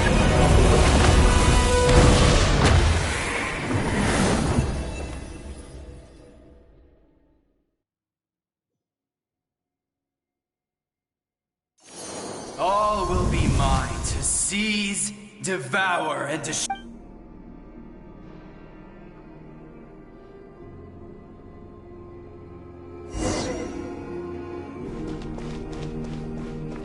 Face your fate. Your long journey shall end in vain. Even with borrowed celestial power, your destruction. You march to an end you cannot change. Millennia of struggle, all in vain.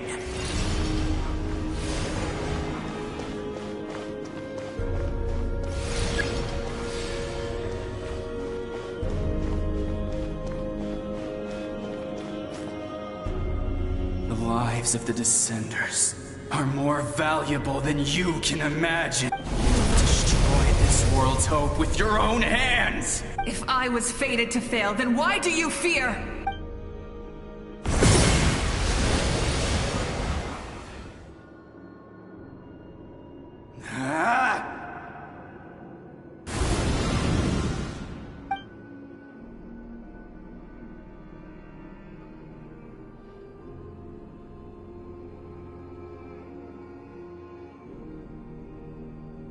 We embark on a pilgrimage for the wishes of the people. We choose to battle, to earn a glorious name.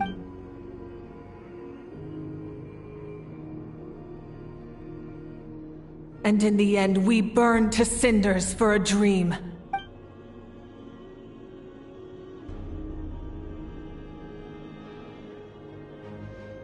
And so this cycle continued.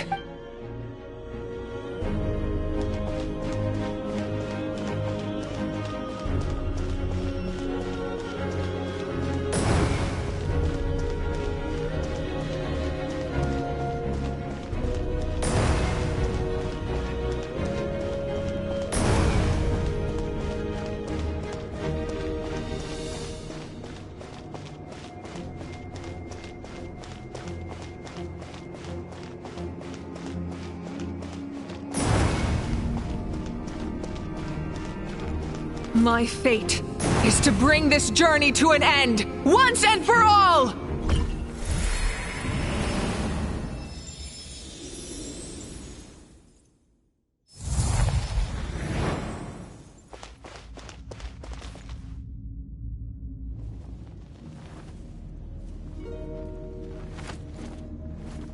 Listen.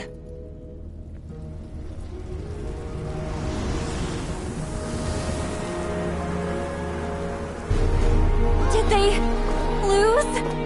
No, it can't be.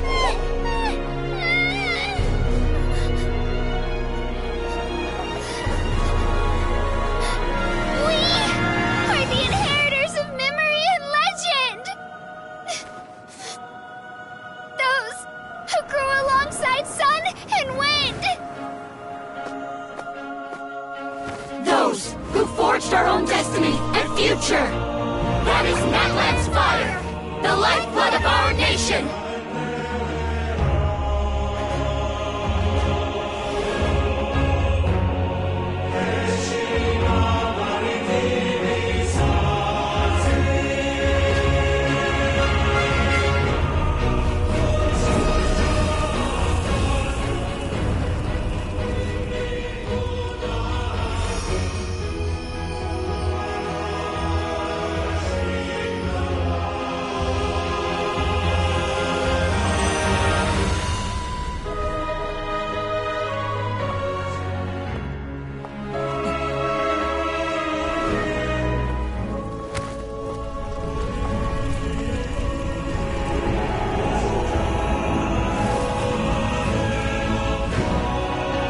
We won't give up hope. This is where we forge our future.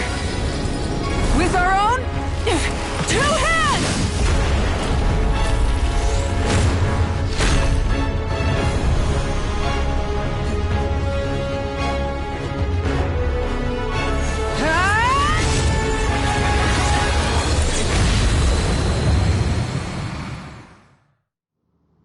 Even after one of my attacks, the flames of hope still burn within you. But with fear comes darkness, and with darkness comes dominion. In darkness the world was born, and so it shall return.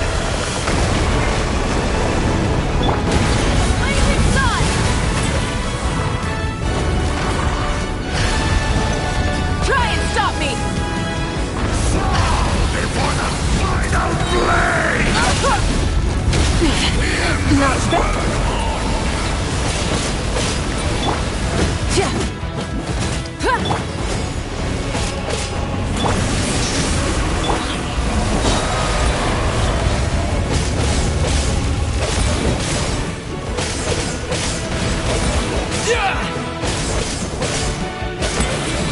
Grab from the sky! Grab the edges! Become the servant of kneel before.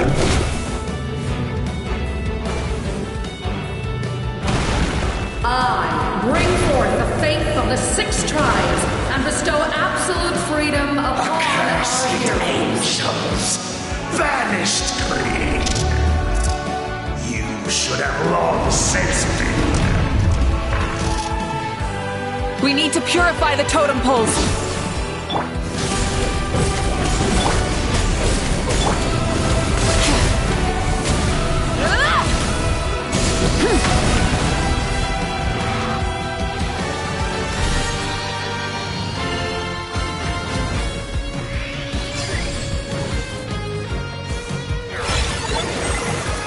His soul is noble and pure.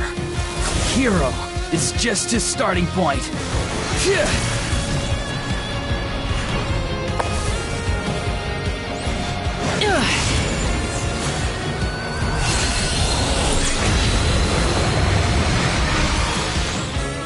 Why do you struggle when you are so weary? Why must you seek pain?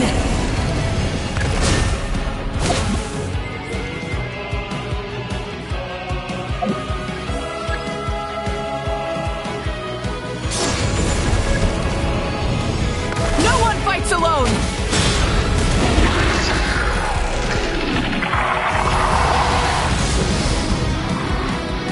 You toil in vain, and your blood is a worthless sacrifice.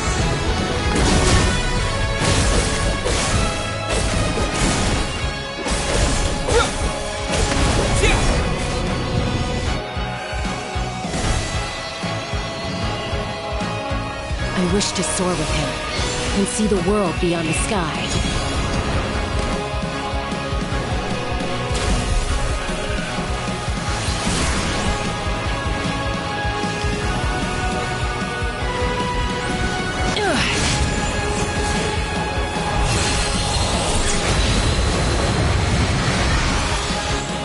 You toil in vain, and your blood is a worthless sacrifice.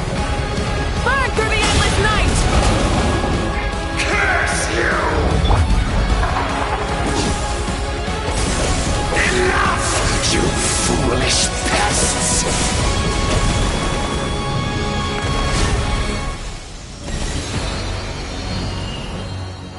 I admire his wisdom. How he always lives in the moment.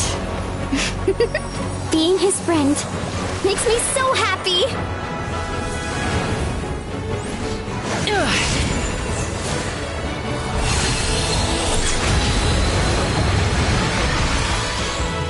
Enough, you foolish pests!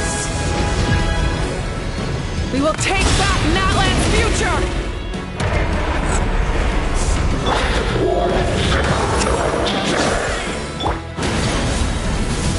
Every adventure can be stressful and scary. But with the Traveler around, there's always hope! There's no challenge too great! As long as we're together, we can do anything! We will never, ever...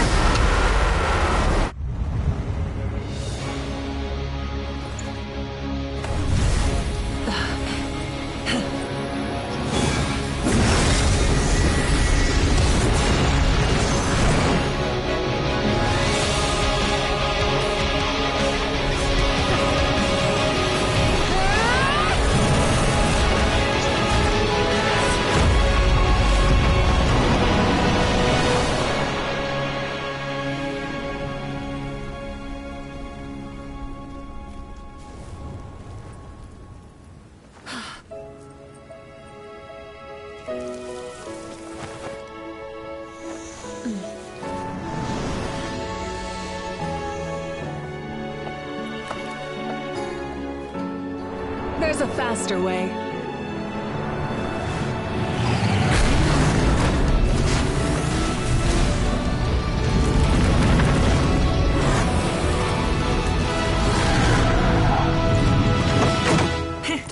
Hop on!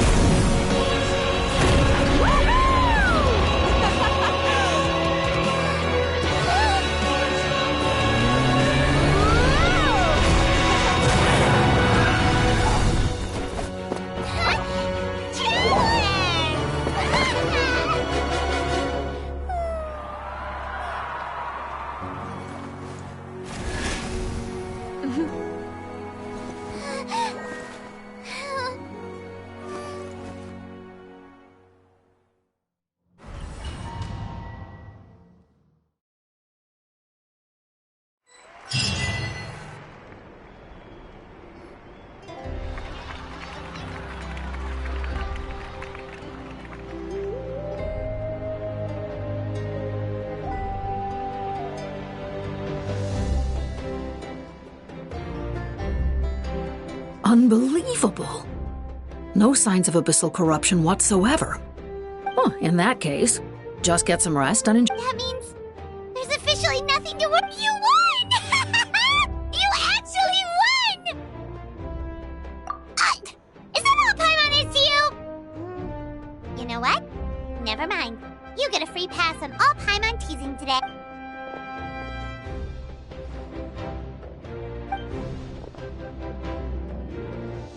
Welcome back, great hero. I can't wait to... We should record it on a woven scroll, too. That way your story will be preserved in my tribe for generations to come. I'm sure the grannies and gramps back home are already on it. Amazing job, Traveler. Becoming the first Outlander with an ancient name definitely makes you a legend. The Lord of the Night was right to place her trust in you. She chose the perfect name. But the most important thing is that you made it back safe. Now I don't have to worry about the rescue plan. You came up with a rescue plan? Well, the Traveler already saved me once. So yeah, if things got risky down there, I was gonna charge in and...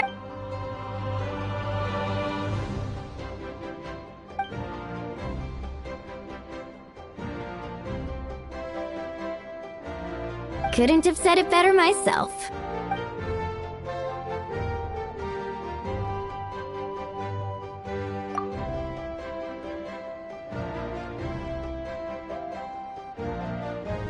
Wait, really? Who did you...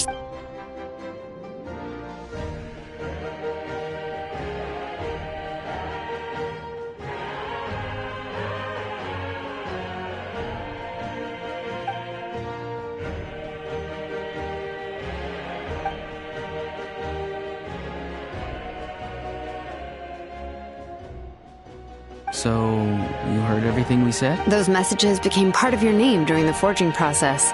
I just didn't expect them to come in handy at such... Hey, what's embarrassing about that? I'll say it again right now. Being your friend makes me so happy. Good one. Things are looking lively over here. How you feeling, Traveler? Great. Just what I wanted to hear.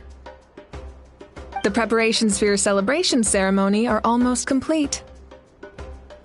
Celebration ceremony? According to tradition, we hold a celebration ceremony for our most outstanding warriors after their final pilgrimage. In most cases, outstanding means warriors who earned more than 20 victories in the Night Warden Wars. It's an exceedingly rare honor. You can think of it almost like a life... We haven't held one of those ceremonies in a long time, though. True, but given the Traveler's exceptional contribution to this victory, I think he's more than worth... Let's head to the center of the stadium, and I'll announce the honor to everyone. You deserve a formal round of applause for this... Ooh! Then I'm gonna grab the best seat in the house. Wait,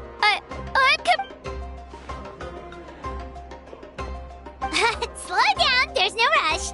Moika, if this ceremony is to celebrate celebrate defeating the Abyss, don't you deserve the same honor? What's the point of holding a victory feast for yourself? Besides, I'm already the Pyro Archon. That's enough honor for a lifetime. Let's go.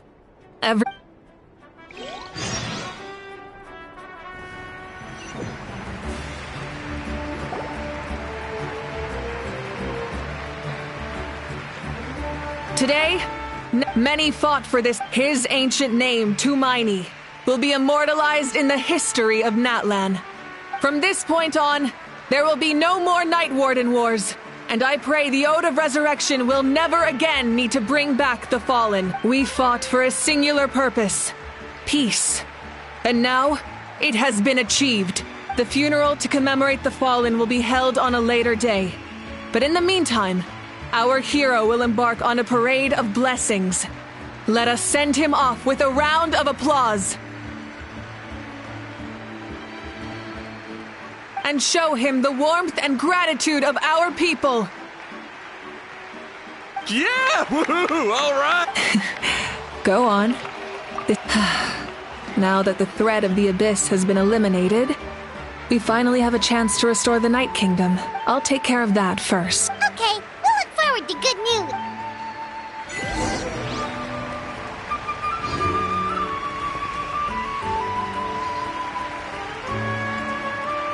Just a moment, great hero. Before you set out on the parade of blessings, please accept these feathered accessories.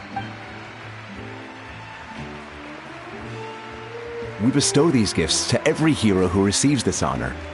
They are proof of your bravery and strength, and mark you as a role model for all in Natlan. Thank you for everything. Thank you for saving us from the Abyss. Now, the person who has the honor of adorning you with these gifts is none other than one of Natlan's most outstanding warriors, Chaska.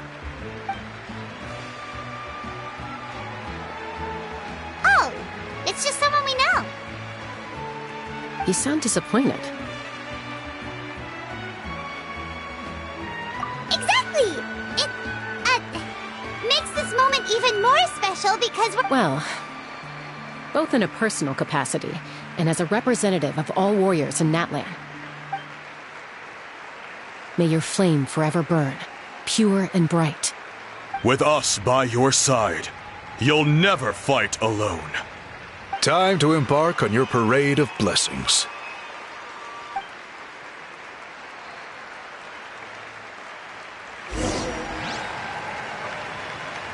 Hey, hero! We're here to guide the way! Great hero! Could you look this way for a sec?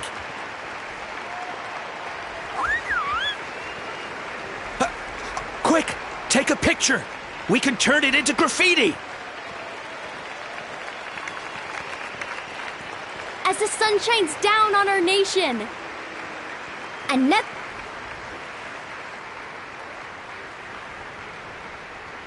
Great hero! Could I have a moment of your time? A lot of people here really look up to you and would love to get a picture or an order. You don't mind indulging them for a little bit, do you?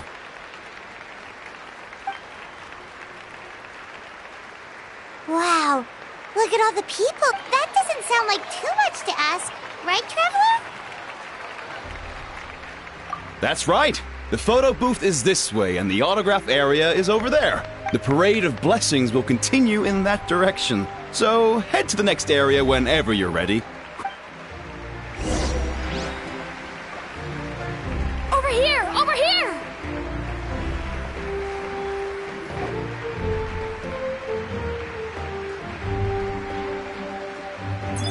Yes, that's it. Thank you.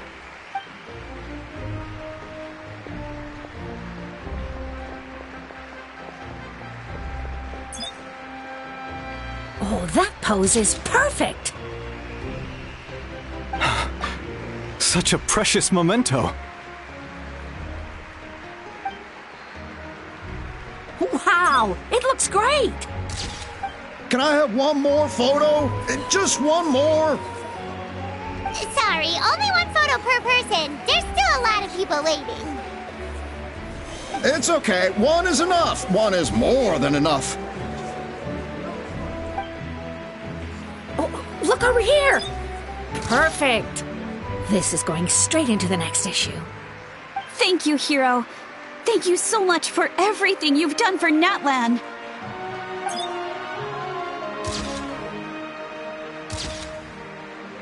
All right, that's all the film. No more pictures, everyone. Huh? We can't keep our great hero here forever. Thank you for your participation at— Wow. Everyone's so enthusiastic. Paimon bet she can make a small fortune by selling photos of you to people in Natlan. All right. It was just... There's a bunch of people waiting for you here, too! Woohoo! It's the great hero! Quick, get ready to take a picture! Line up, everyone. Single file, please. The hero will begin signing autographs.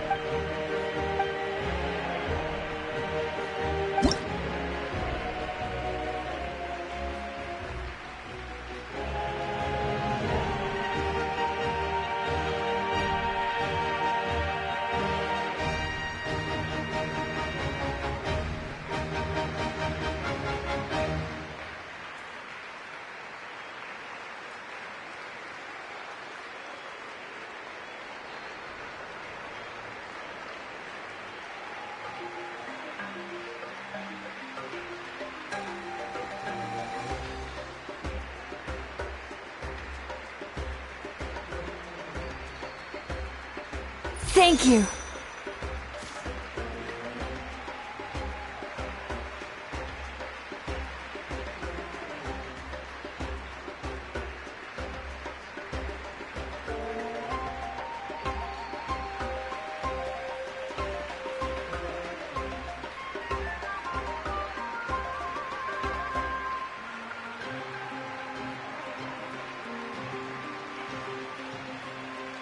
I'll treasure this for the rest of my life.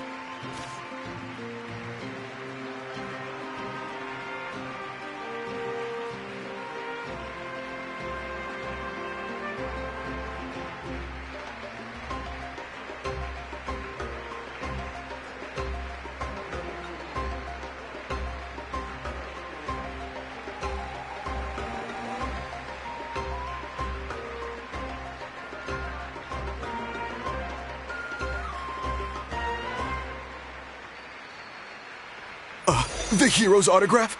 I actually got the hero's autograph?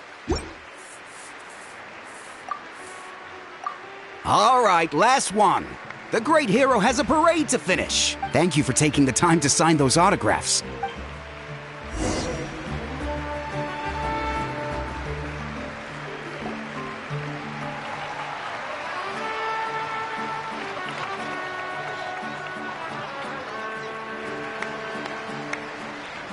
Sorry to bother you, great hero. I'm a messenger from the Scions of the Canopy. I know everyone's been curious about the hidden message behind— Every ancient name has a story behind. Usually, the Wyab reveal those mantras to our chiefs in a dream. But yours is still unknown to us. Oh, you mean like the lines the 6 heroes recite? But, where do they come from? Is it something you have to decide, Traveler?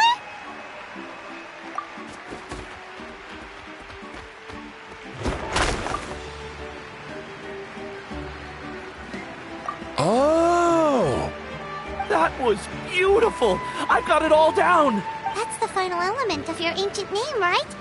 That means you've been completely accepted by Natlan's Layla! From the Lord of the Night herself? Legendary. Tumaini!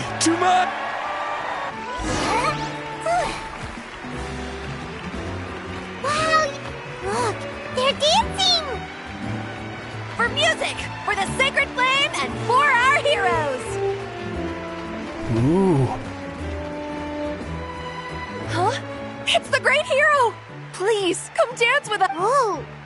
What do you think, Traveler? Should we join them? Alright! Paimon's always willing to try something new!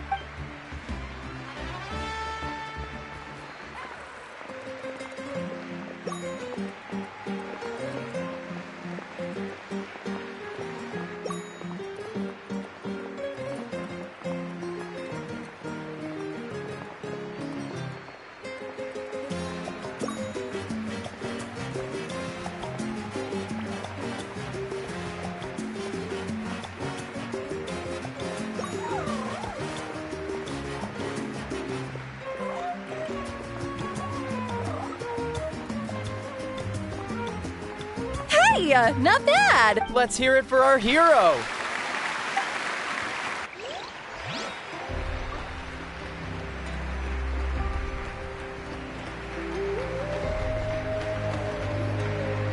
We now arrive at the end of the Parade of Blessings. Let us offer the traveler our blessings one more time and give him a resounding round of applause.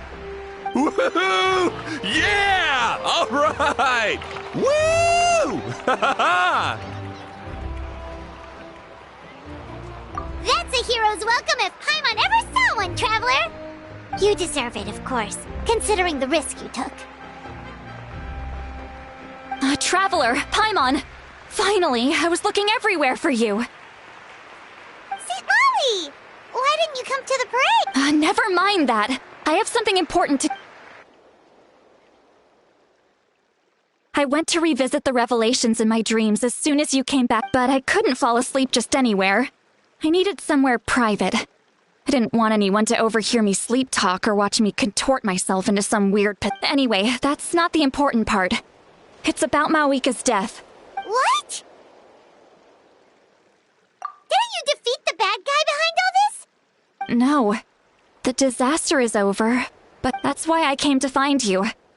Where is Mawika right now? She said she was going to restore the Night Kingdom. Compared to fighting the Abyss, that should be pretty easy, right? Easy? Not so much. We can't restore the ley lines without the Lord of the Night. And I'm not sure she has enough power to do it on her own. The Lord of the Night is weak right now. She told us that herself, remember?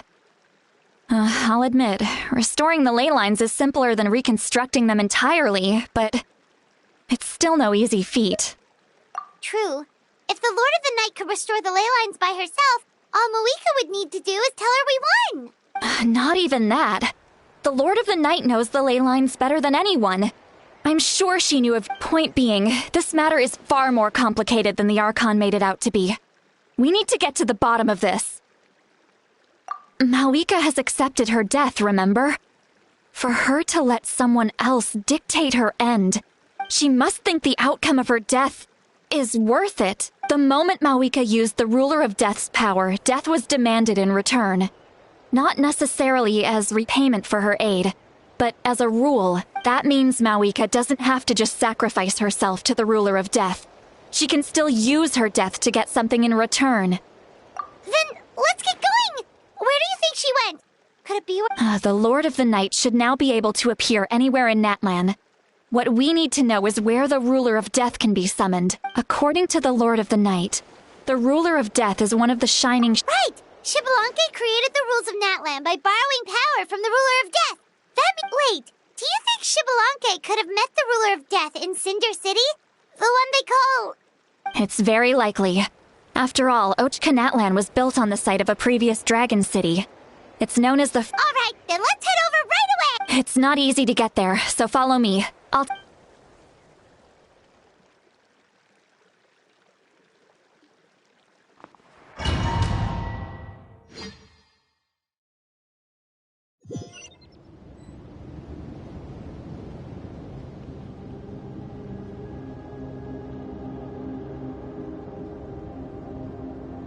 Man, this place really is hard to get to.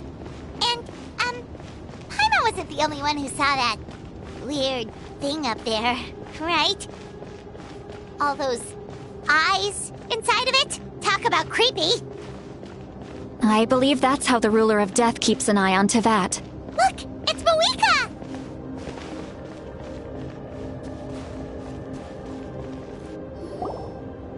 I have grown weary of the endless wait. The fate of this land is of no interest to me anymore. However, you humans managed to meet the expectations of the heavenly principles.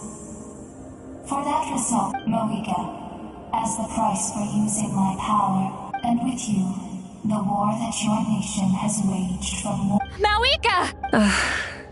You got here sooner than I expected. What are you doing? Closing the final chapter on the plan that has consumed Natlan for 500...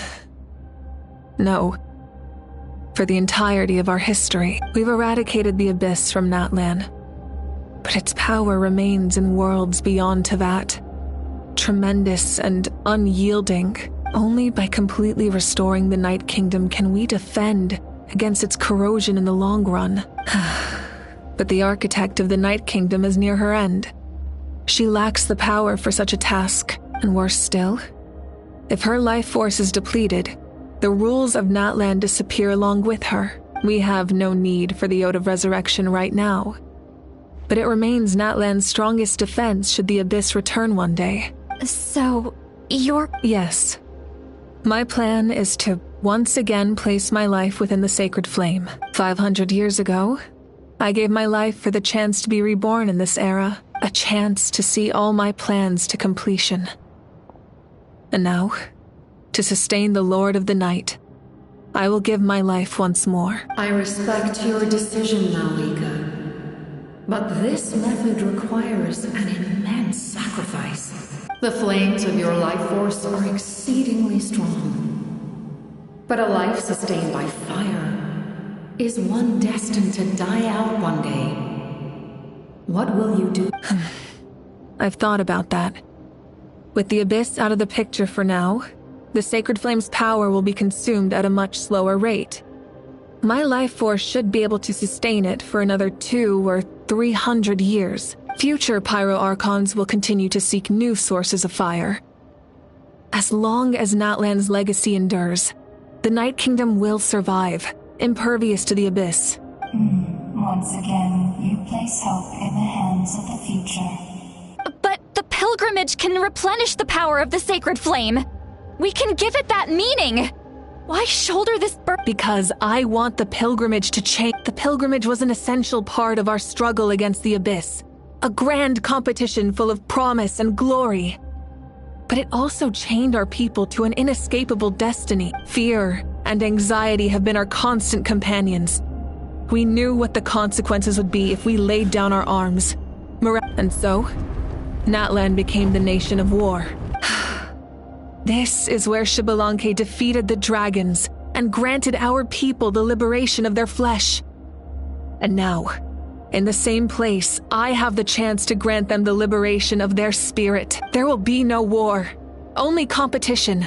One fueled by our dreams for the future, rather than a desperate struggle for survival. A new future deserves a new meaning.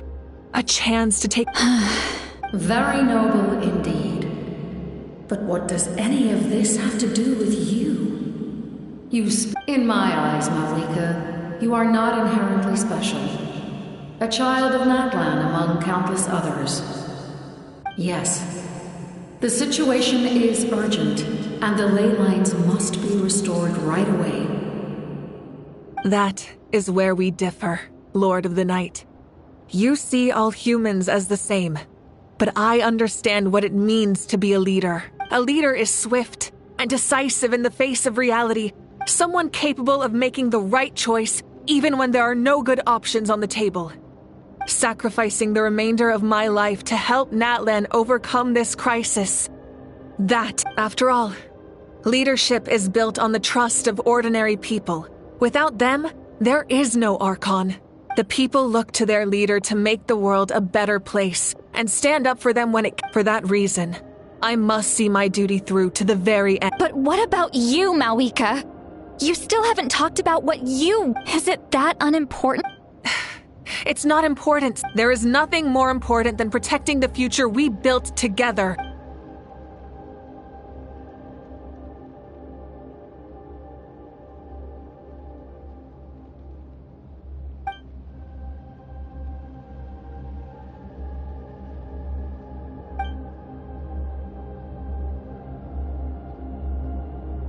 I shall accept Malika's sacrifice for the Lord of the Night as her death, and I will bear witness to the very end. Thus concludes the deal I made with Xbalanque. Lord of the Night, you may...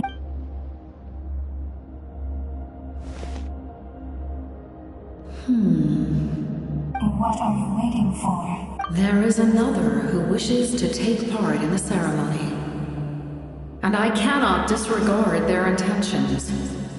Another?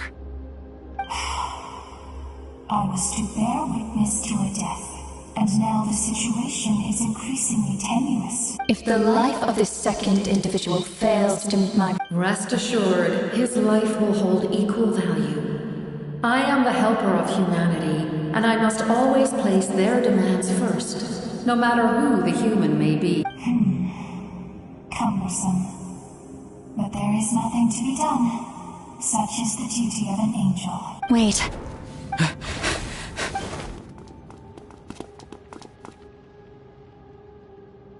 Thank you for showing me the way. The captain? The other individual you mentioned. Indeed. Like you. Mawika, I understand how you feel.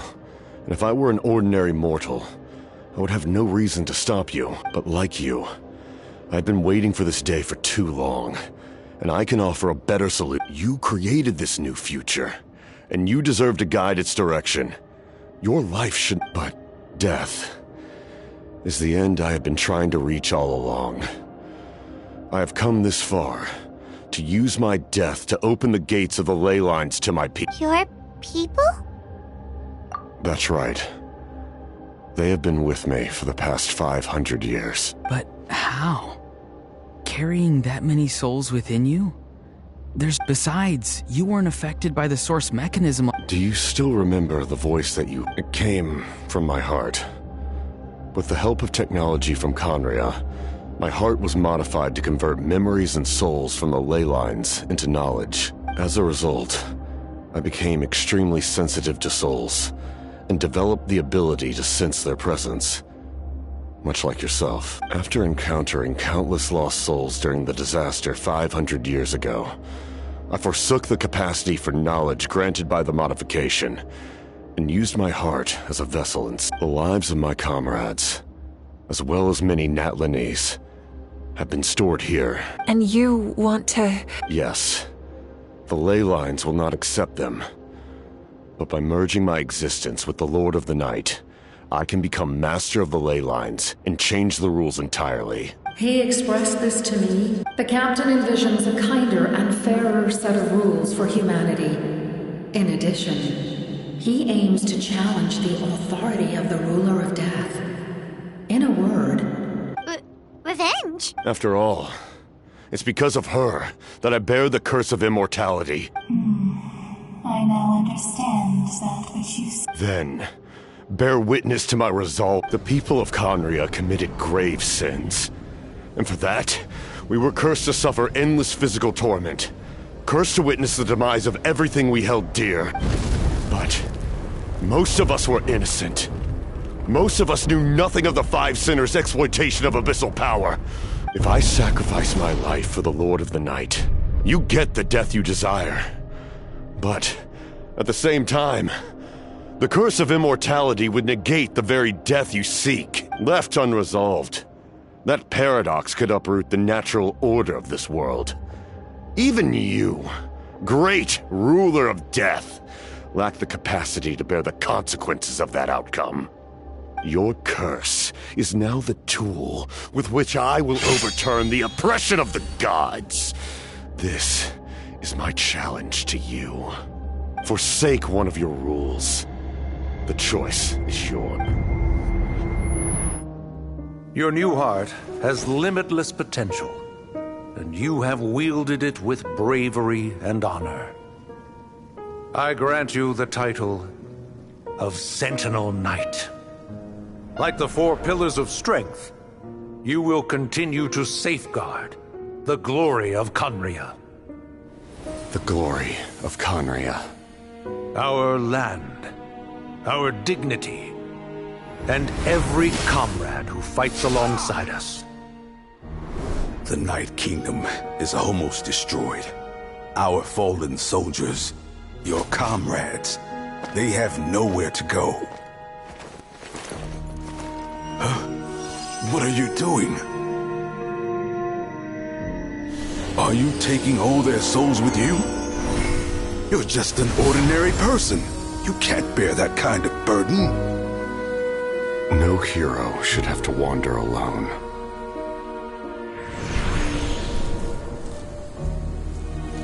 The curse of immortality. Using immortality to fight death. using my rules against me. Make your choice. Reject your rules. Or allow me to trigger the paradox. The curse of immortality must stand. Use it to fulfill your final wish.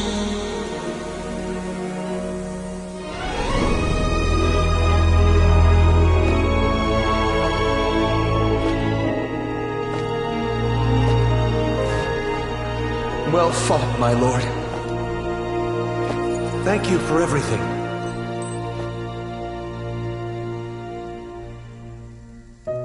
This time, let's go together.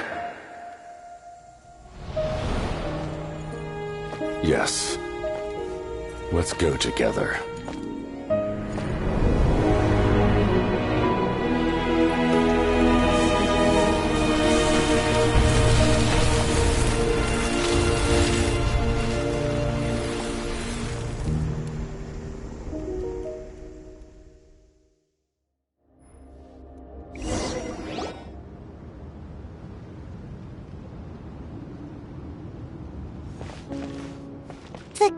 Captain...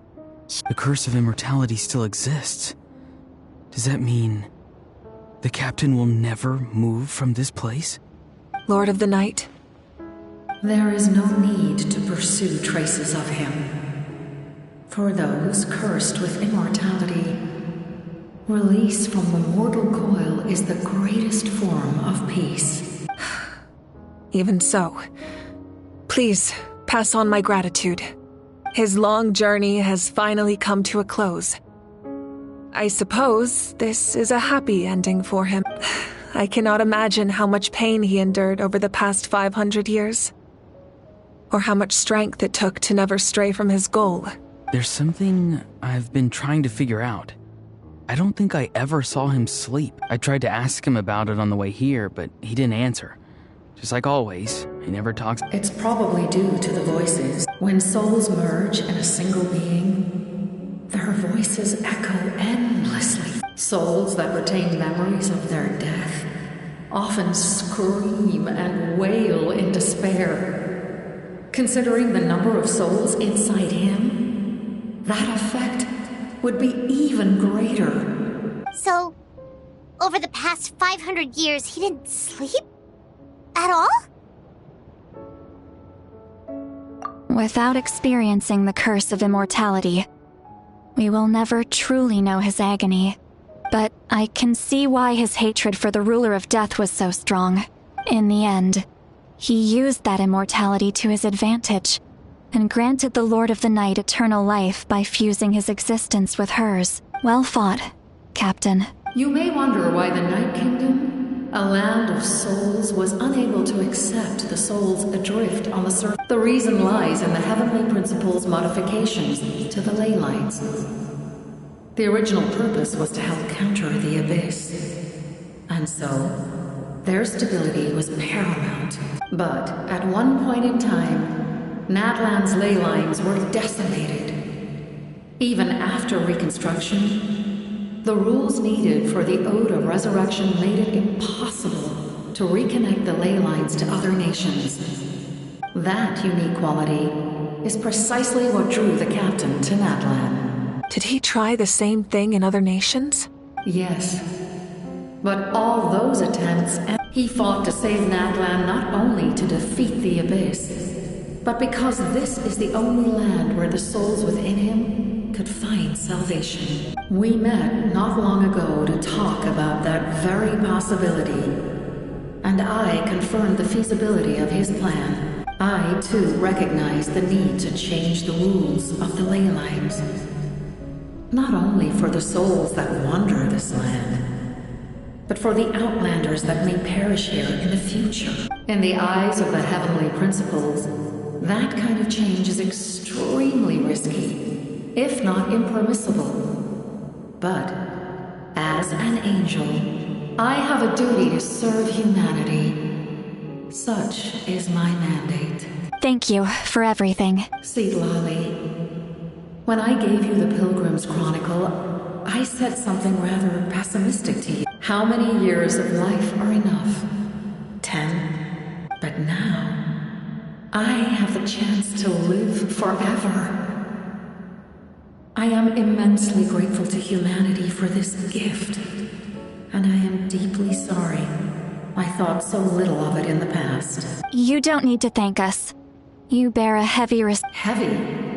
No. That responsibility is the purpose of my existence. Farewell, humans. Creators of miracles. A new era awaits you. Looks like she returned to the Night Kingdom. So, he fought to the end for all those souls and challenged the rules of the world in the process. He took on a burden that was meant for me and even brought about a better outcome. It would seem I lost this duel. He was right. Natlan needs a leader to guide its future. If not a successor, then that responsibility will continue to be mine to bear. But for now, let us pay our final respects to this fallen hero.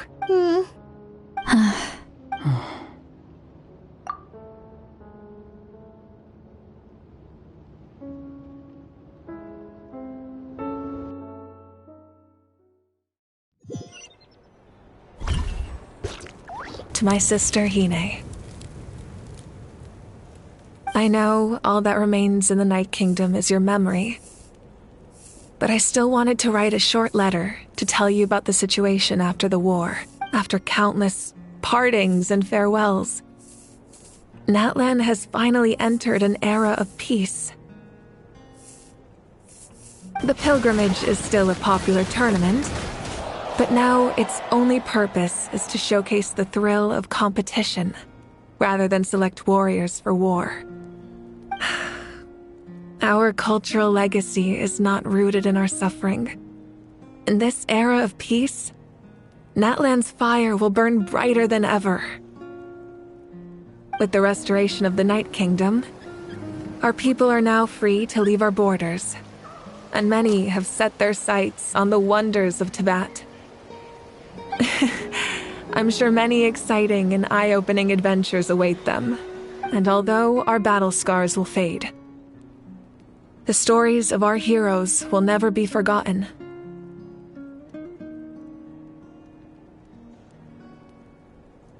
When a new you returns to this land one day, I know you'll recognize the significance of this war and all we lost. The land we love has not been destroyed, but grows stronger by the day. I will forever be grateful that I got to see you again. And when the flames deliver this letter to you, I hope you know how much I miss you. I actually got the chance to finish this painting. And not a moment too soon. It's time to bid farewell to all the fallen.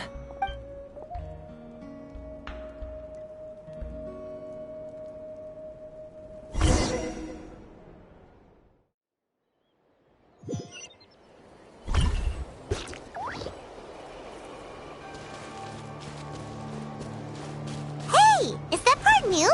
Paimon's never seen it before.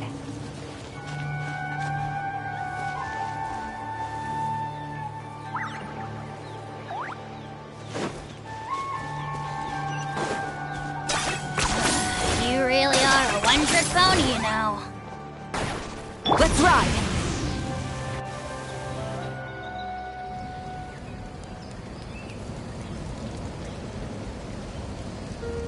We are gathered here today to bid farewell to all who lost their lives in this war. This struggle has caused us profound pain and brought us face to face with loneliness and loss. But through it all, our bravery and resolve never wavered. Even the tiniest of sparks can unite to become a blazing fire. They lit our way forward and showed us the path to victory. When our homeland is revived and life blooms again, they will return to us with the first rain of spring. It is just as our poem describes. We are the inheritors of memory and legend, those who grew alongside sun and wind, those who forged our own destiny and future. That is Natlan's fire. The lifeblood of the fallen are never truly lost to us. We will be reunited one day, and as we create new legends and write new poems in honor of our beloved homeland, they will always be with us. Their deeds immortalized in our memory, and their names immortalized in stone.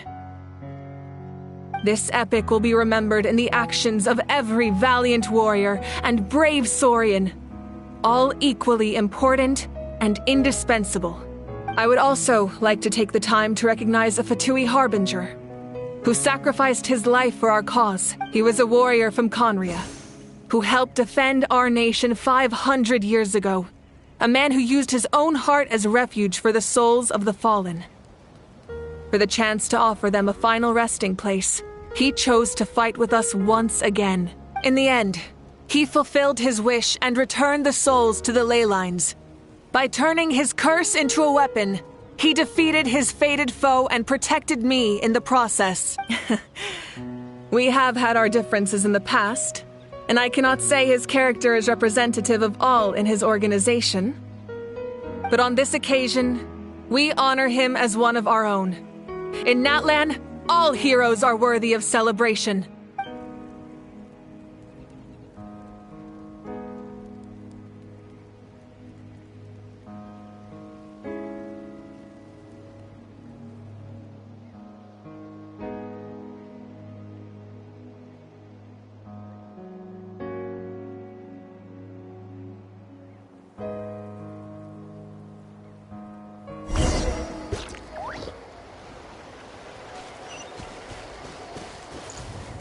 Strange. Why does no one praise the... Does no one care about my heroism? A great hero such as myself, forced to remain nameless! Well. A compliment. After all these years. It's about time you knew your place, Hey! Why are you glaring?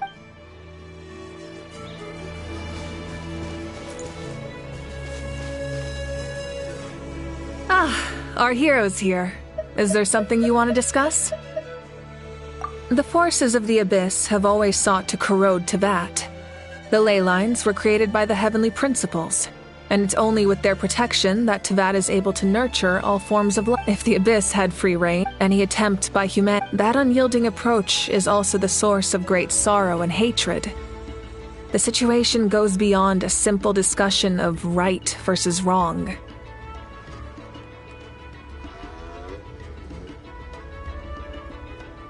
Perhaps the truth will reveal itself during your future adventures.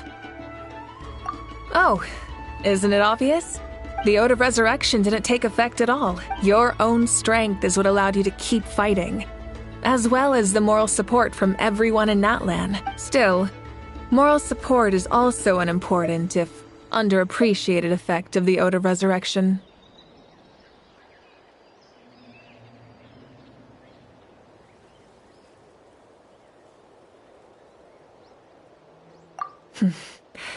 The captain's subordinates sent us a letter he left behind. After our duel at the stadium, he asked Tsaritsa to remove him from the responsibility of obtaining the Gnosis, and his request was granted. The captain respected the outcome of that match, and refused to violate his principles. But, since this is the final Gnosis, I doubt that Tsaritsa will let the situation stand. Perhaps a replacement Harbinger will be sent here soon. I'll make sure to be prepared.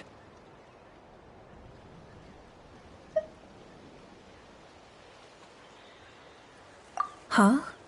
Tribe? Oh, you're thinking along the lines of how the names of the 6 heroes were inherited. In truth, apart from a few ancient names associated with a certain tribal culture or tradition, most ancient names can be inherited by anyone. Your name likely falls under that category. The Wyab will select someone who shares your character and name them as your successor. Of course, that won't happen for a very long time. A direct conflict with the Fatui is unavoidable the moment you step foot in Snezhnaya, so make sure you're ready for any scenario. On a related note, I've acquired some new intel about the fragment that suddenly appeared in the sky. Such fragments are known as Ancient Moon's remnants, relics of secret source technology from the era of the ancient dragons. Coincidentally, a small squad of Fatui infiltrated our borders around the same time it appeared. Our investigation revealed them to be the subordinates of the Doctor. Their stronghold is in Nod Krai, a land with a long history not far from Snezhnaya. The people there can use a very special power. It's said that this mysterious power predates even the 7 elements of Tevat. Ancient Moon's remnants, the Doctor, a mysterious power. The project that connects all 3 must be ambitious indeed.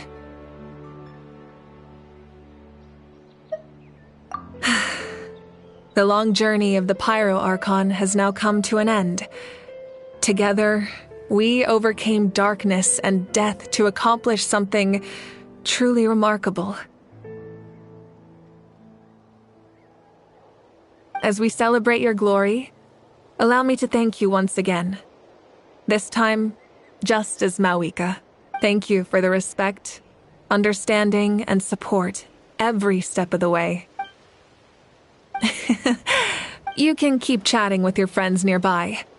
I think I'll stay here for now and watch over them.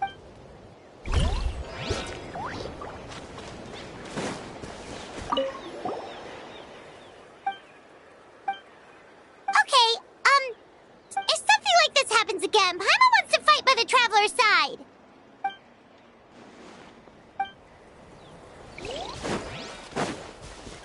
Hey, did you hear? As long as we get permission from our chief, we can leave Natlan as much as we want. Yeah, it's because the ley lines have been restored, right? And the Lord of the Night is alive. That means we can finally see the outside world for ourselves. I heard that Fontaine has a huge ocean. That is totally my vibe. I can't wait to go see it. I want to go to Liyue. The mountains are supposed to be super tall. Sounds like the makings of a great vacation. But first, we all promised we would go to the hot springs together. Then we'll be hot springs buddies for life.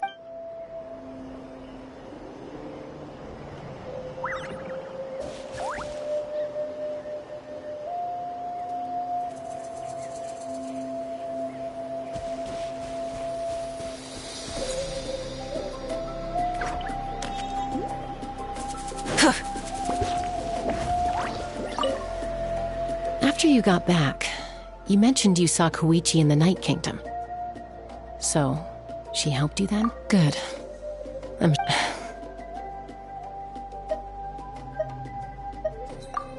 It's all right. I don't think she's going to come see me. She's probably sick of nagging her older sister. Still, thank you for telling me. Natlan has a bright future because of you. And I have a...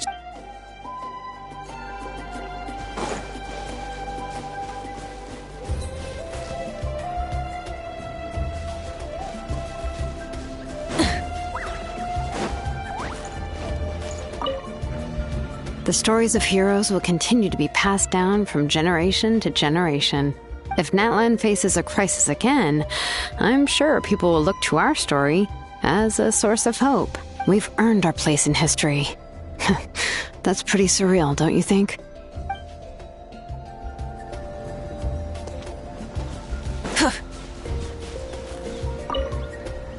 I knew about the captain's immense strength, but I never expected him to have such a strong sense of honor.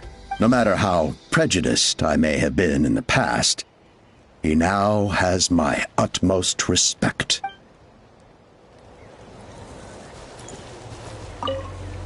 My lord, you will forever serve as an example for all your soldiers.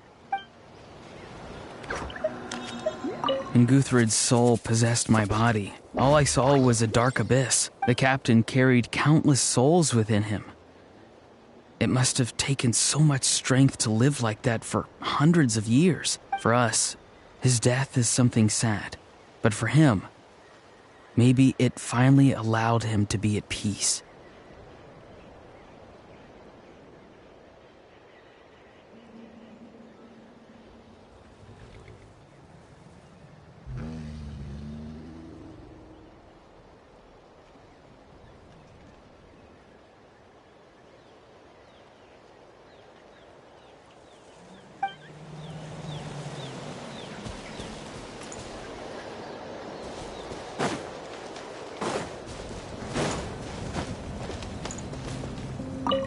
When I was little, my father told me about Thrain, the Sentinel Knight, an outlander who once fought alongside the warriors of Natlan.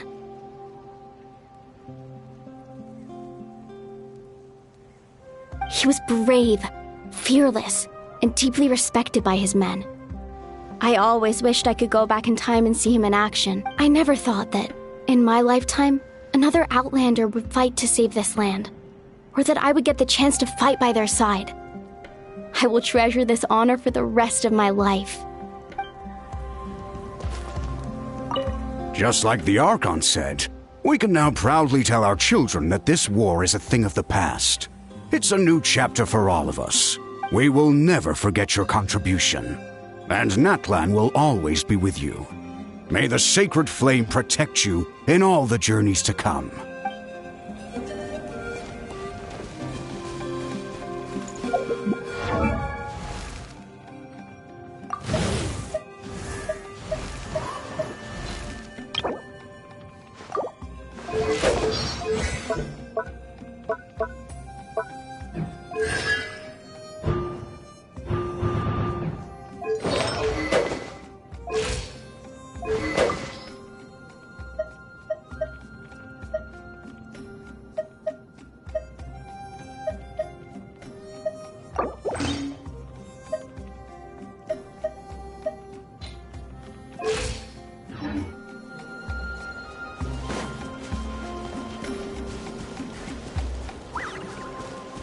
My teacher once said the weight of fate is decided by the one who has to bear it.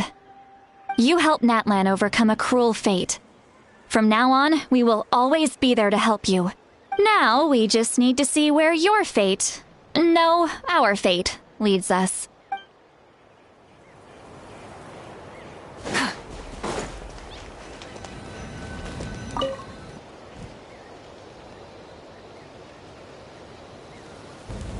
What are you thinking about, Traveler? Oh, the battle, right? Even though we won in the end, it cost a lot to get to this point.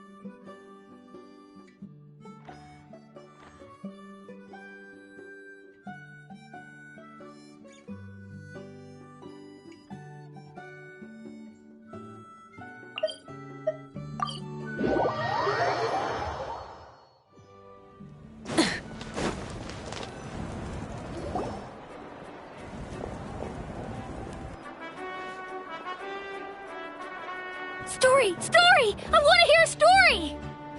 Come on! Well, all right. You can be the first now. Want to stop and listen to the story? Sounds pretty fun. This is a story of the great heroes of our time. There are 3 great heroes at the center of this tale. The first is an outlaw, a warrior of great strength. Most importantly, the traveler is kind and brave. Someone who treasures those around him. You could call him a natural-born hero. Yeah, he's super. Hey, just let him finish the story.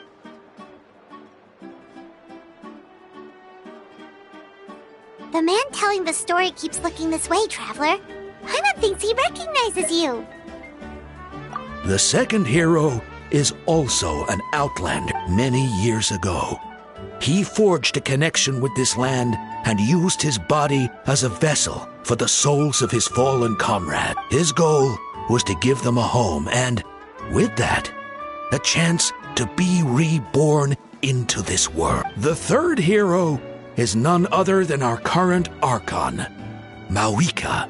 Not only is she a powerful and respected figure, but she also commands the power of the Ode of Resurrection, which can bring people back from the dead. With the support of 6 heroes from 500 years ago, she united Natlan against a dangerous foe.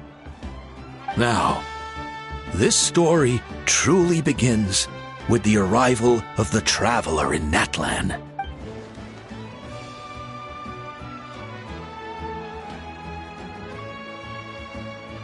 Under his guidance, Kachina performed exceptionally well in the pilgrimage and earned her chance at the Night Warden Wars.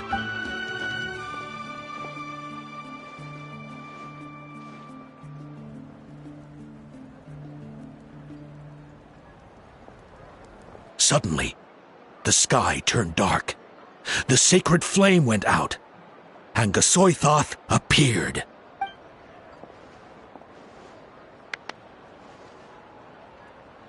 Everyone gathered at the stadium and sang the Ode of Resurrection together to send their support to the furthest corner of the Night Kingdom. Hermione became known by all, and everyone began reciting the words that defined its message. In the beginning, there was darkness until someone set themselves aflame. Only then did the universe know light. Anyway, the dust has now settled, and Natlan has entered a new era of peace. The Traveler fought for life, the Captain fought for death, and our Archon, Mawika, created a bridge between them. Wow! Is there more? Please? Sounds like you like this one. Tell you what, give me some time and I'll write it all out in even greater detail. I loved it!